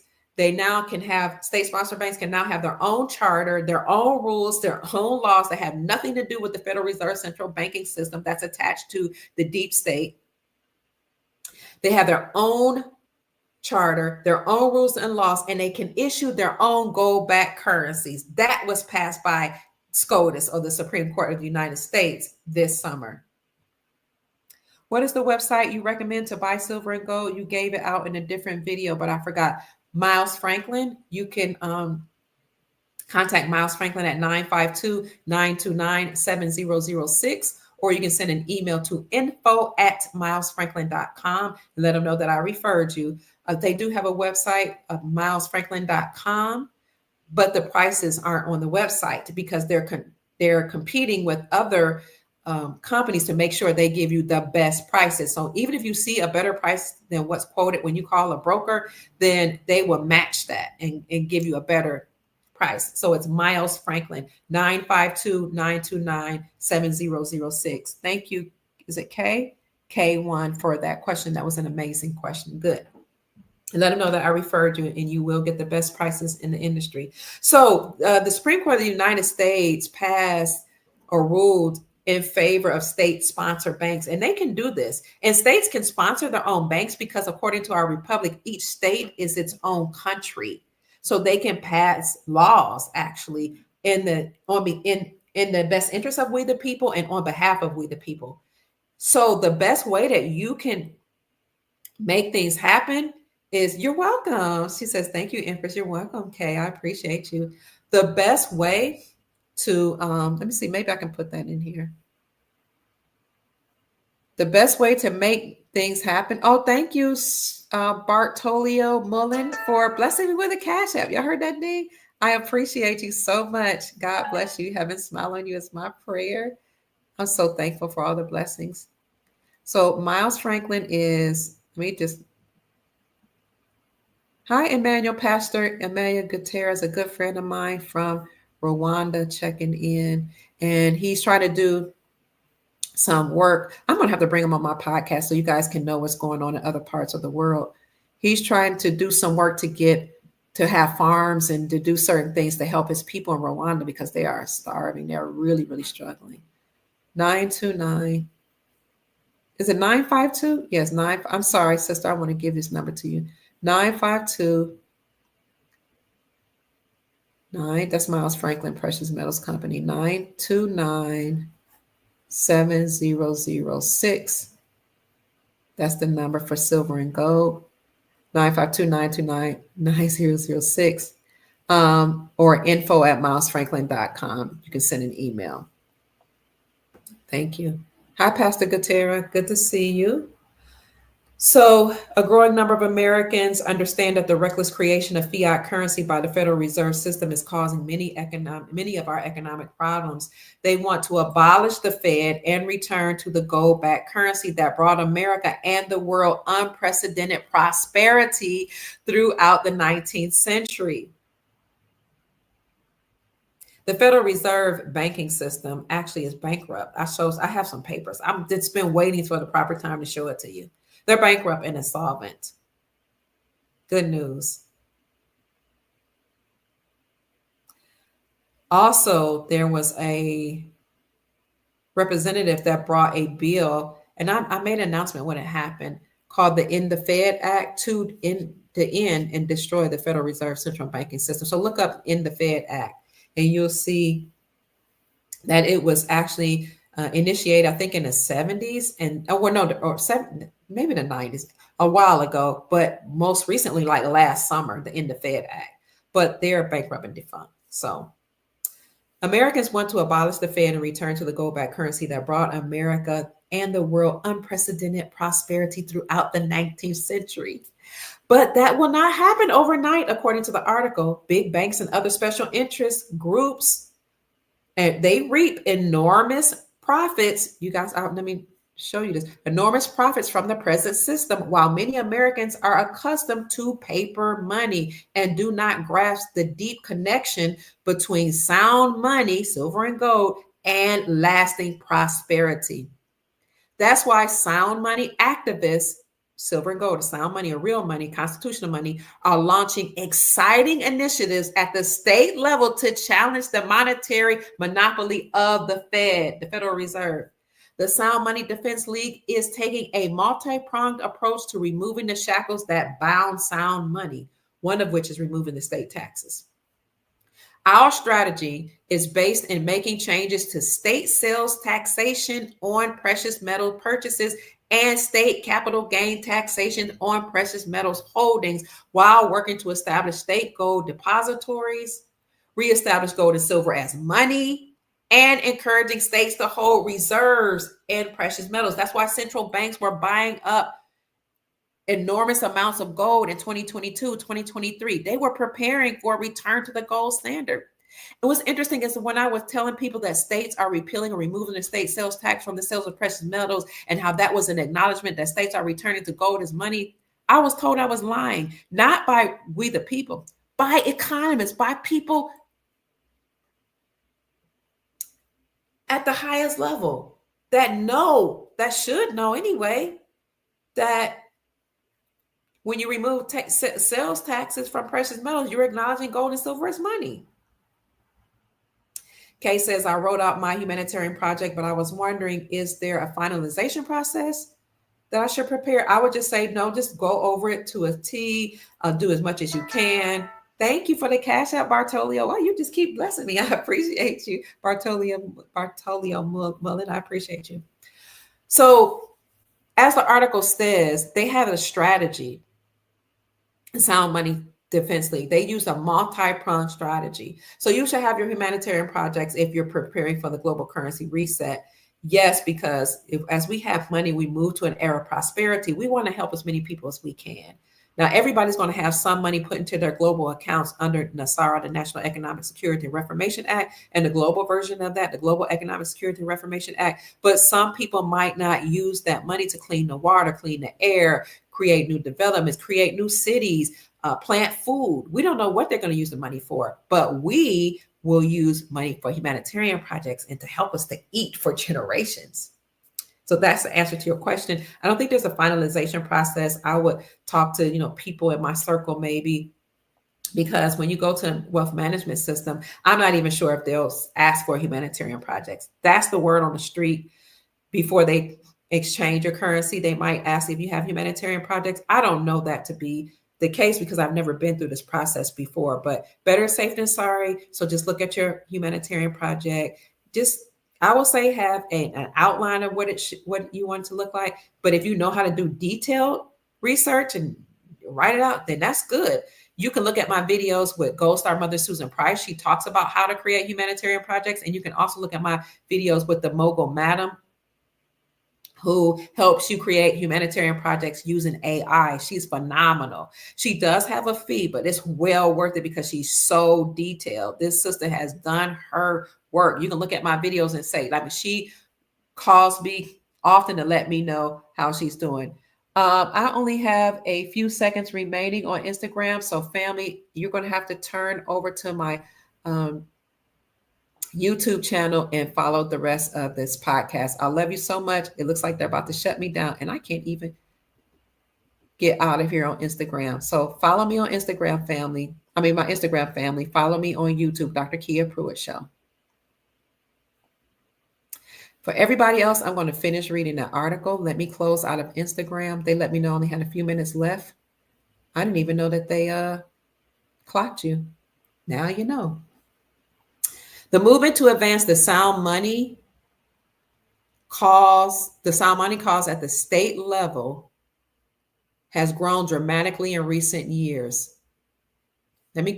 But before that, let me show you where it says our strategy is based in making changes to state sales taxations on precious metals purchases and state capital gains taxes. So there was a movement to end capital gain taxes last year, as well as a legislation to end the Federal Reserve.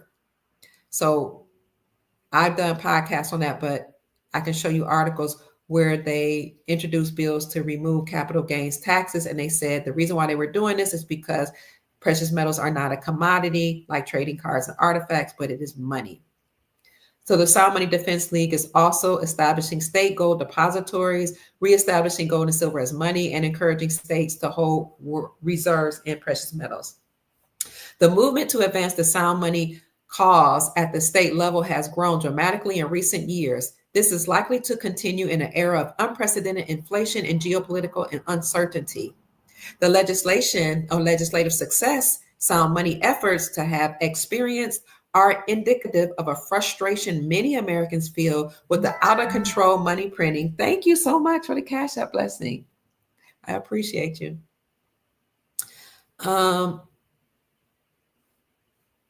legislative success sound money efforts have experienced are indicative of a frustration many Americans feel with the out of control money printing by the Fed and their corresponding desire for a return to sound constitutional money. From Alabama to Wyoming, states across the United States continue to pass legislation to eliminate taxes on gold and silver, establish in-state depositories, protect store taxpayer funds with sound money, and more. To date, this is the article for which I was looking.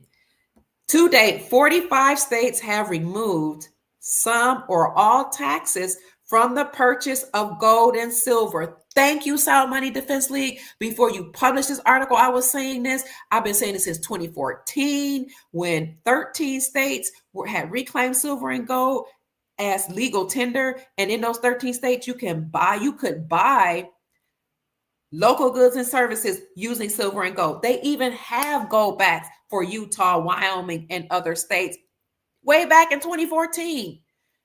I was told I was nuts. Now I have an article to support me. And I'm so grateful. I'm so thankful. So thankful.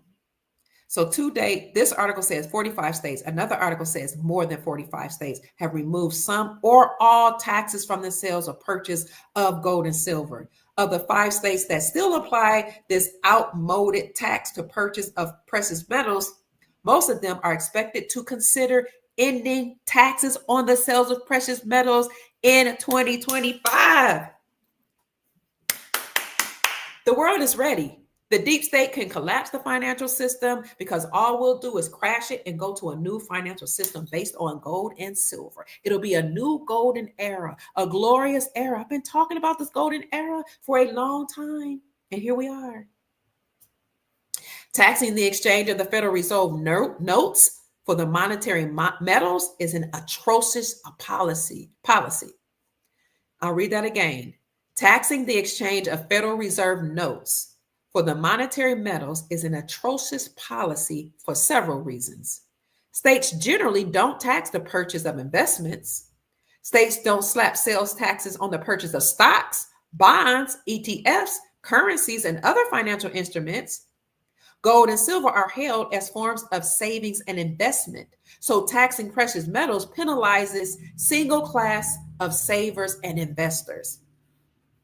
Taxing precious metals actually reduces a state's tax revenues.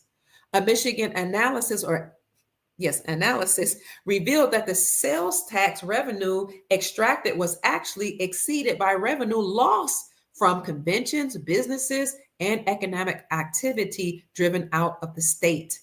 And states with sales taxes on precious metals are at a competitive disadvantage to neighboring states that have ended the practice.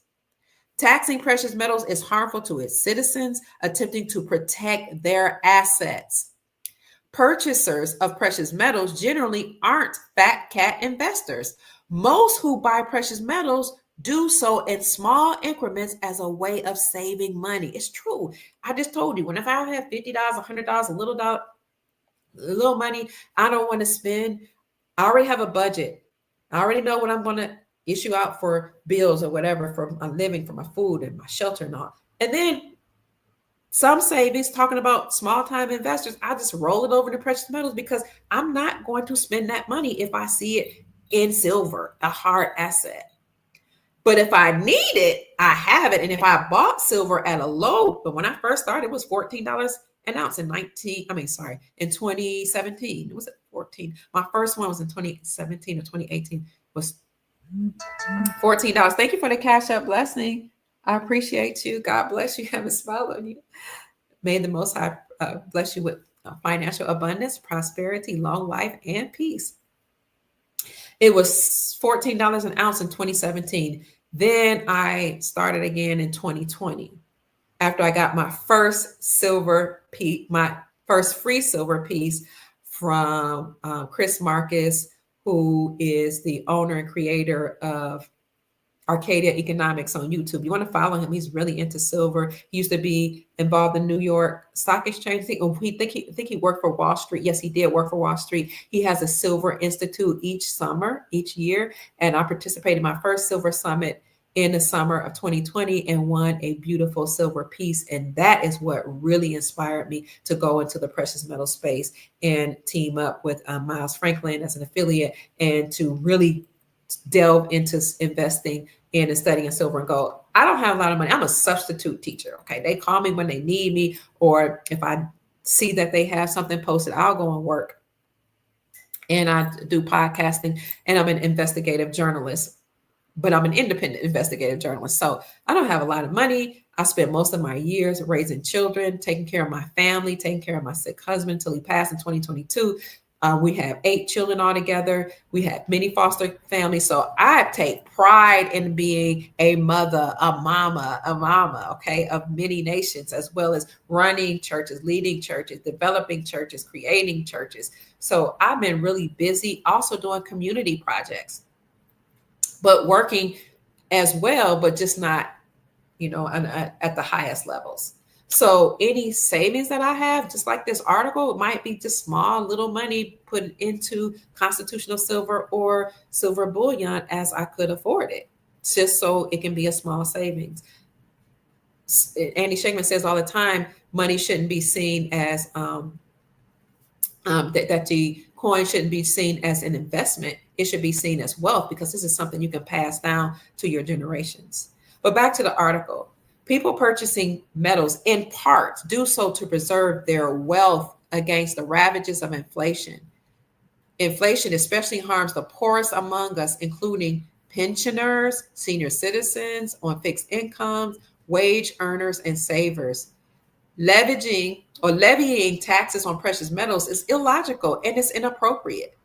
Purchases of computers, shirts, and shoes are taxable to the final consumer, but precious metals are inherently held for resale, not consumption, making the entire notion of taxing their purchase illogical from the start, the article asserts.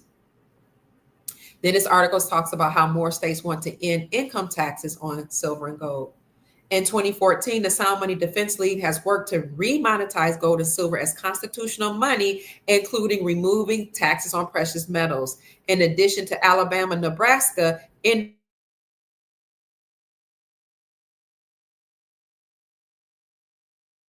metal in 2024, several states are expected to consider ending this tax in session. A capital gains tax on precious metals is often a tax on imaginary gains. Under current law, a taxpayer who sells precious metals may end up with a capital gains tax because they sold their precious metals in terms of the Federal Reserve notes. But this capital gain is not necessarily a real gain, according to the article. It's often a nominal gain that results from the inflation created by the Federal Reserve and the attendant decline in the dollar's purchasing power. Yet this nominal gain is taxed at the federal level. And because most states use federal adjusted gross income, AGI, as a starting point for income calculations, this nominal gain is taxed again by the state in most cases. Neutralizing punitive income tax treatment of the monetary metals would remove the last major disincentive that stands against the ownership and use of the monetary metals. Then the article goes on to talk about the different states that have passed legislation to repeal the state sales tax for precious metals. This heading says not just taxes, states do more to restore sound money. State legislative efforts don't end with taxation on precious metals. Legislation to establish an in-state gold depository, protect state taxpayer reserve funds with gold and silver and more have enjoyed grassroots support across the states. Ultimately, individual states cannot bring soundness to America's monetary system on their own. The root of the problem is the Federal Reserve, the United States Treasury, and Congress, who have fully embraced fiat money and abandoned monetary restraints.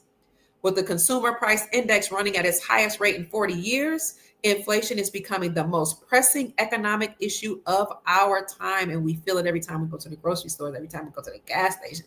My God, inflation is really causing us to be priced out of living. With the consumer price index running at its highest rate in 40 years, inflation is becoming the most pressing economic issue of our time. States must not waste time in restoring sound money. And you can see from Alabama to Wyoming, gold and silver laws, not legislation, laws. What does the law say about lawful money? So these states, we're having problems with LinkedIn. We'll keep trying. Okay. So these states, each states are now removing state sales tax from the sales of precious metals, family,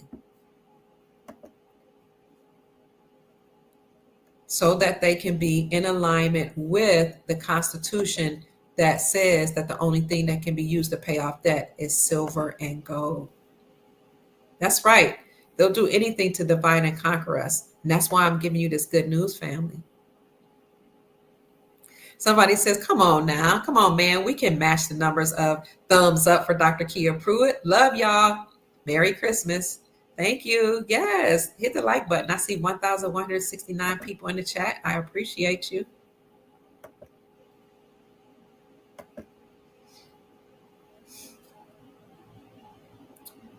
Thank you. So that's what's going on behind the scenes. And in addition to that, many states have made central bank digital currencies, which is trying to be rolled out by the deep state, unlawful. They've spoken against it and said they won't allow it in their states. So if you want to effect change, work at your local level, work at in your community, in your city, in your state, at the state level. You have power. Put pressure on the people that are writing laws. But do know that once the Brunson case has been decided, we know it's been decided, but once it's been initiated, then 385 members of Congress will be stripped of their credentials, and you will have new lawmakers, which we already have people sitting in as interim lawmakers for the Republic right now. We have new administrators or judges right now who hold in the seats of the Republic, for the Republic of our America. We're just waiting for the final word from the military that says that Donald Trump has initiated this new system, the new gold system, and this initiated the Republic being restored. And then we will, those of us who are sitting in certain seats in the Republic, will come forward and we will let you know that we're just serving in an interim until it's time to vote again in the benevolent, righteous elections, which those elections are supposed to come. How many days? A certain amount of days. I'm getting tired. I don't remember. Was it 125 days? 120 days after Nassar is announced, then you're supposed to have lawful elections. So what we heard could happen is that President Trump will make an emergency broadcast system announcement, either he or the military. And what could come along with that is the decision that the Supreme Court made, ruling in favor of the Brunson brothers, that the Biden administration did not win the elections, that they participated in fraud. And then that will make the whole administration null and void.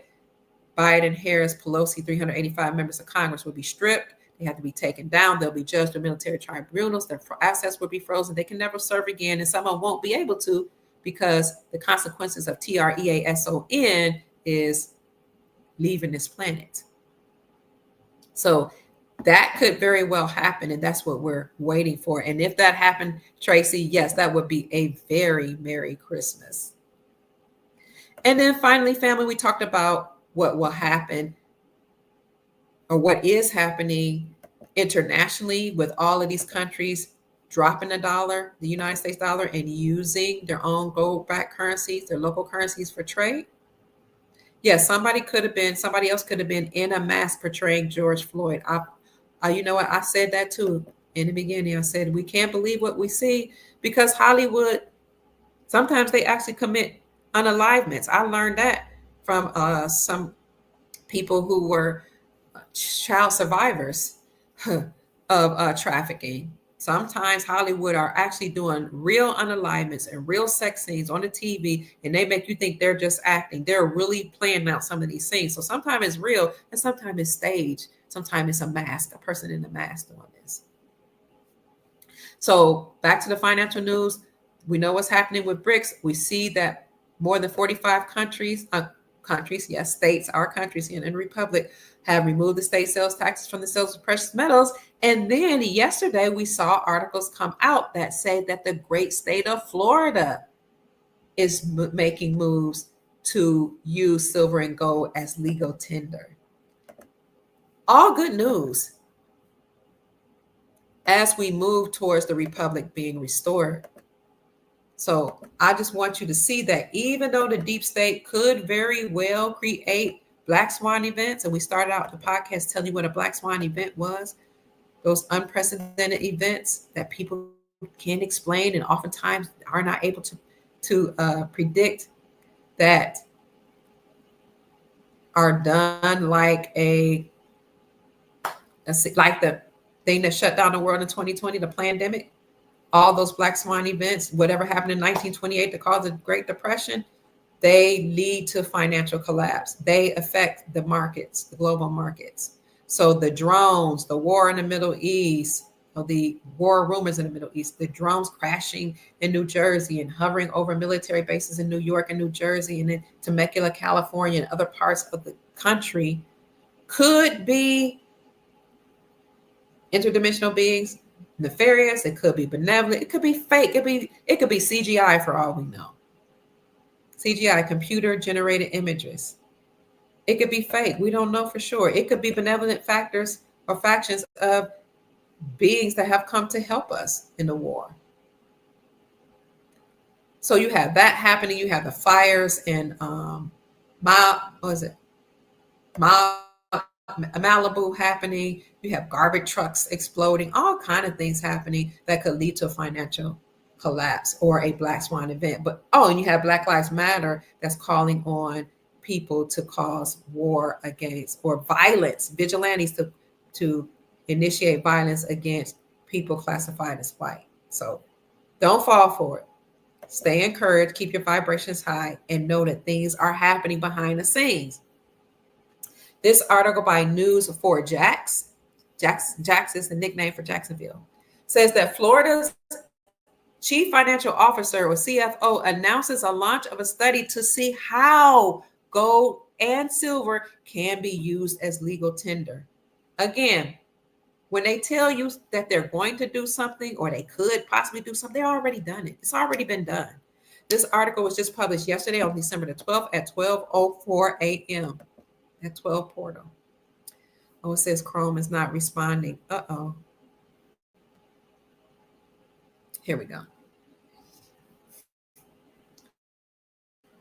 Florida's Chief Financial Officer announced the launch of a study to see how gold and silver can be used as money in the state of Florida.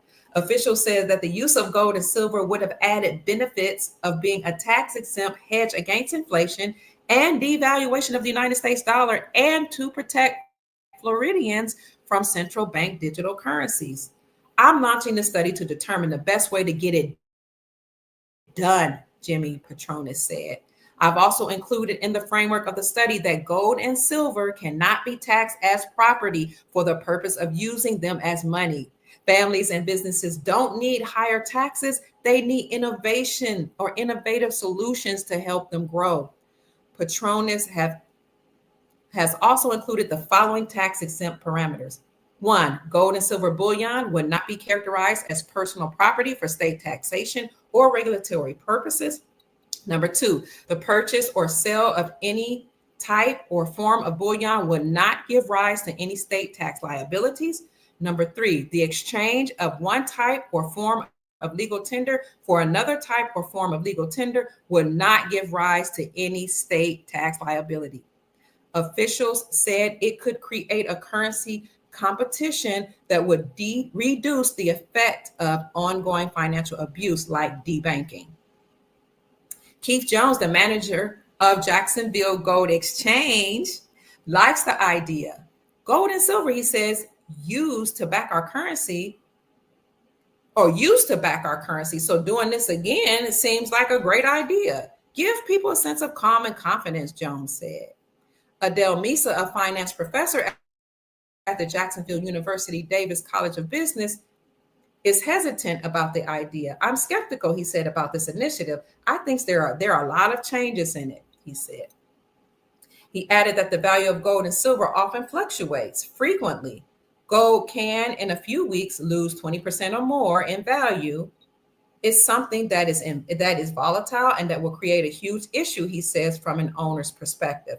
And that's why you hodl, you hold on for dear life, and you don't just panic if you see the price of any of your investments fluctuate. You have to know when to hold, when to sell. But gold and silver are a store of wealth. It's something that you hope to pass down to your future generations if you are able to.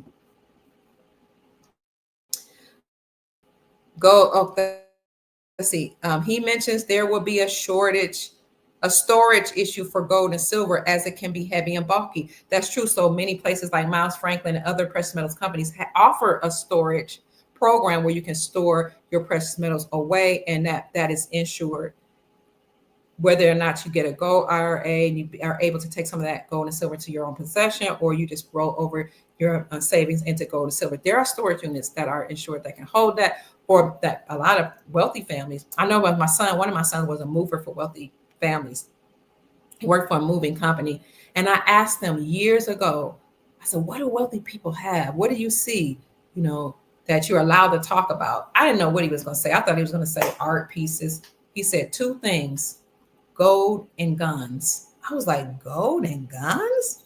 He said, yeah, I don't know, why it's only the wealthy people we move, because he will move some other companies, smaller businesses and families. But he was like, those wealthy people, gold and guns. He said, in those cases would be so heavy, and they would be, of course, safes that were locked. but so heavy, you have to use trucks and different devices to move those vaults, or those, whatever you call those places that they hold the treasures. Or it would take many men to move the smaller boxes. So gold and guns, gold, guns, and God, gold, guns, and glory, right? Is what they say.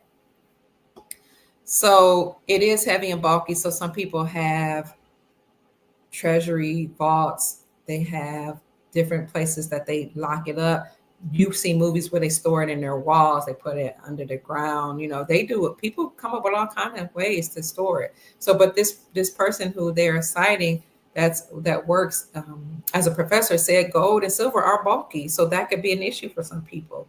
Keith and Misa said they're happy to find out the results of the study. Thank you so much for blessing me. I appreciate you. God bless you. Having a smile on you. I need a little thing that I can push every time somebody sends that Cash App that will say thank you. Some kind of music to play.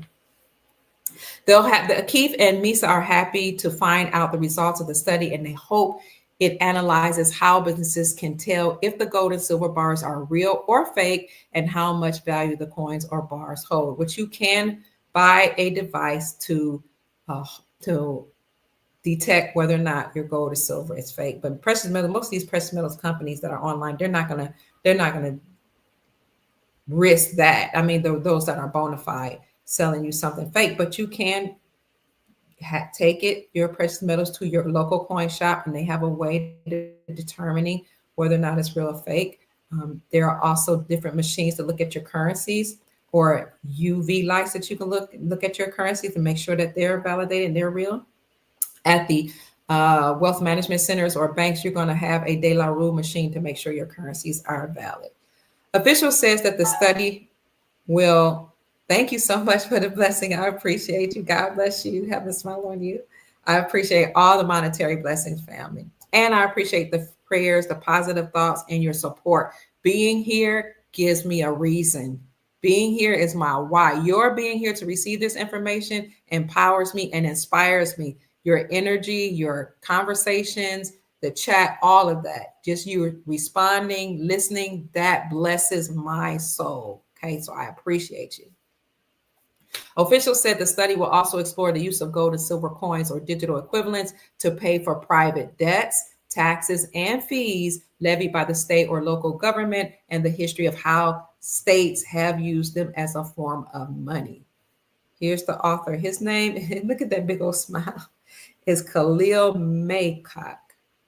He joined the News4Jax team in November 2022 after reporting in Des Moines, Iowa.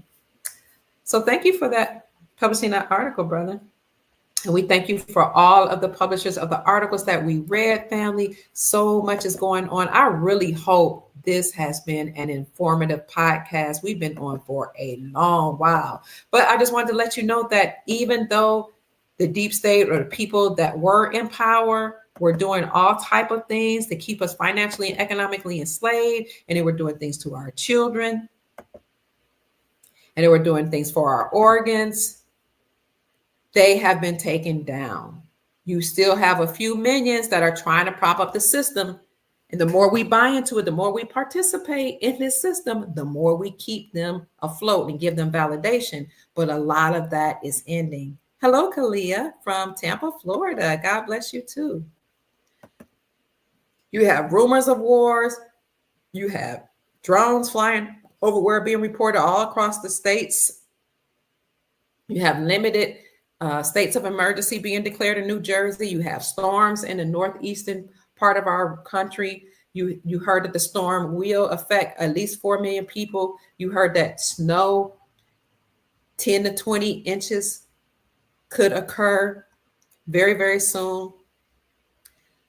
But as Susanna said, this is a battle between Satan, which is the cabal, Lucifer, Satan versus the army of Yah, she says. This is a battle between good and evil. The weapons of our warfare are not carnal. The weapons of our warfare that we use are spiritual. So on one extent, it is carnal.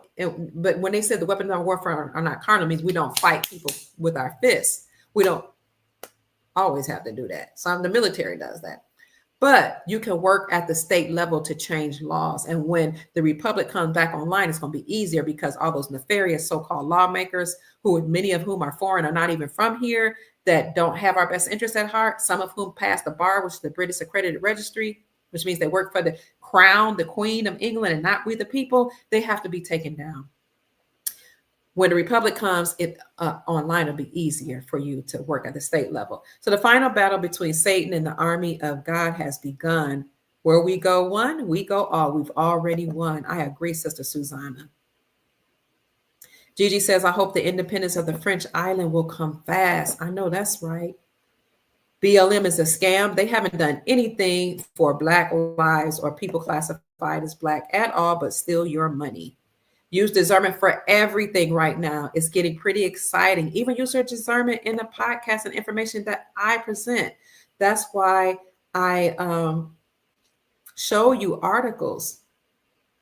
Yeah, MK Ultra is sad. David Quigley, John Fitzgerald Kennedy Jr. has told me many stories of being under MK Ultra mind control. You can read his book called Stolen Identity. He goes into detail. Rena Houston, who's the eldest daughter of Whitney, who was sold into trafficking, and many people don't know about, told me stories.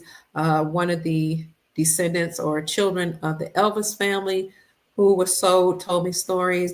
I've spoken to Nancy Pelosi's daughter-in-law as well, who had her children stolen from her. She's told me some very sad stories. So a lot of people have gone through a lot of misery, and a lot of children have gone through a lot of abuse, family. So this war against the deep state is real. It is a war against Satan. These people were actually sacrificing our children. And a lot of women didn't know it, that like a lot of abortions were sacrificing children. They didn't know it. And now that we know, we just want to do better. You know, the people that unfortunately that, you know, that happened to. But also they were still our children and do things to their organs and mutilate them and have child hunting parties and do things at the Bohemian Grove where presidents will participate in these rituals and ritualistic abuse of children. And put them through MK Ultra mind control. Not only presidents, Bohemian Grove, but also Disney. Disney have all type of MK Ultra and butterfly programs. It's crazy what that they would do to the children. And one of the very well-known ways of controlling them mentally was through anal penetration, sodomy, I should say. Because when that happens, you open up portals, and there's the spirits from these entities that were doing that will go through that doorway, and those portals will open, and all that energy goes into the child, into their veins through the back door. And that's sad. They would not only do it to children, but to people in entertainment, Hollywood, politics, all that, government, media, the financial industry, secret societies. Thank you for the cash up. I appreciate you. God bless you. When they do that, those entities that are not human, and some of them that are human or human hybrids, but they have all these spirits attached to them and negative energy and low vibrational frequencies enter the body and the bloodstream. Also, that type of trauma coming through the doorway, the portal, that back portal that you're supposed to actually release excrements from, not go in, but have stuff coming out. What happens is that trauma, that level of trauma going through that and breaking all type of blood vessels and stuff in your anus, that trauma and stress causes a psychological, emotional damage that's really, really traumatic. So what happens is your brain fractures into different parts, or your mind fractures into different personalities, okay, so that you can handle that level of trauma. So these people aren't just going through these rituals one or two times. They've had times when they've been gone through by multiple men and multiple women using objects. Imagine that level of trauma like that. Then you got all this stuff going, coming up into your body. That's why, you would see that some of them have black eyes, because that trauma caused black eyes. The blood vessels are expanding. Some of them have bulging eyes. They called it the Black Eye Club. You saw it a couple years ago, but people didn't know where it come from. Panda, you heard that song, Panda, Panda, Panda, that came out of one of these artists came up with. The whole panda thing it's giving ode to these children having black eyes from trauma due to sodomy, penetration at the back door. It causes the eyes to bulge. It causes the blood vessels in the eyes to bulge. It causes a black eye and trauma. It causes your personality to fractures. And remember, your brain can only handle but so much trauma. So when you go through many, many people abusing you that way, going through the back door, you're trying to find a way to cope. So you're fractioning your brain into different characters, different categories, different ways, and you actually develop different personalities. And one of the reasons they do this is because after they traumatize you, they can then give you a message, put you through some type of programming, give you a message, send you to a president or across the water or to whomever, another elite bloodline. But you don't even remember you're doing it because you're operating the capacity of one of those characters or personalities that you created, your brain created on its own in order to not remember the trauma. So you go, and of course they do rituals on you as another character. Remember, Beyonce told you she had an alter ego called Sasha Fierce. Rihanna, a lot of them say they have alter egos. So this alter ego, this alter persona, personality is giving messages, is being used as a sex slave, is being used as a doormat, it's being used to sell drugs, it's been used to unalive people, it's been used in Hollywood to do things in Hollywood. Some of them are under that control where they're operating and acting in movies. You're like, oh my God, it seems so real. It's because a lot of times it is. It's crazy. So that type of trauma is more than what the brain can handle.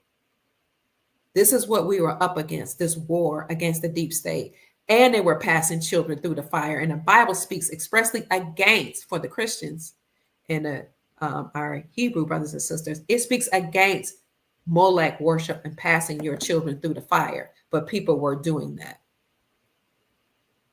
Yes, Artie, George Floyd looked a whole lot like Stephen Jackson. I agree. So the powers that were did all type of things to our children, to we the people. And so they know that this war is almost over, probably really, for the most part, over. But the military, the white hats of Nasara, the white knights of Nasara, the Grand Army of the Republic, the good benevolent forces behind the scenes are in control. Jeffrey Short says, do not fear. Not just here in the United States, but all around the world. Stay positive and know that the war is over. Thank you, Sister Sarah.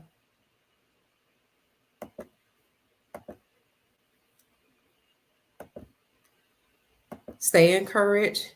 Know that the whole world is ready.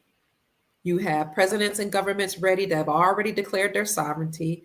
You have governments, presidents who have already dropped the United States dollar, which was used not only to trade for oil, but to trade our babies.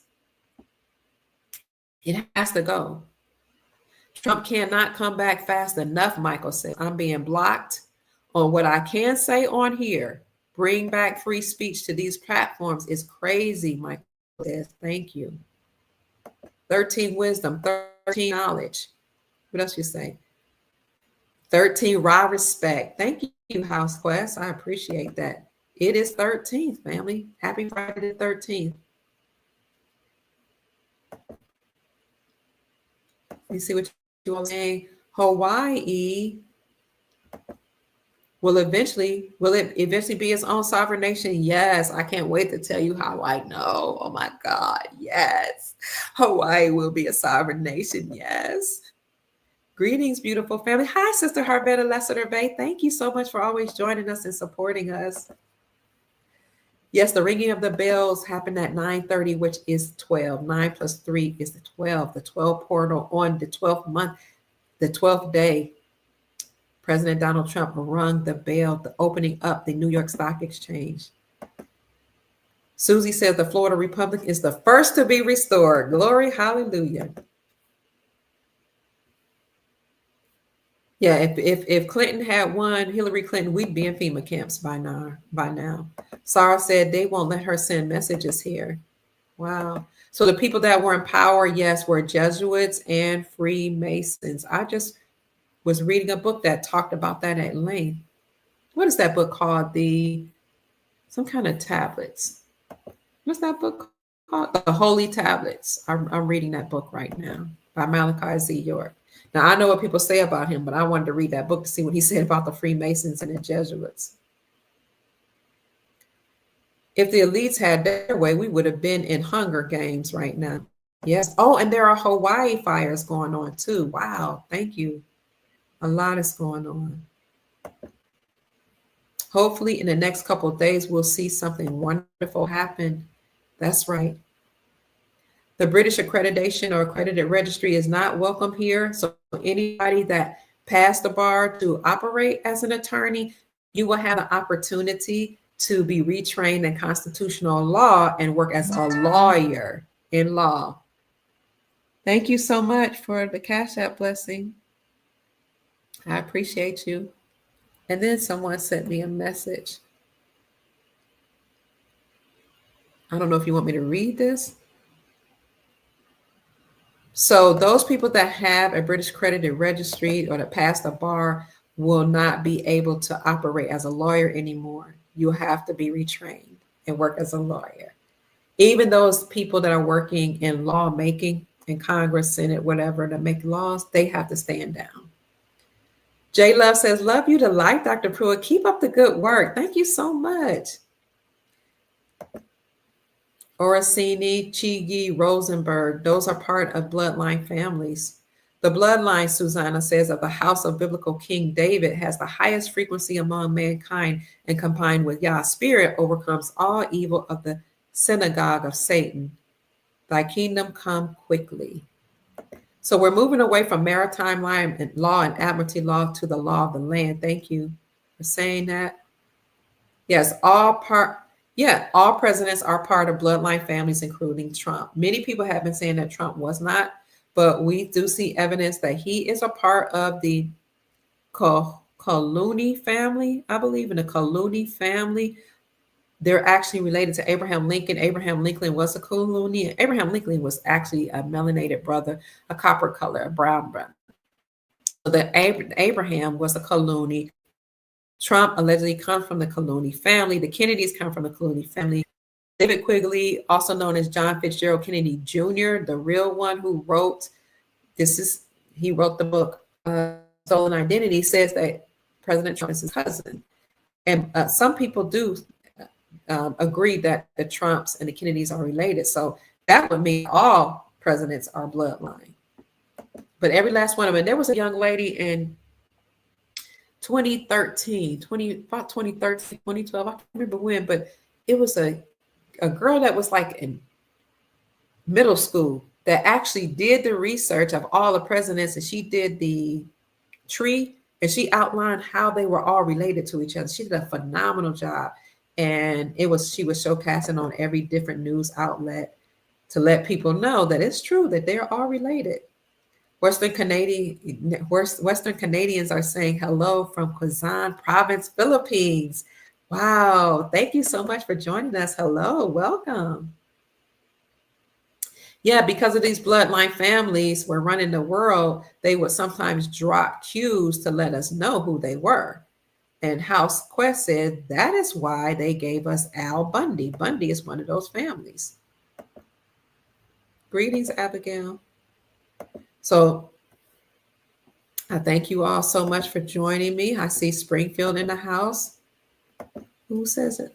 They're taken out because of crimes against humanity and not allowing free energy technologies. That's right. Thank you, Michael. So many of the mafia is here. As a matter of fact, MS-13 gang members infiltrated a lot of our police departments too, Sister Ivana.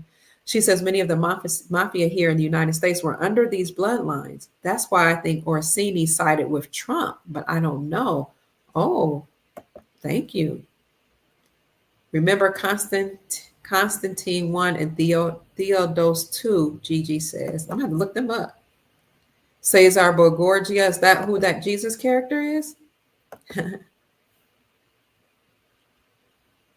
Hold on, family, let me see. I'm having a problem with my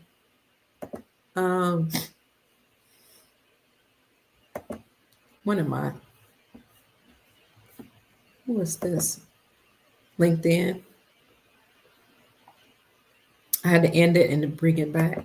Selassie was a traitor. Yeah, Haile Selassie is who those bloodline families that controlled the world is related to. He became the king of the world, the king of the Solomon dynasty. He is the person to whom Queen Elizabeth, the fake one that we know of, the British queen, actually bowed down to his feet. Thank you, Gigi. Oh, you need to send me some more information about Selassie. And he allegedly was in America and fled to East Africa. He fled to Ethiopia. That's why a lot of us look Ethiopian, because he was from here. And this is Ethiopia. This is Morocco. This is, what else? Egypt. Lizzie is a direct lineage to Muhammad. Oh, I didn't know that. Haile Selassie ruled Ethiopia and Italy at the same time. Thank you. Greetings, Michelle Ward. You're on purpose and in purpose. Thank you for allowing the divine Most High Creator to use you. You're welcome. It's my pleasure. Thank you.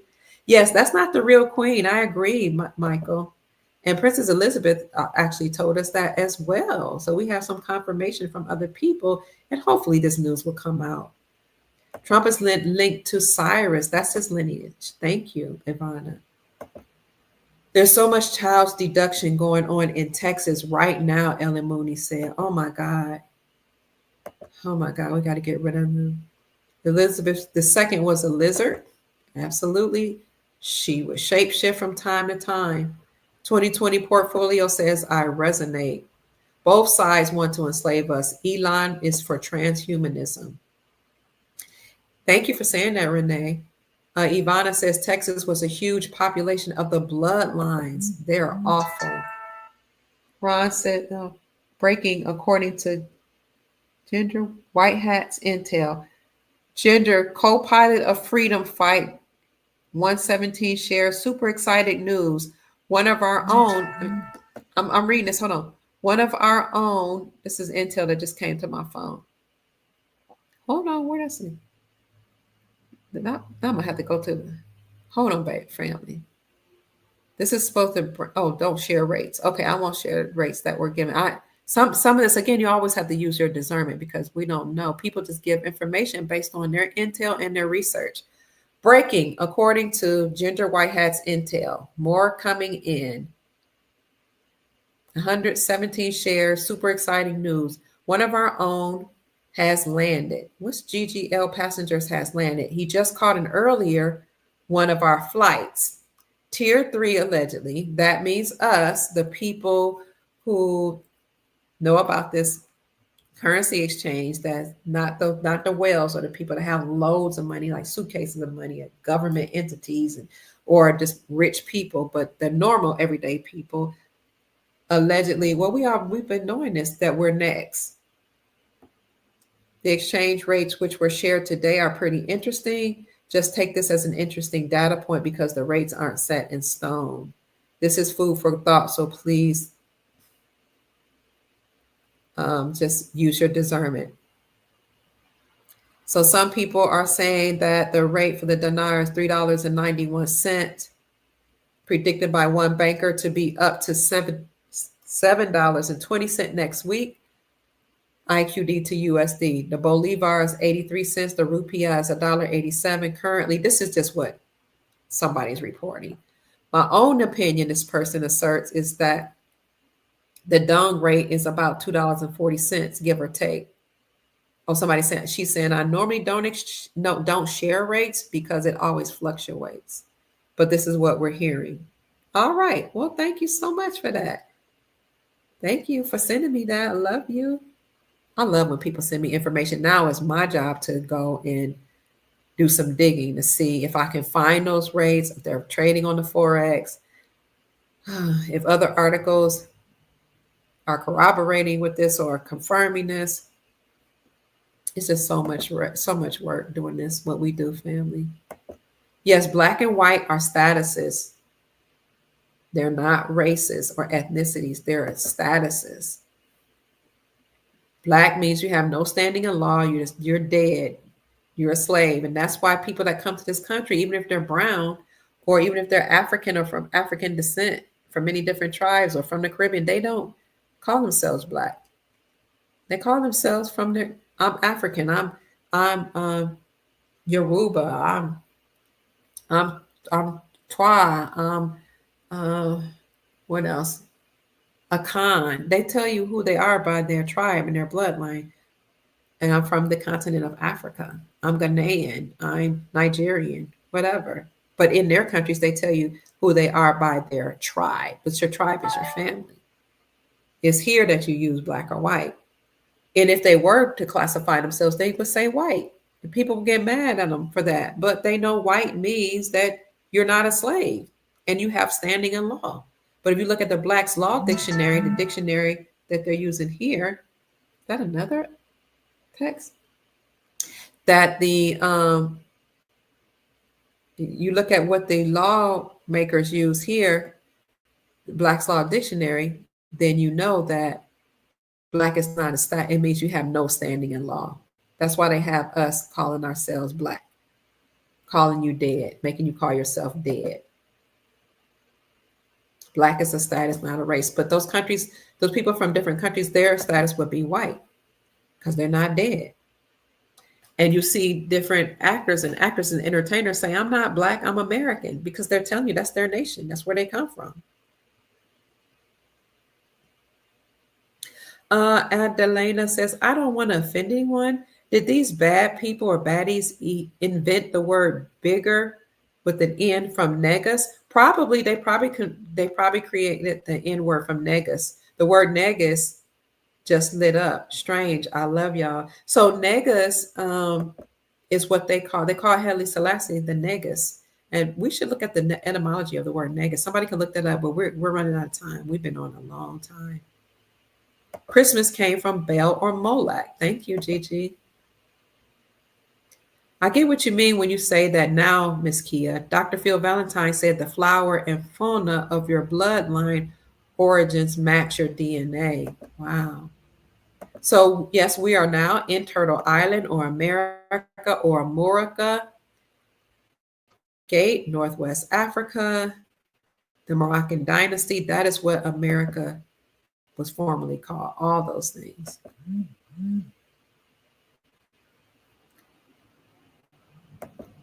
Oh, the whole earth is called Tartaria. Jeffrey says, thank you, Jeffrey. I see a D.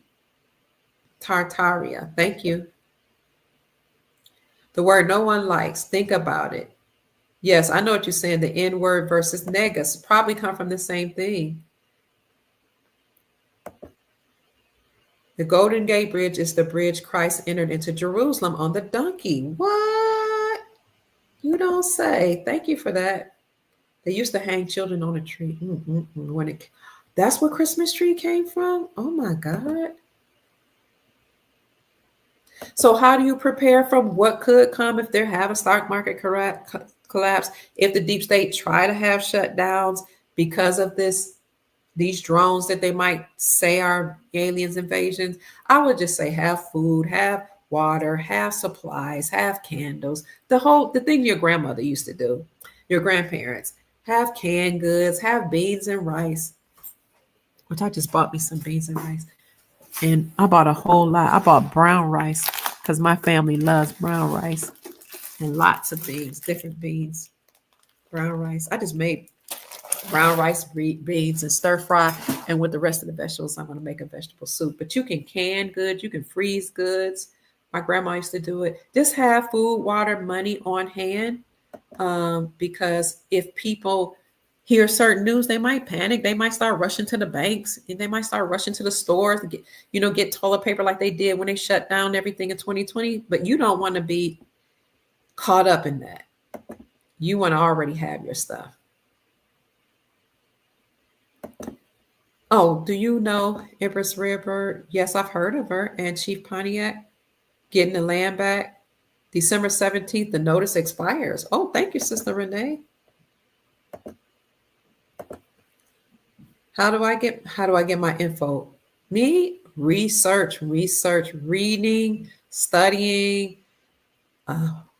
Some people send me videos. Some people are in the military veterans. Sometimes I'm just coincidentally connected with survivors of abuse that are children of celebrities. And I've corroborated their stories. I look at their documents. I've seen birth records. I've seen DNA, all that.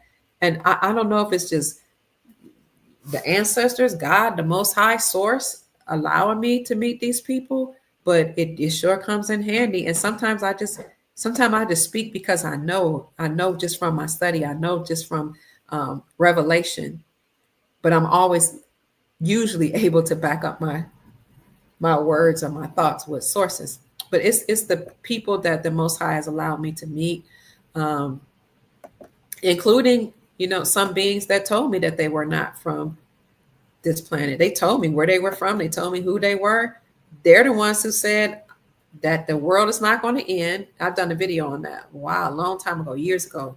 No, about 2017. The world is not going to end. All the things that the deep state had created has been halted. They told me that they were here, that they were benevolent extraterrestrials or interdimensional beings that the government won't tell us about. And they told me they'll tell you about the bad ones, but they won't tell you about the good ones. We're here.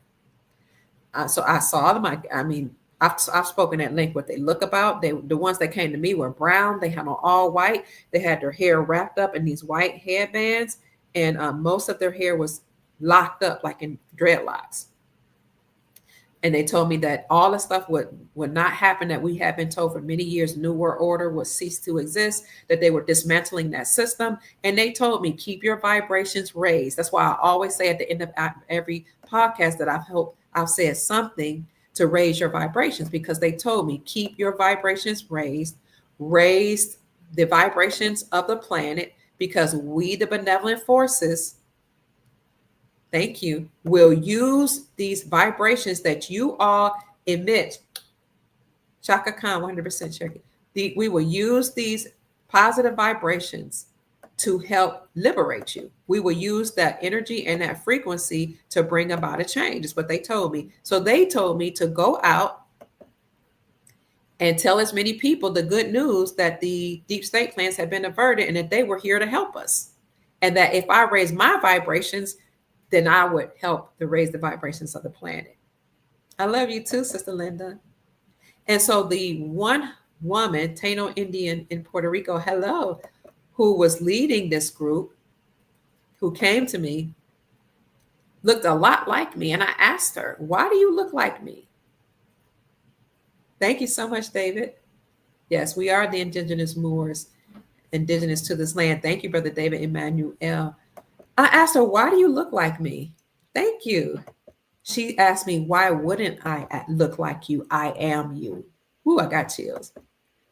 So thank you. Tracy says, come on and teach. So that happened in 2016 or 2017.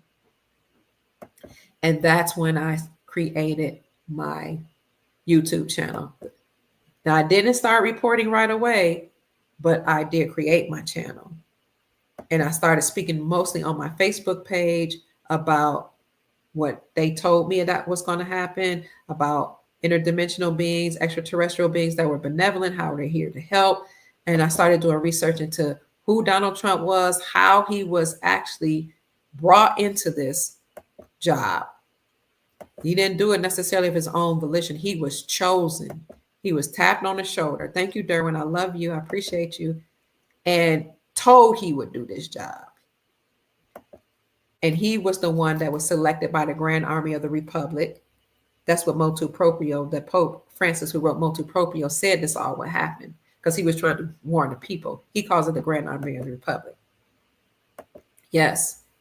Our European brothers and sisters that are called Caucasians were the first slaves, or Slavs. They won't tell us the truth. Do they get reparations too? See why we're talking about reparations? We've all been enslaved and trafficked and abused. We all need to receive compensation. And that's coming through NESARA and GESARA. So I started talking about NESARA and GESARA in 2017. I found out that Donald Trump wanted to bring in the gold standard, and that's why he nominated Dr. Judy Shelton to be over the, what was it? The Federal Reserve, because she's a gold bug. She is an economist. She has a PhD in economics and business. She has an MBA and a PhD. Anupri says Chief Warhol talks about how they not only took our identity, but also our surnames. Yeah, they'll tell you that you took on the name of a slave master. That's not true. People that came here took on our last names. So everything we've been taught was taught in reverse. Thank you, Nupri and Paytu. British Crown took out 2/3 of the Irish people in Ireland by poisoning them. I had no idea. The Irish have Moorish blood in them, and Sicilians of Italy also have Moorish blood as well, just to name a few. Thank you, Green Light. Thank you, Ivana. You're right. The Sicilians know of their Moorish bloodline. That's why most of them, a lot of them are still dark and have very dark hair. Their grandmothers or great grandparents were brown. The Sicilians, and they were mistreated in Italy. They're at the bottom of the boot. They were the ones that were not allowed jobs and certain things in Italy. But the Italians are us. The Moors, because the Aboriginal people on the planet started off melanated. And the Moors, of course, because they were here, they're controlled dynasties of the world, but they particularly were in Italy and in Europe between the history says 711 to 1492. When they got kicked out of 1492, some of them came here to America to try to colonize us here. It was a bloodline war. But the Sicilians know who they are. And when they came here, they were the ones that were classified as the N-word. And they lived in ghettos and boroughs, and they weren't allowed to participate in the economy. They weren't classified as white originally. That's why some of them participated in the underground economy to function. They participated, they might have to, they did trafficking or, different things that were illegal or unlawful because they were trying to survive. They were mistreated. But then you have people in power who said, we need to expand this whole identity and classification of white. We need to bring on the Irish, bring on the Italians, because both of those were not included in the white classification, so that we can expand the numbers and grow so they can be put in a status above the Aboriginal people, the Black people. And that would just, if we take the status of slave away from them, the Europeans that didn't look like, the rest of them, or they just weren't treated like the rest of them, and we include them with the larger population of the people classified as white, then we now can give them status. And they start getting jobs and they start getting treated better, the Irish and the Italians. And that just made it even harder for the prisoners, prisoners of war here, the Aboriginal people. So they have Moorish blood. They lied about everything, family. Sicilians had a lot of African blood, Ivana says. Freckles that's an indication that you have melanin. So a lot of Irish people that have freckles, they are like 3rd, 4th generation so-called Black. Ivana says, I think of Shaka's song, Ain't Nobody. Dr. Kia, go to say that in Benin, Guinea, Congo, you will see. What would I see? All humanity, the world warfares and mud floods. Thank you, Adam. MM says all humanity shares DNA with melanated woman, right? Because the melanated woman, her womb is the womb that created all human beings, according to some scientific research. And when you think of Enki, Enlil, and their sister, Ninhursag, they leave her out of the stories. Ninhursag, also known as Nimna, those were melanated beings who came from the planet Nibiru. Their father, Anu, is where the name Anunnaki came from. He did not give them consent to seed humanity or create humans on this planet.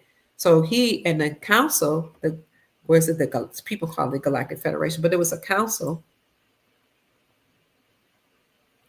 were upset with Enki and Enlil for creating this, according to Sumerian text, this human population.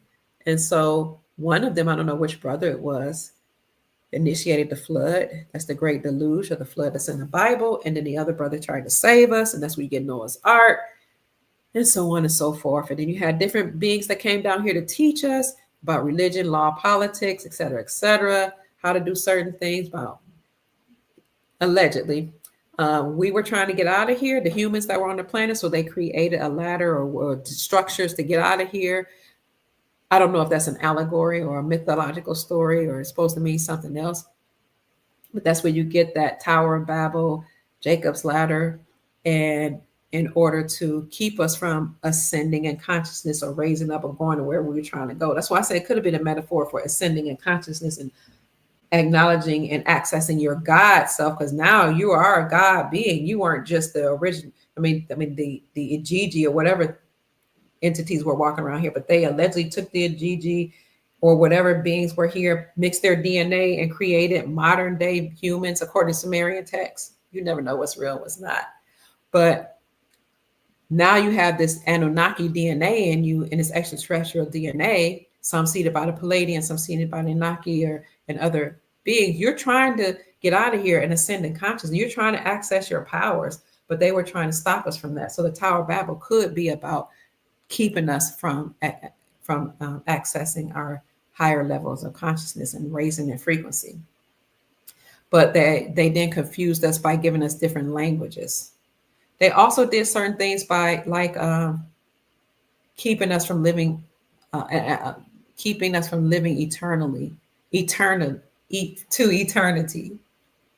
They did things to the genetics. They did things, perform rituals to keep us from accessing our brains, to keep us from ascending, to keep us from flying, to keep us from living forever, to keep us from healing ourselves. And you had other entities to come here to steal our resources, to steal our children, to steal our blood, to steal our organs. You had entities to come here to enslave us, to sell certain information to governments, to betray us in exchange for power and wealth, because a lot of entities came to planet Earth. This is a great place.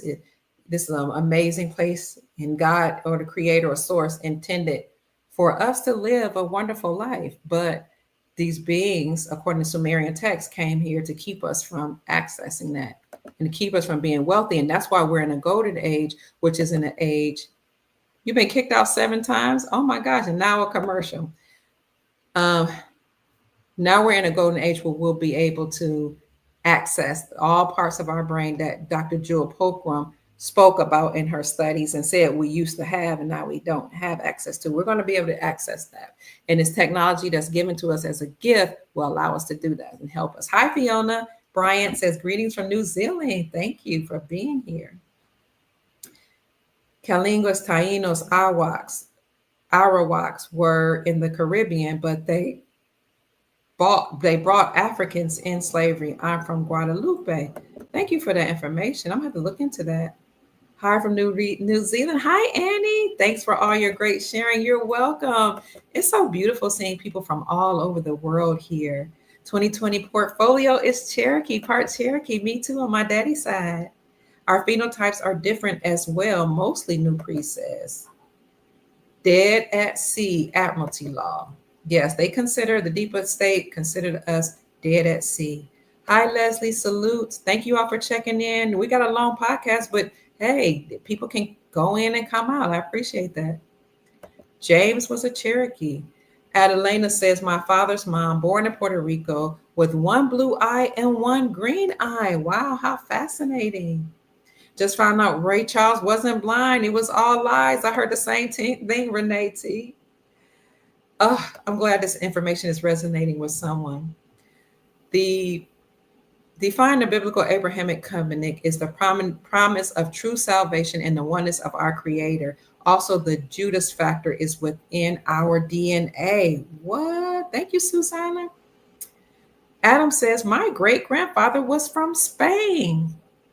Wonderful, Adam Jimenez. Have you ever been to Spain and met your family there? That would be a nice thing to do, to look at the country of your great-grandfather and to get to know his people. Yes, Stevie Wonder could see, they say, and Ray Charles. Thank you. Oh, thank you, Sister Sue. Sister Sophie says, much love, beautiful Kia. She blessed us with $20. Thank you so much for the blessing. I appreciate you. God bless you. Have a smile on you. You're amazing. I'm so grateful. Senator Republic Georgia Nancy Singletary says, hi, everyone. Hi, Senator Republic. Jeffrey says, those drones are the white hat military operation to awaken the people. Great point. Wow. We woke. We paying attention. Betty is from South Carolina and descendant of slaves. I know my history. Some of us came from slaves. I hear you, sister. Thank you for sharing your story. Have you ever looked into the records, sister? It's really interesting when you look at your own genealogy and your records and go through the birth certificates and you talk to your great grandparents. So I won't say that the story of slavery completely is not true. I'm saying the story as we were told were not true, because most of us did not come from the transatlantic slave journey, that trade. Most of us were already here, and those of us that were slave were prisoners of war. And then you had indentured servants. So some people may have come from the slave trade, but I'm not buying that we all came from. No, I'm not buying it from Africa. I know you're not saying that, because most of us, and many of us have done our genealogy. You know, we've debunked that, and it's just too many people here. They lied about the numbers too, and we know that the 1828 Webster's definition tells us that of American is the copper-colored people found here by Christopher Columbus. And we talked to Jamaicans and people from different Caribbean nations that did their research in South America, Central America, and found out that they were the indigenous or Aboriginal people. But I have to agree with you that some people, and a lot of people, were enslaved as we were, or were considered prisoners of war. That would be a slave. But I'm so grateful that you looked in your history and you know for a fact. That's awesome, Sister Betty. They are saying neither is severe one. Stevie Wonder, right? I've heard he's not blind. Remember, they show you there was a mic that was falling and he had his glasses on, people thinking he's blind, and he caught it. And then you had one actor or entertainer that said that he could see. Some of the things we see could be staged. It could be holograms. Yeah. Somebody says, I heard of the alien invasion psyop years ago. You heard it was coming. That's right. Betty Fielders, me too, Gigi says. Ray and Stevie can see. That's what we're hearing. Jeffrey Short says those drones are also in North Carolina, Western North Carolina.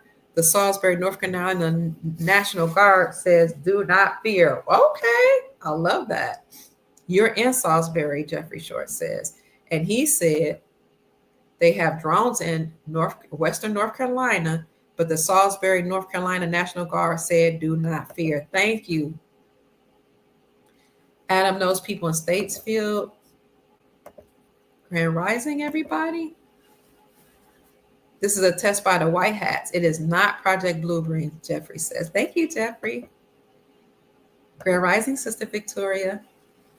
According to Sage on Icon 2020 on Rumble, it's not Project Bluebeam. Oh, according to Sarge, Love Being Nubian says. Wow. You're welcome. Sunny Schaffer says, thank you for the information. I appreciate the history. You're welcome.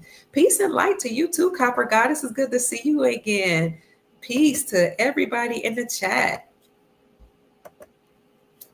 Okay, family, it's almost time for us to get out of here. I am tired. I know you are too. We've been on for hours. Thank you. I appreciate you. I love you so much. I'm looking at your comments before we get out of here. Good evening to you, Jerry. He says, good evening, my lovely queen. Blessings from Dutchess County, upstate New York. Good evening, Jerry.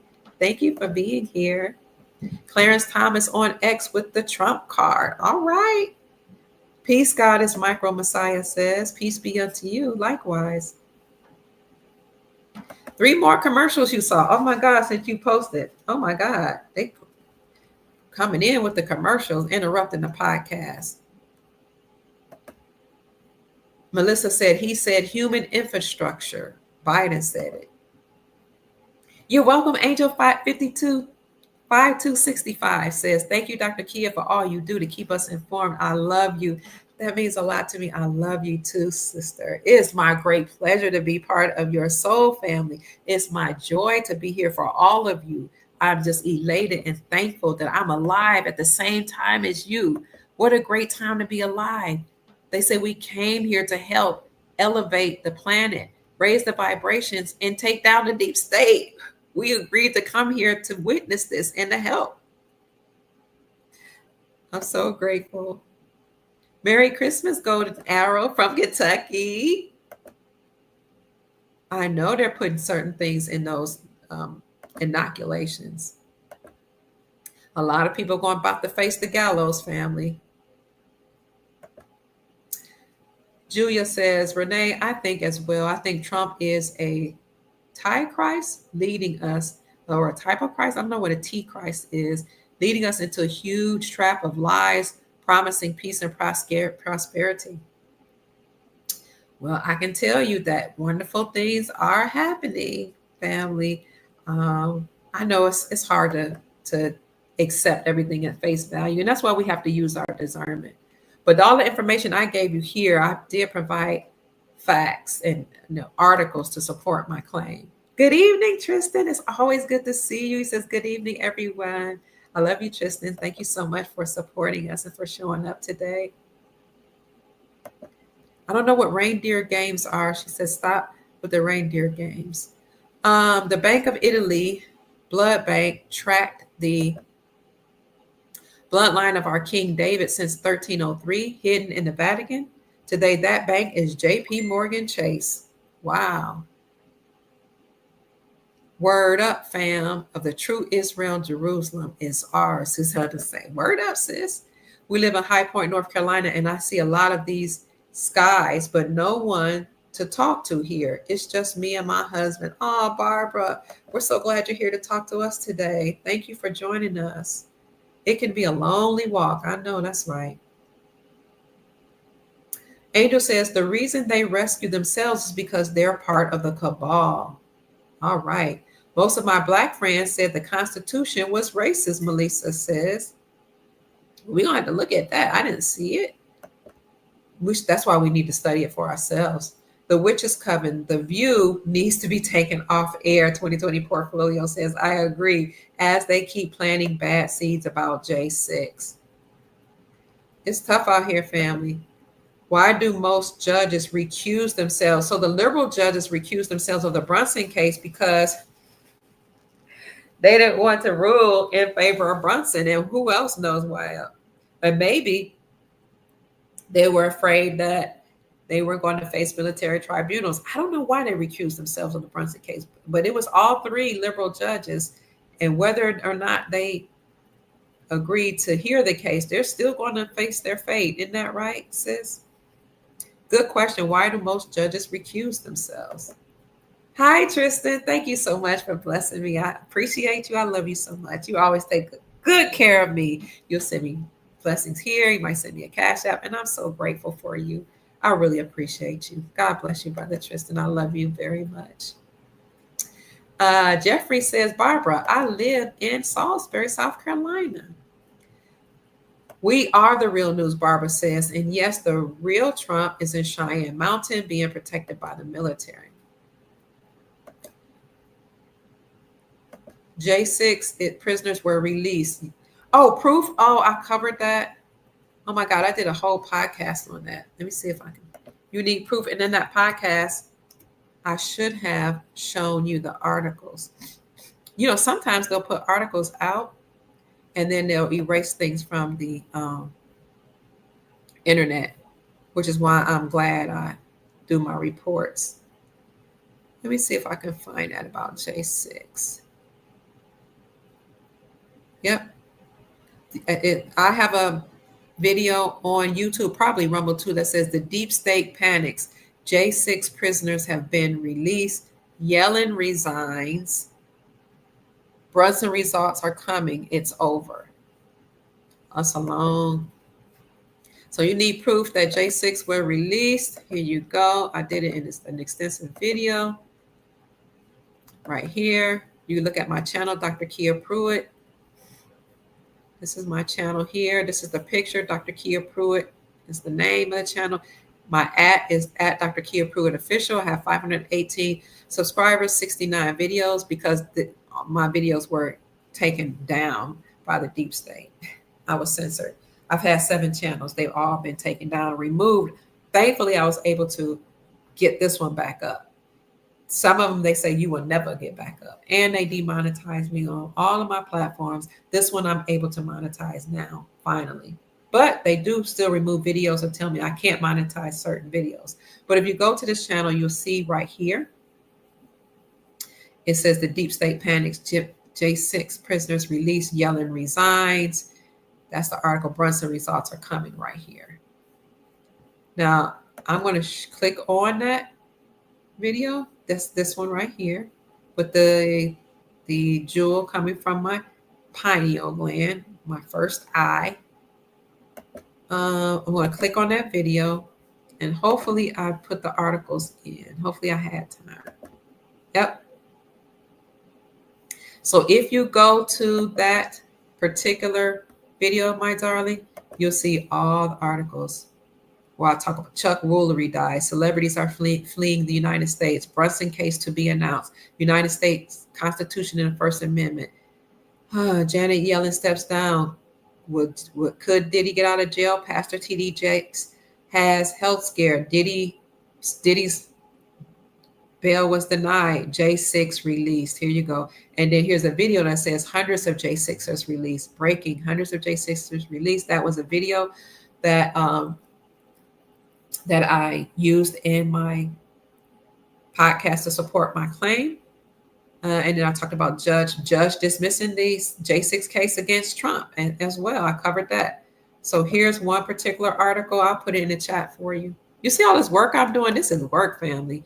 You have to study, you have to read, you have to dig, find articles, much of which is not in mainstream media. Right, Trump card. So you need the proof. I'm putting it in the chat, but I'll also put it in the description section. But give me some time. I'm exhausted. It may take me some time to put it up on in the deep state like children throwing temper tantrums. It might take me some time to put in the description section of the YouTube channel, Rumble channel. Herman says, "Speak, Queen." Thank you. Thank you so much. I'm so tired. I've been seeing drones in downtown DC. What? Love being. Thank you. Somebody we know that we communicate with is actually telling us it's true. You've seen them, and they've been in DC. Wow. Somebody says you're doing real good, Dr. Key. Thank you, love. I'm so tired. I just want to make sure I'm not boring you. Drones and UFOs are from the CIA, Renee says. Right. You don't have to pay anybody for a QFS account, for a quantum financial system account. A lot of people are using public figures, faces, and names to get money and saying that you have to pay to get this account. It's already created for you. Hi, Willie Williams. Oh, look at all that chocolate. Willie Williams says you have to have thick skin on social media. You got that right. It gets grueling and tiresome. Do you have videos? Are you a podcaster as well, Willie Williams? Oh, I see you're on Facebook. Thank you for tuning in. You really have to have thick skin on social media because people will say whatever comes to their mind, whatever they're thinking or feeling. And sometimes it's not filtered. Sometimes you don't even think you're hurting a person's feeling. But when you're on social media and you're giving news or you're a public figure, sometimes you're a little sensitive or a lot of sensitive. Or you work so hard, you're reading, you're studying, you're pouring out your soul, you're giving information, you're editing videos, or you're going live, you're telling things on the fly, and somebody might say something that kind of throws you off or hurts your feelings and make you upset. And so the inclination is to retaliate, but you can't do that. You shouldn't do that. It's not wise to do. You have to exhibit a high emotional intelligence. Love Being Nubian says 2 weeks ago, I was hearing church bells in the DC area, but I haven't heard them in years. Melissa said, Trump says we took in $3 trillion in this election cycle. Wow. You can't make everybody happy. Thank you, Cheryl. Most people need Fox and CNN to inform them. That's true. They've been conditioned to do that. You've been listening for a while, but what is the latest financial news? Oh, I'm exhausted, Pamela. The latest financial news is that Florida is moving to use gold and silver as money. The BRICS bloc is growing. They're creating their own, they have their own payment system. They have another alliance called the AI Alliance. JP Morgan Chase said it's time to sell the dollar. Over 45 states have reclaimed silver and gold as money. It's a lot going on. And we talked about Black Swan events. Fred 26 says they're closing the auction on the 15th. Bells are here healing. All right. Oh, Lori says you're the best. Thank you, Lori. That means a lot to me. Thank you so much. There's no QFS account. It's a quantum financial system. Thank you, Sister Wendy. Pipe organs will make a comeback. That's true. They're very healing. And there, you know that organs, is an organ a harp? I know a piano is, son. Are organs harps too? No, it's more of a wind instrument. More of a wind instrument. Thank you. Pipe organ. It's more of a wind instrument. Oh, okay. Pipe is a wind instrument. You guys know spirit means breath. Take as much as you want.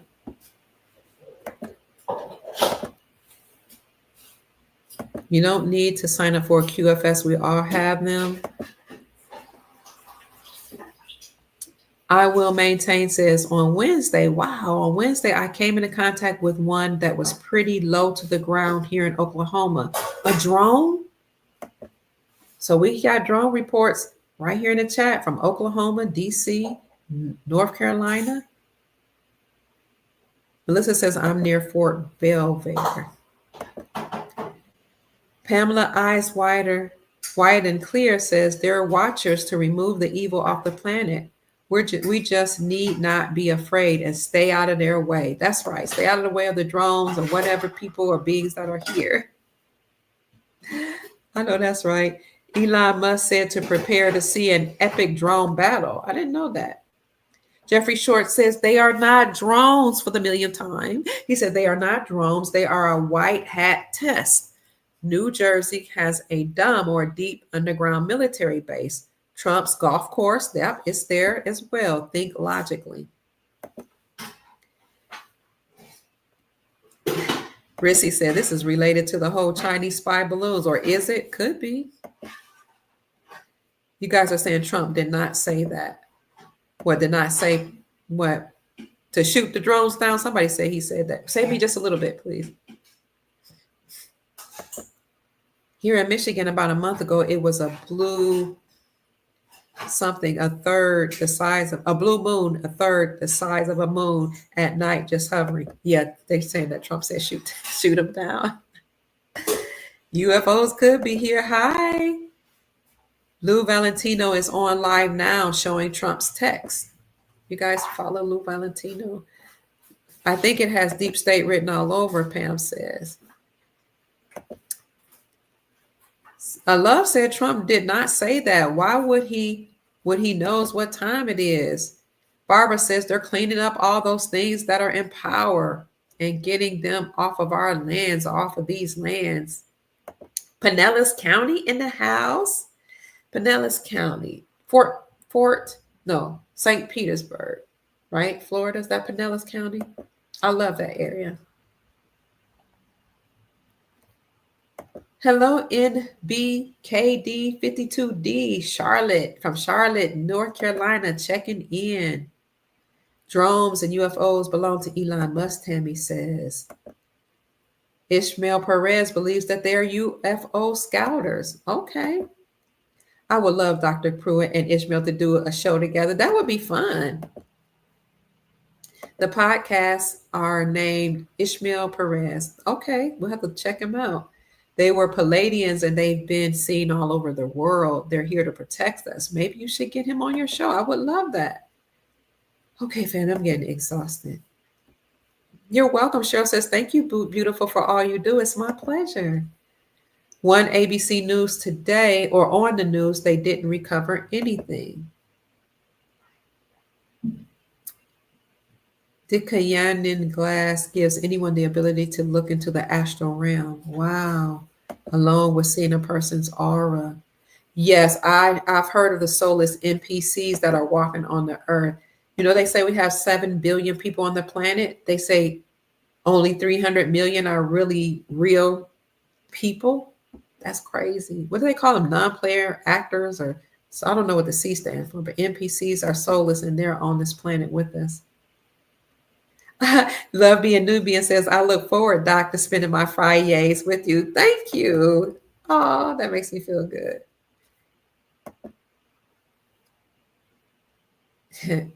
Somebody says we all have that wax, the VAX in us by now. You can thank your government for that. Ooh, child. Thankfully, we can get rid of it with the med beds. Yes, we got to figure out what some of this stuff means in gematria. I hope we get paid for it before the crash. I hope we get paid. We get our wealth. But it might come after the crash. Who knows? But if it comes before the crash, then whether before or after, we'll be able to help our family. The government has lied to the public for so long, and now they don't know what these inner star beings are. We're finding out on our own what these beings are. Very true. Thank you for that, sister. That's Sister Pamela.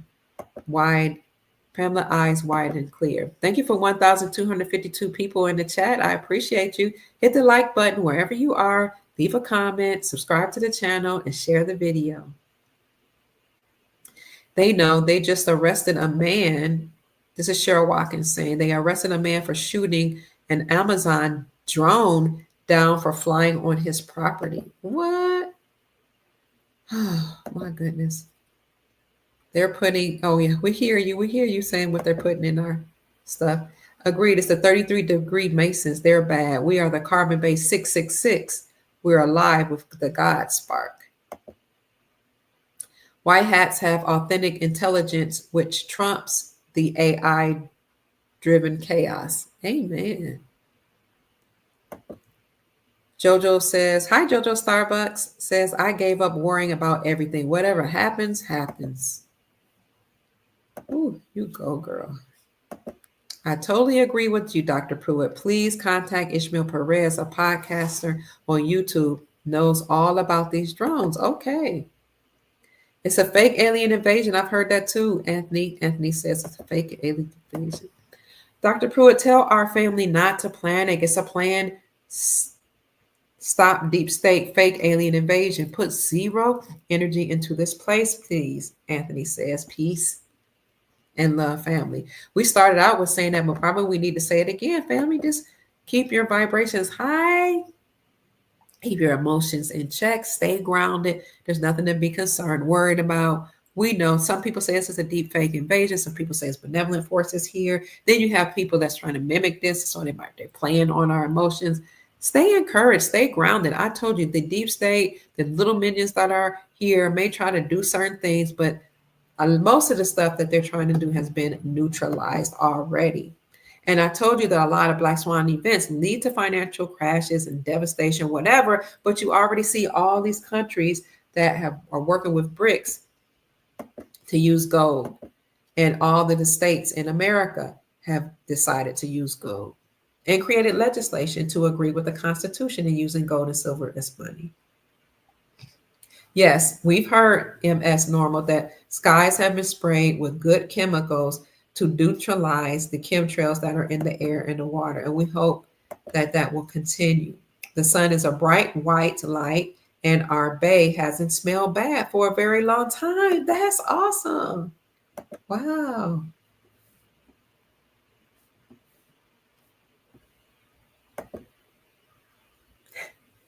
Barbara says, Sister Barbara says, Dr. Pruitt, don't you pay me any mind. I just be talking, but I do see the drones. That's what we're here for, to talk and to listen to each other. Some people only have the soul family to talk to about these type of things. The RV will go in the 51st week. Oh, thank you, Todd Horowitz. Good information. When is the 51st week? There are 52 weeks in a year. So you're saying the week of Christmas? that about the 51st week? Andreas of Sweden says, hey, Kia, just warm up in the sofa. 2:45, ha ha, love from Sweden, hi. You're in High Barbara's in High Point, North Carolina. Andrea says, wake up. Oh, no, you woke up. You just woke up? Oh, glad you woke up and joined us. Hi, Joe Argon Bubbles. Thank you for the gift. Palm Beach is in the house. Hi, Roberto Hernandez. How do you say? Buenas noches. ¿Cómo estás?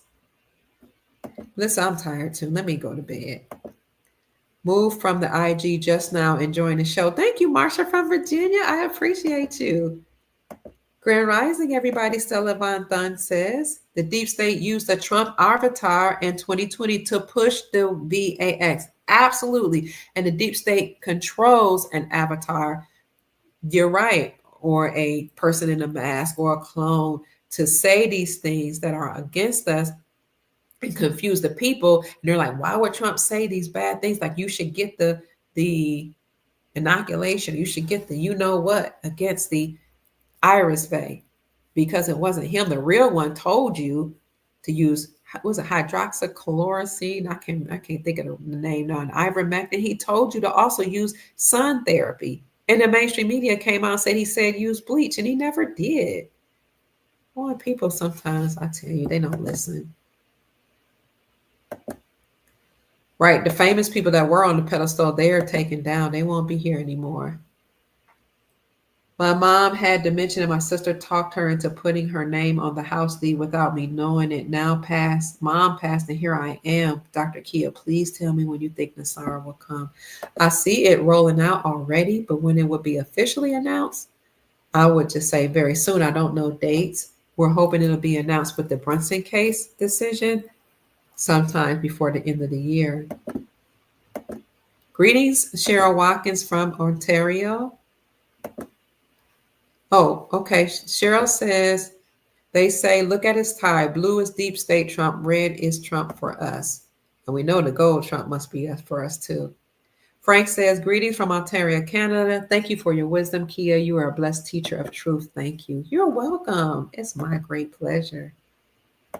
All right. Jojo says, hi, Kia from North Carolina. Hi, Jojo. It's good to see you.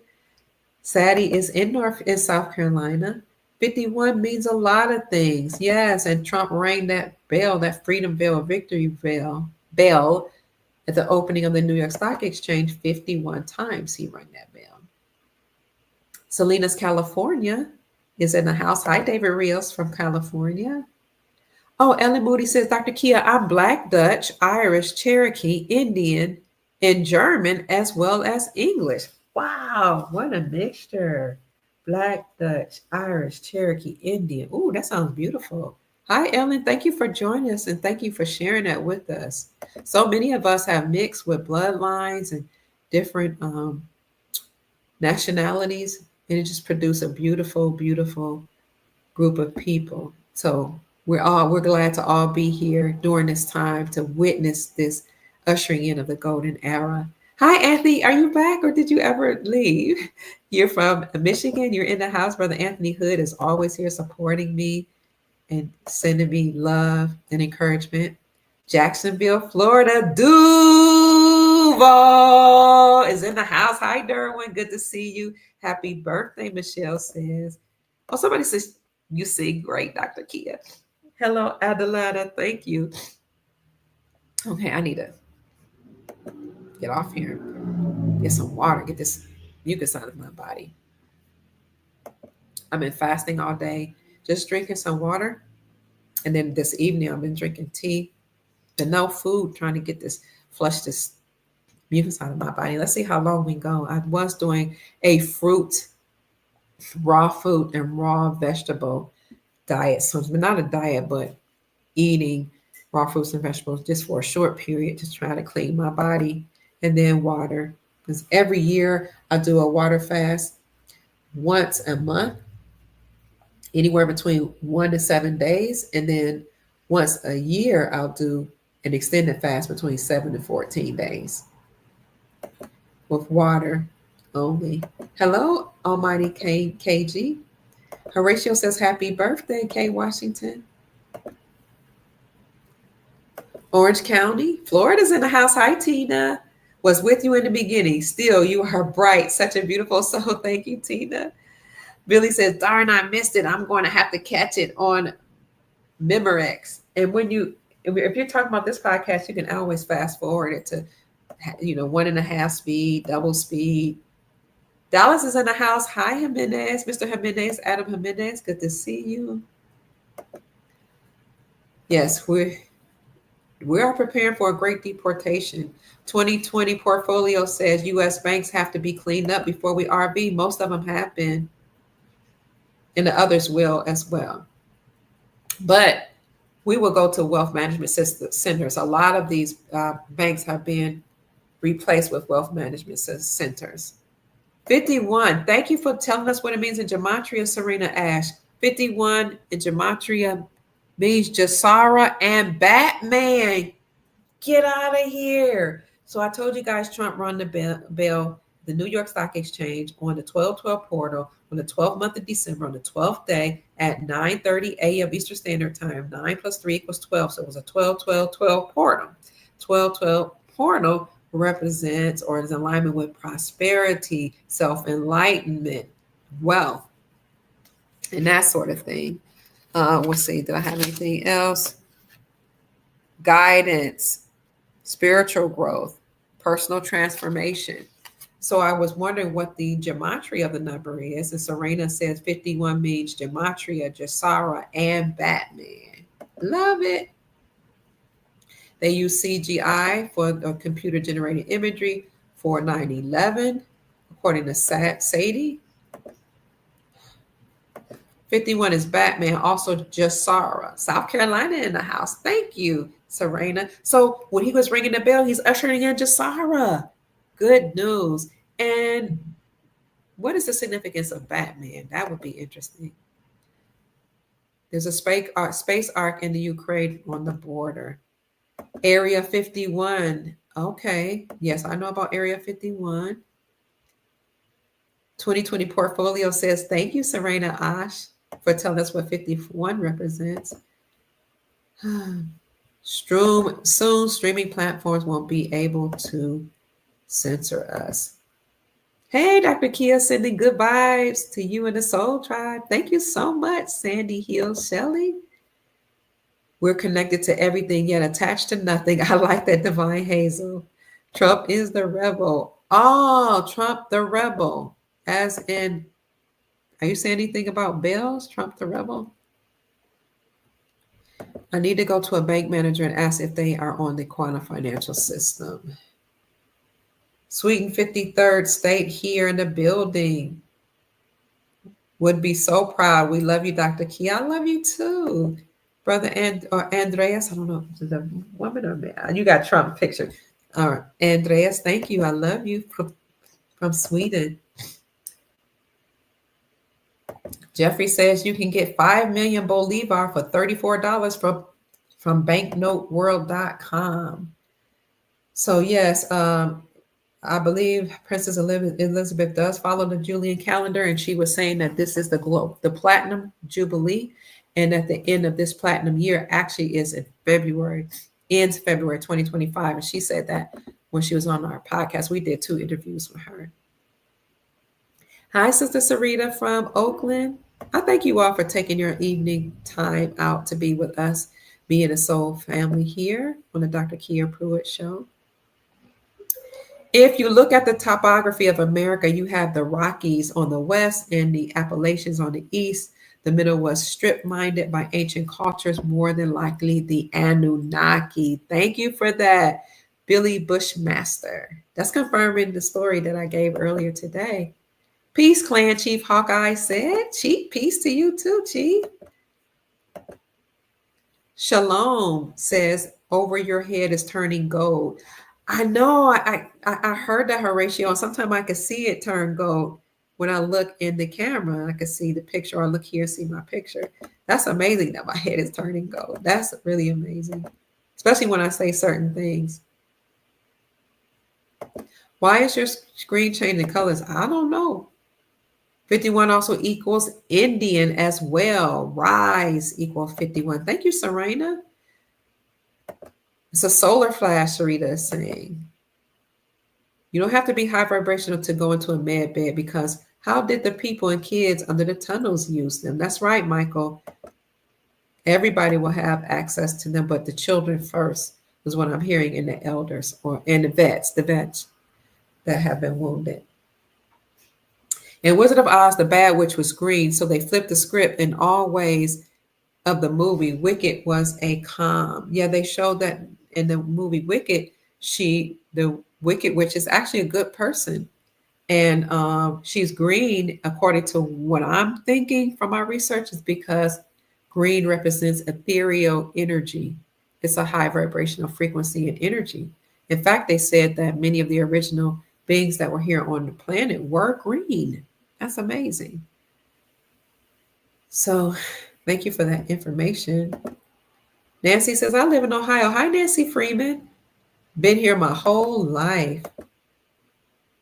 My joy leads me to abundance, Divine Hazel said. All right, peace, love, and light, family. The military is helping fight these elites and end this war. Cha-Cha says, what a beautiful aura you have, Dr. Kia. Love you so much. Thank you. I love you back. It's my great pleasure to serve you and to be here with the Soul family in helping to raise the vibrations of the planet. The real military is doing an amazing job. Absolutely.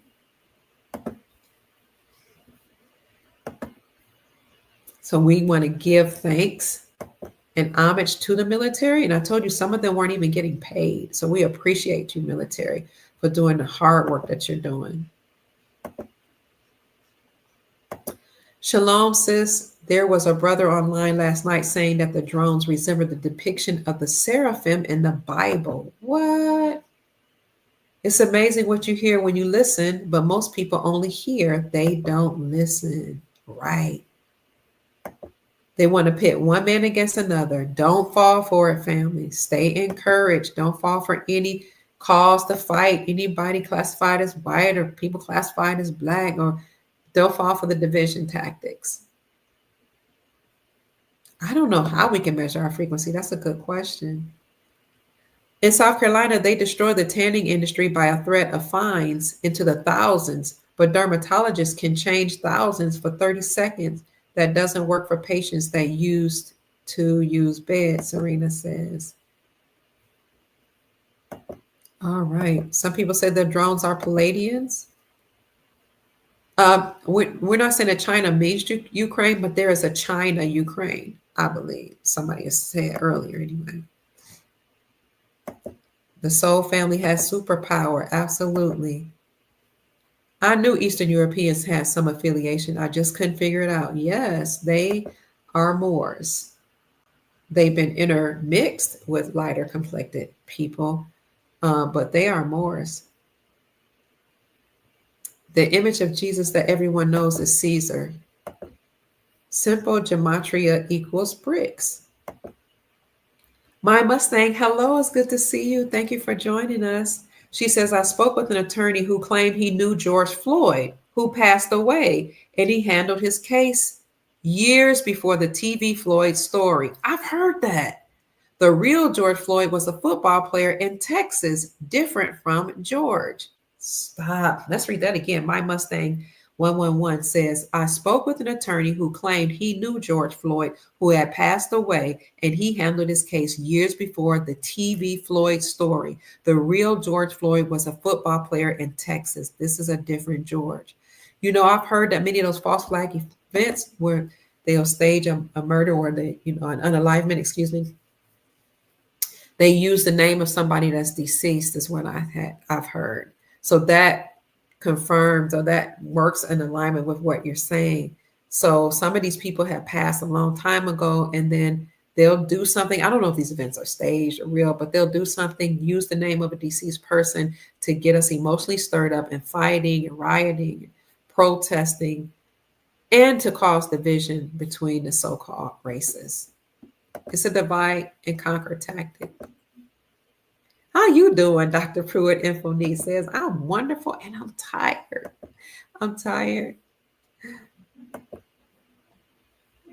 Trump does speak in code. Thank you, 2020 portfolio. I appreciate you saying that. Shooting in Vegas, Mandalay Bay. There was a shooting in Vegas, man. I did not know about. So much is going on. Yes, I would love info needed. I would love to have a day in those archives at the Vatican. It's not the real Putin. He's a double, Michael says. A lot of earthquake that happens were DUMBs or deep underground military bases being destroyed. Thank you for that. So we're ready for all of this justice, and we're tired. We're exhausted. Somebody says shooting drones is a felony. That's why folks don't shoot them. I didn't know that. Read the 42 Laws of Ma'at. I love the 42 Laws of Ma'at.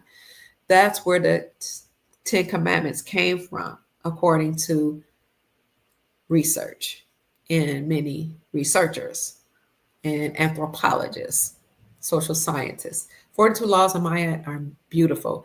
We used to read them in the morning when we woke up and at night before we go to bed. The ones you read before you go to bed says, I have not committed adultery, or I have not slept with my neighbor's wife. I have not done this act. I have not. And then when you rise in the morning, you say, I will not. That makes you self-accountable. So the Bible, the 10 Commandments, from which some researchers say the laws with those commandments were derived from the 42 Laws of Ma'at, says, thou shalt not. It's a command. It's a directive from Yahweh of the Bible. Thou shalt not, thou shalt not. But when it comes to self-accountability, this is why I appreciate both, but I really appreciate the Laws of Ma'at, because it says, I will not when you wake up in the morning. So now you're in the mind that I'm not going to do this during the day. And when you go to bed, you say, I have not. When you know that you have to say, I have not committed certain things against my neighbor, my brother, my sister, my family, or anybody, you know you have to go to bed and say, I have not. Then during the day, you're just like, I'm not going to, because I want to be able to look myself in the mirror, proverbial mirror, and say, I have not committed any violation or injustice against my neighbor. And again, you say, I will not in the morning to set the tone. Thank you for bringing that up. I love the 42 Laws of Ma'at. Such beautiful, so beautiful. But what this podcast is about basically is that it's go time. It's go time, family. They'll try to, deep state will try to get us, all riled up. But we already know that the battle's been won. Thank you for subscribing to the channel. Info needed.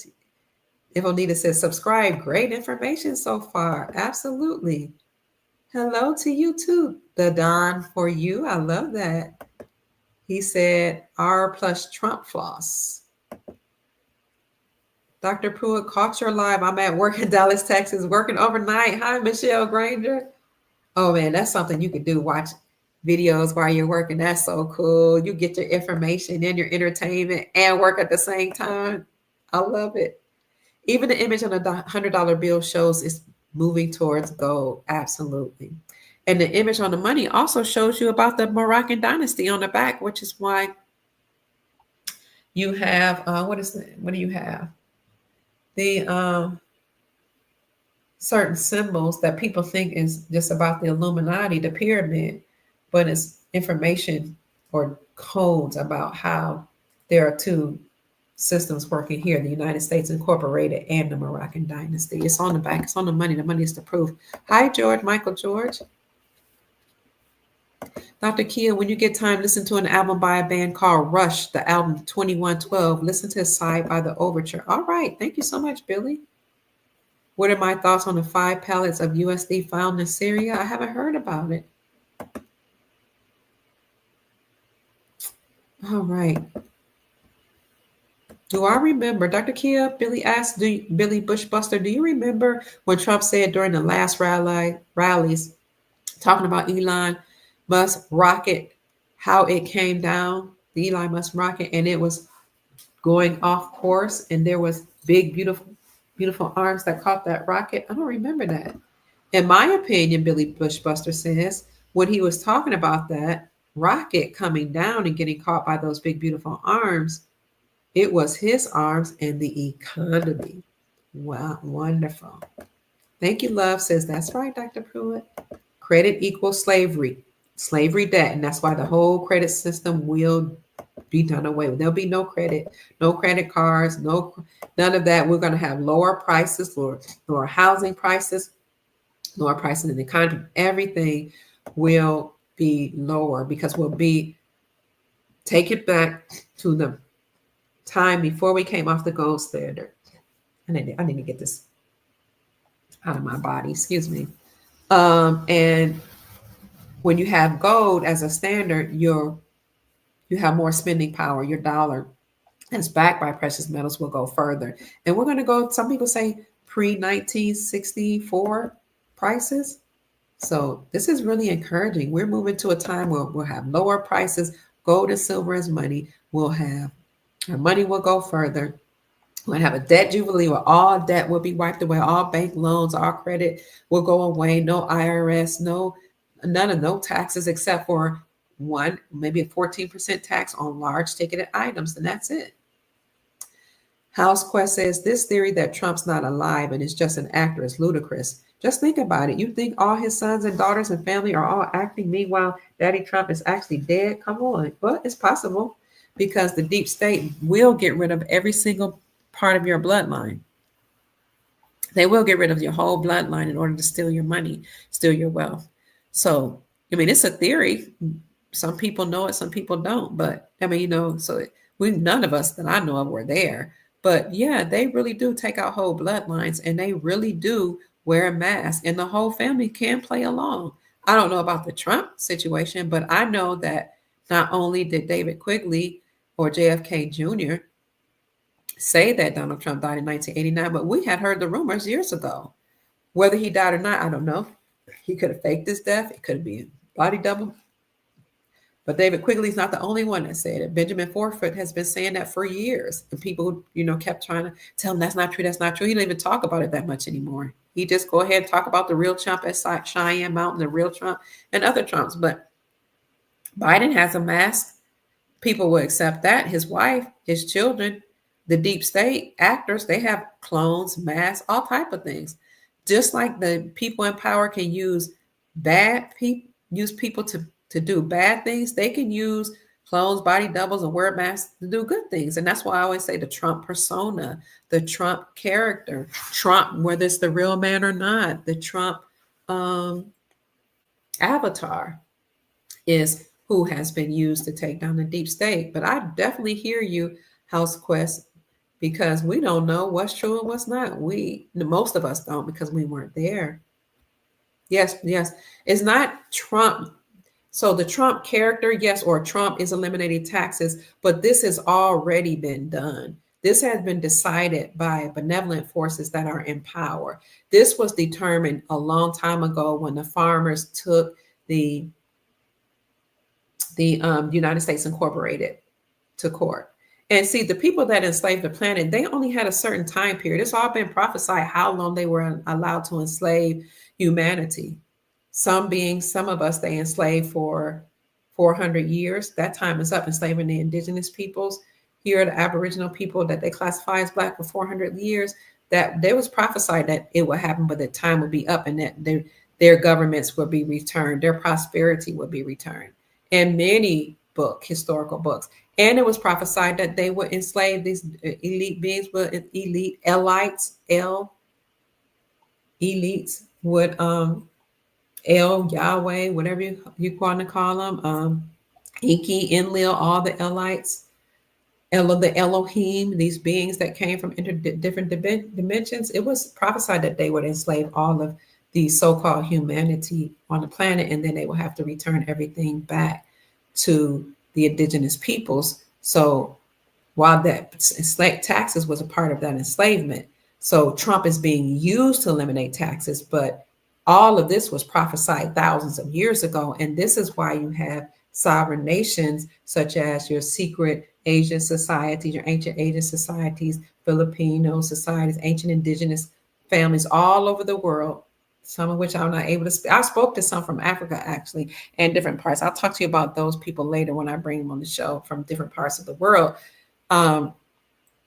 That have put aside gold and money. It's not just the Saint Germain Trust. It's not just the other trusts that you all have heard about, but there are many, many trusts that were put aside to liberate humanity, to pay off the debt, to take us off of this debt system. And so Trump is being used to do it, and he will have to do it, whether it's a good Trump, bad Trump, or whoever. He was chosen to do it, yes, but it's already been determined and decided, and it will happen. And I can state that emphatically. Yes, in your lifetime, it will happen by the end. I'm saying, they say don't say dates, but I say it's going to happen within this Jubilee year, this what they call the Platinum Jubilee year. We're in a Platinum Jubilee year. We know this is a Jubilee year. We know it's the year of the biblical Jubilee. So yes, he will, and the beings behind him and the countries that are working with him eliminate taxes, because taxes are against the Constitution. Absolutely, he will in time. Nasara eliminates taxes. Thank you, Tristan. Thank you for saying what took me so long to say in just one sentence. Whew, I'm tired.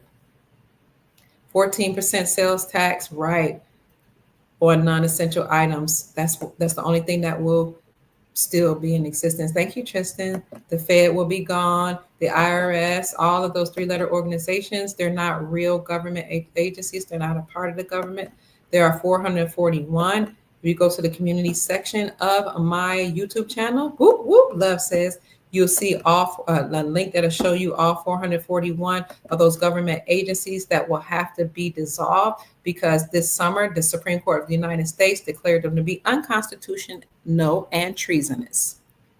The world we live in is a perfect, immense, deceptive, virtual reality made of non-existing matter, Divine Hazel said.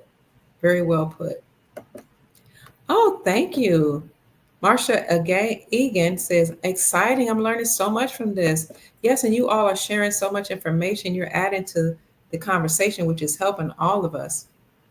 Senator Republic Georgia Nancy Singletary says, thank you, Dr. Kia, for all you do for the Republic. Long live the Republic. I agree, and you're welcome. It's my pleasure.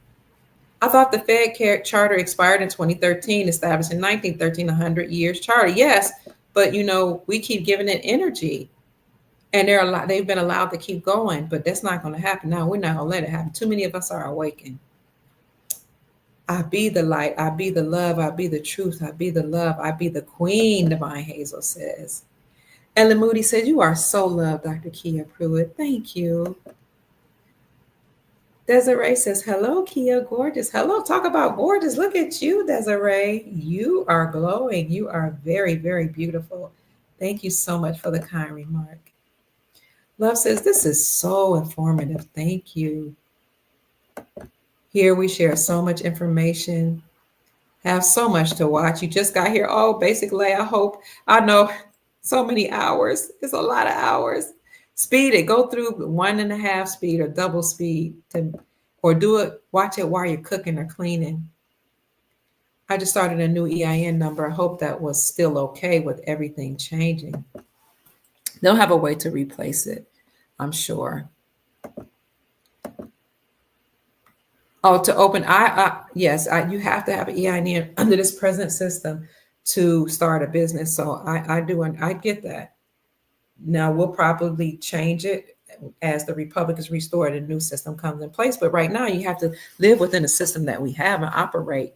If you want to open a business, that's what you do. Because even if you had a private trust, it has a foreign EIN. So it's still an EIN. It's just not attached to the United States Incorporated and not governed under that jurisdiction. So I hear you. Yes, this current one is done through the IRS, but yeah, even a foreign EIN, I don't know where you get that one from.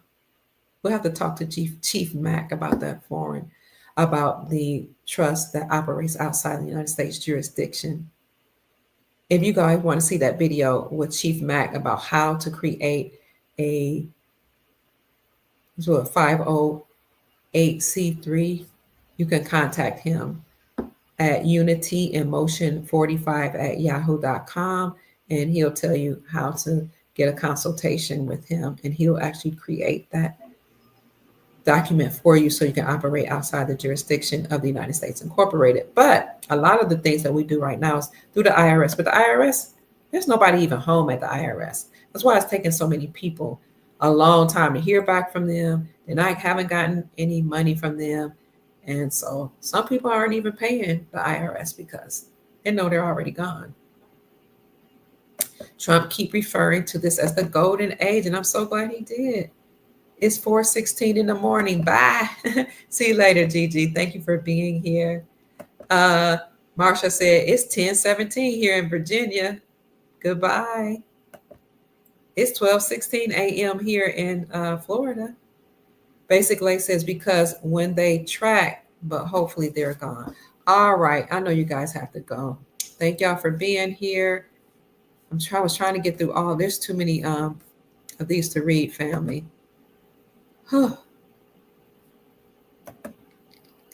7798 says, love your show. Love the truth. Thank you. New Priest says, Dr. Kia, much love to you in the chat from Northern California. I love you all so much. Yes, I'm still on.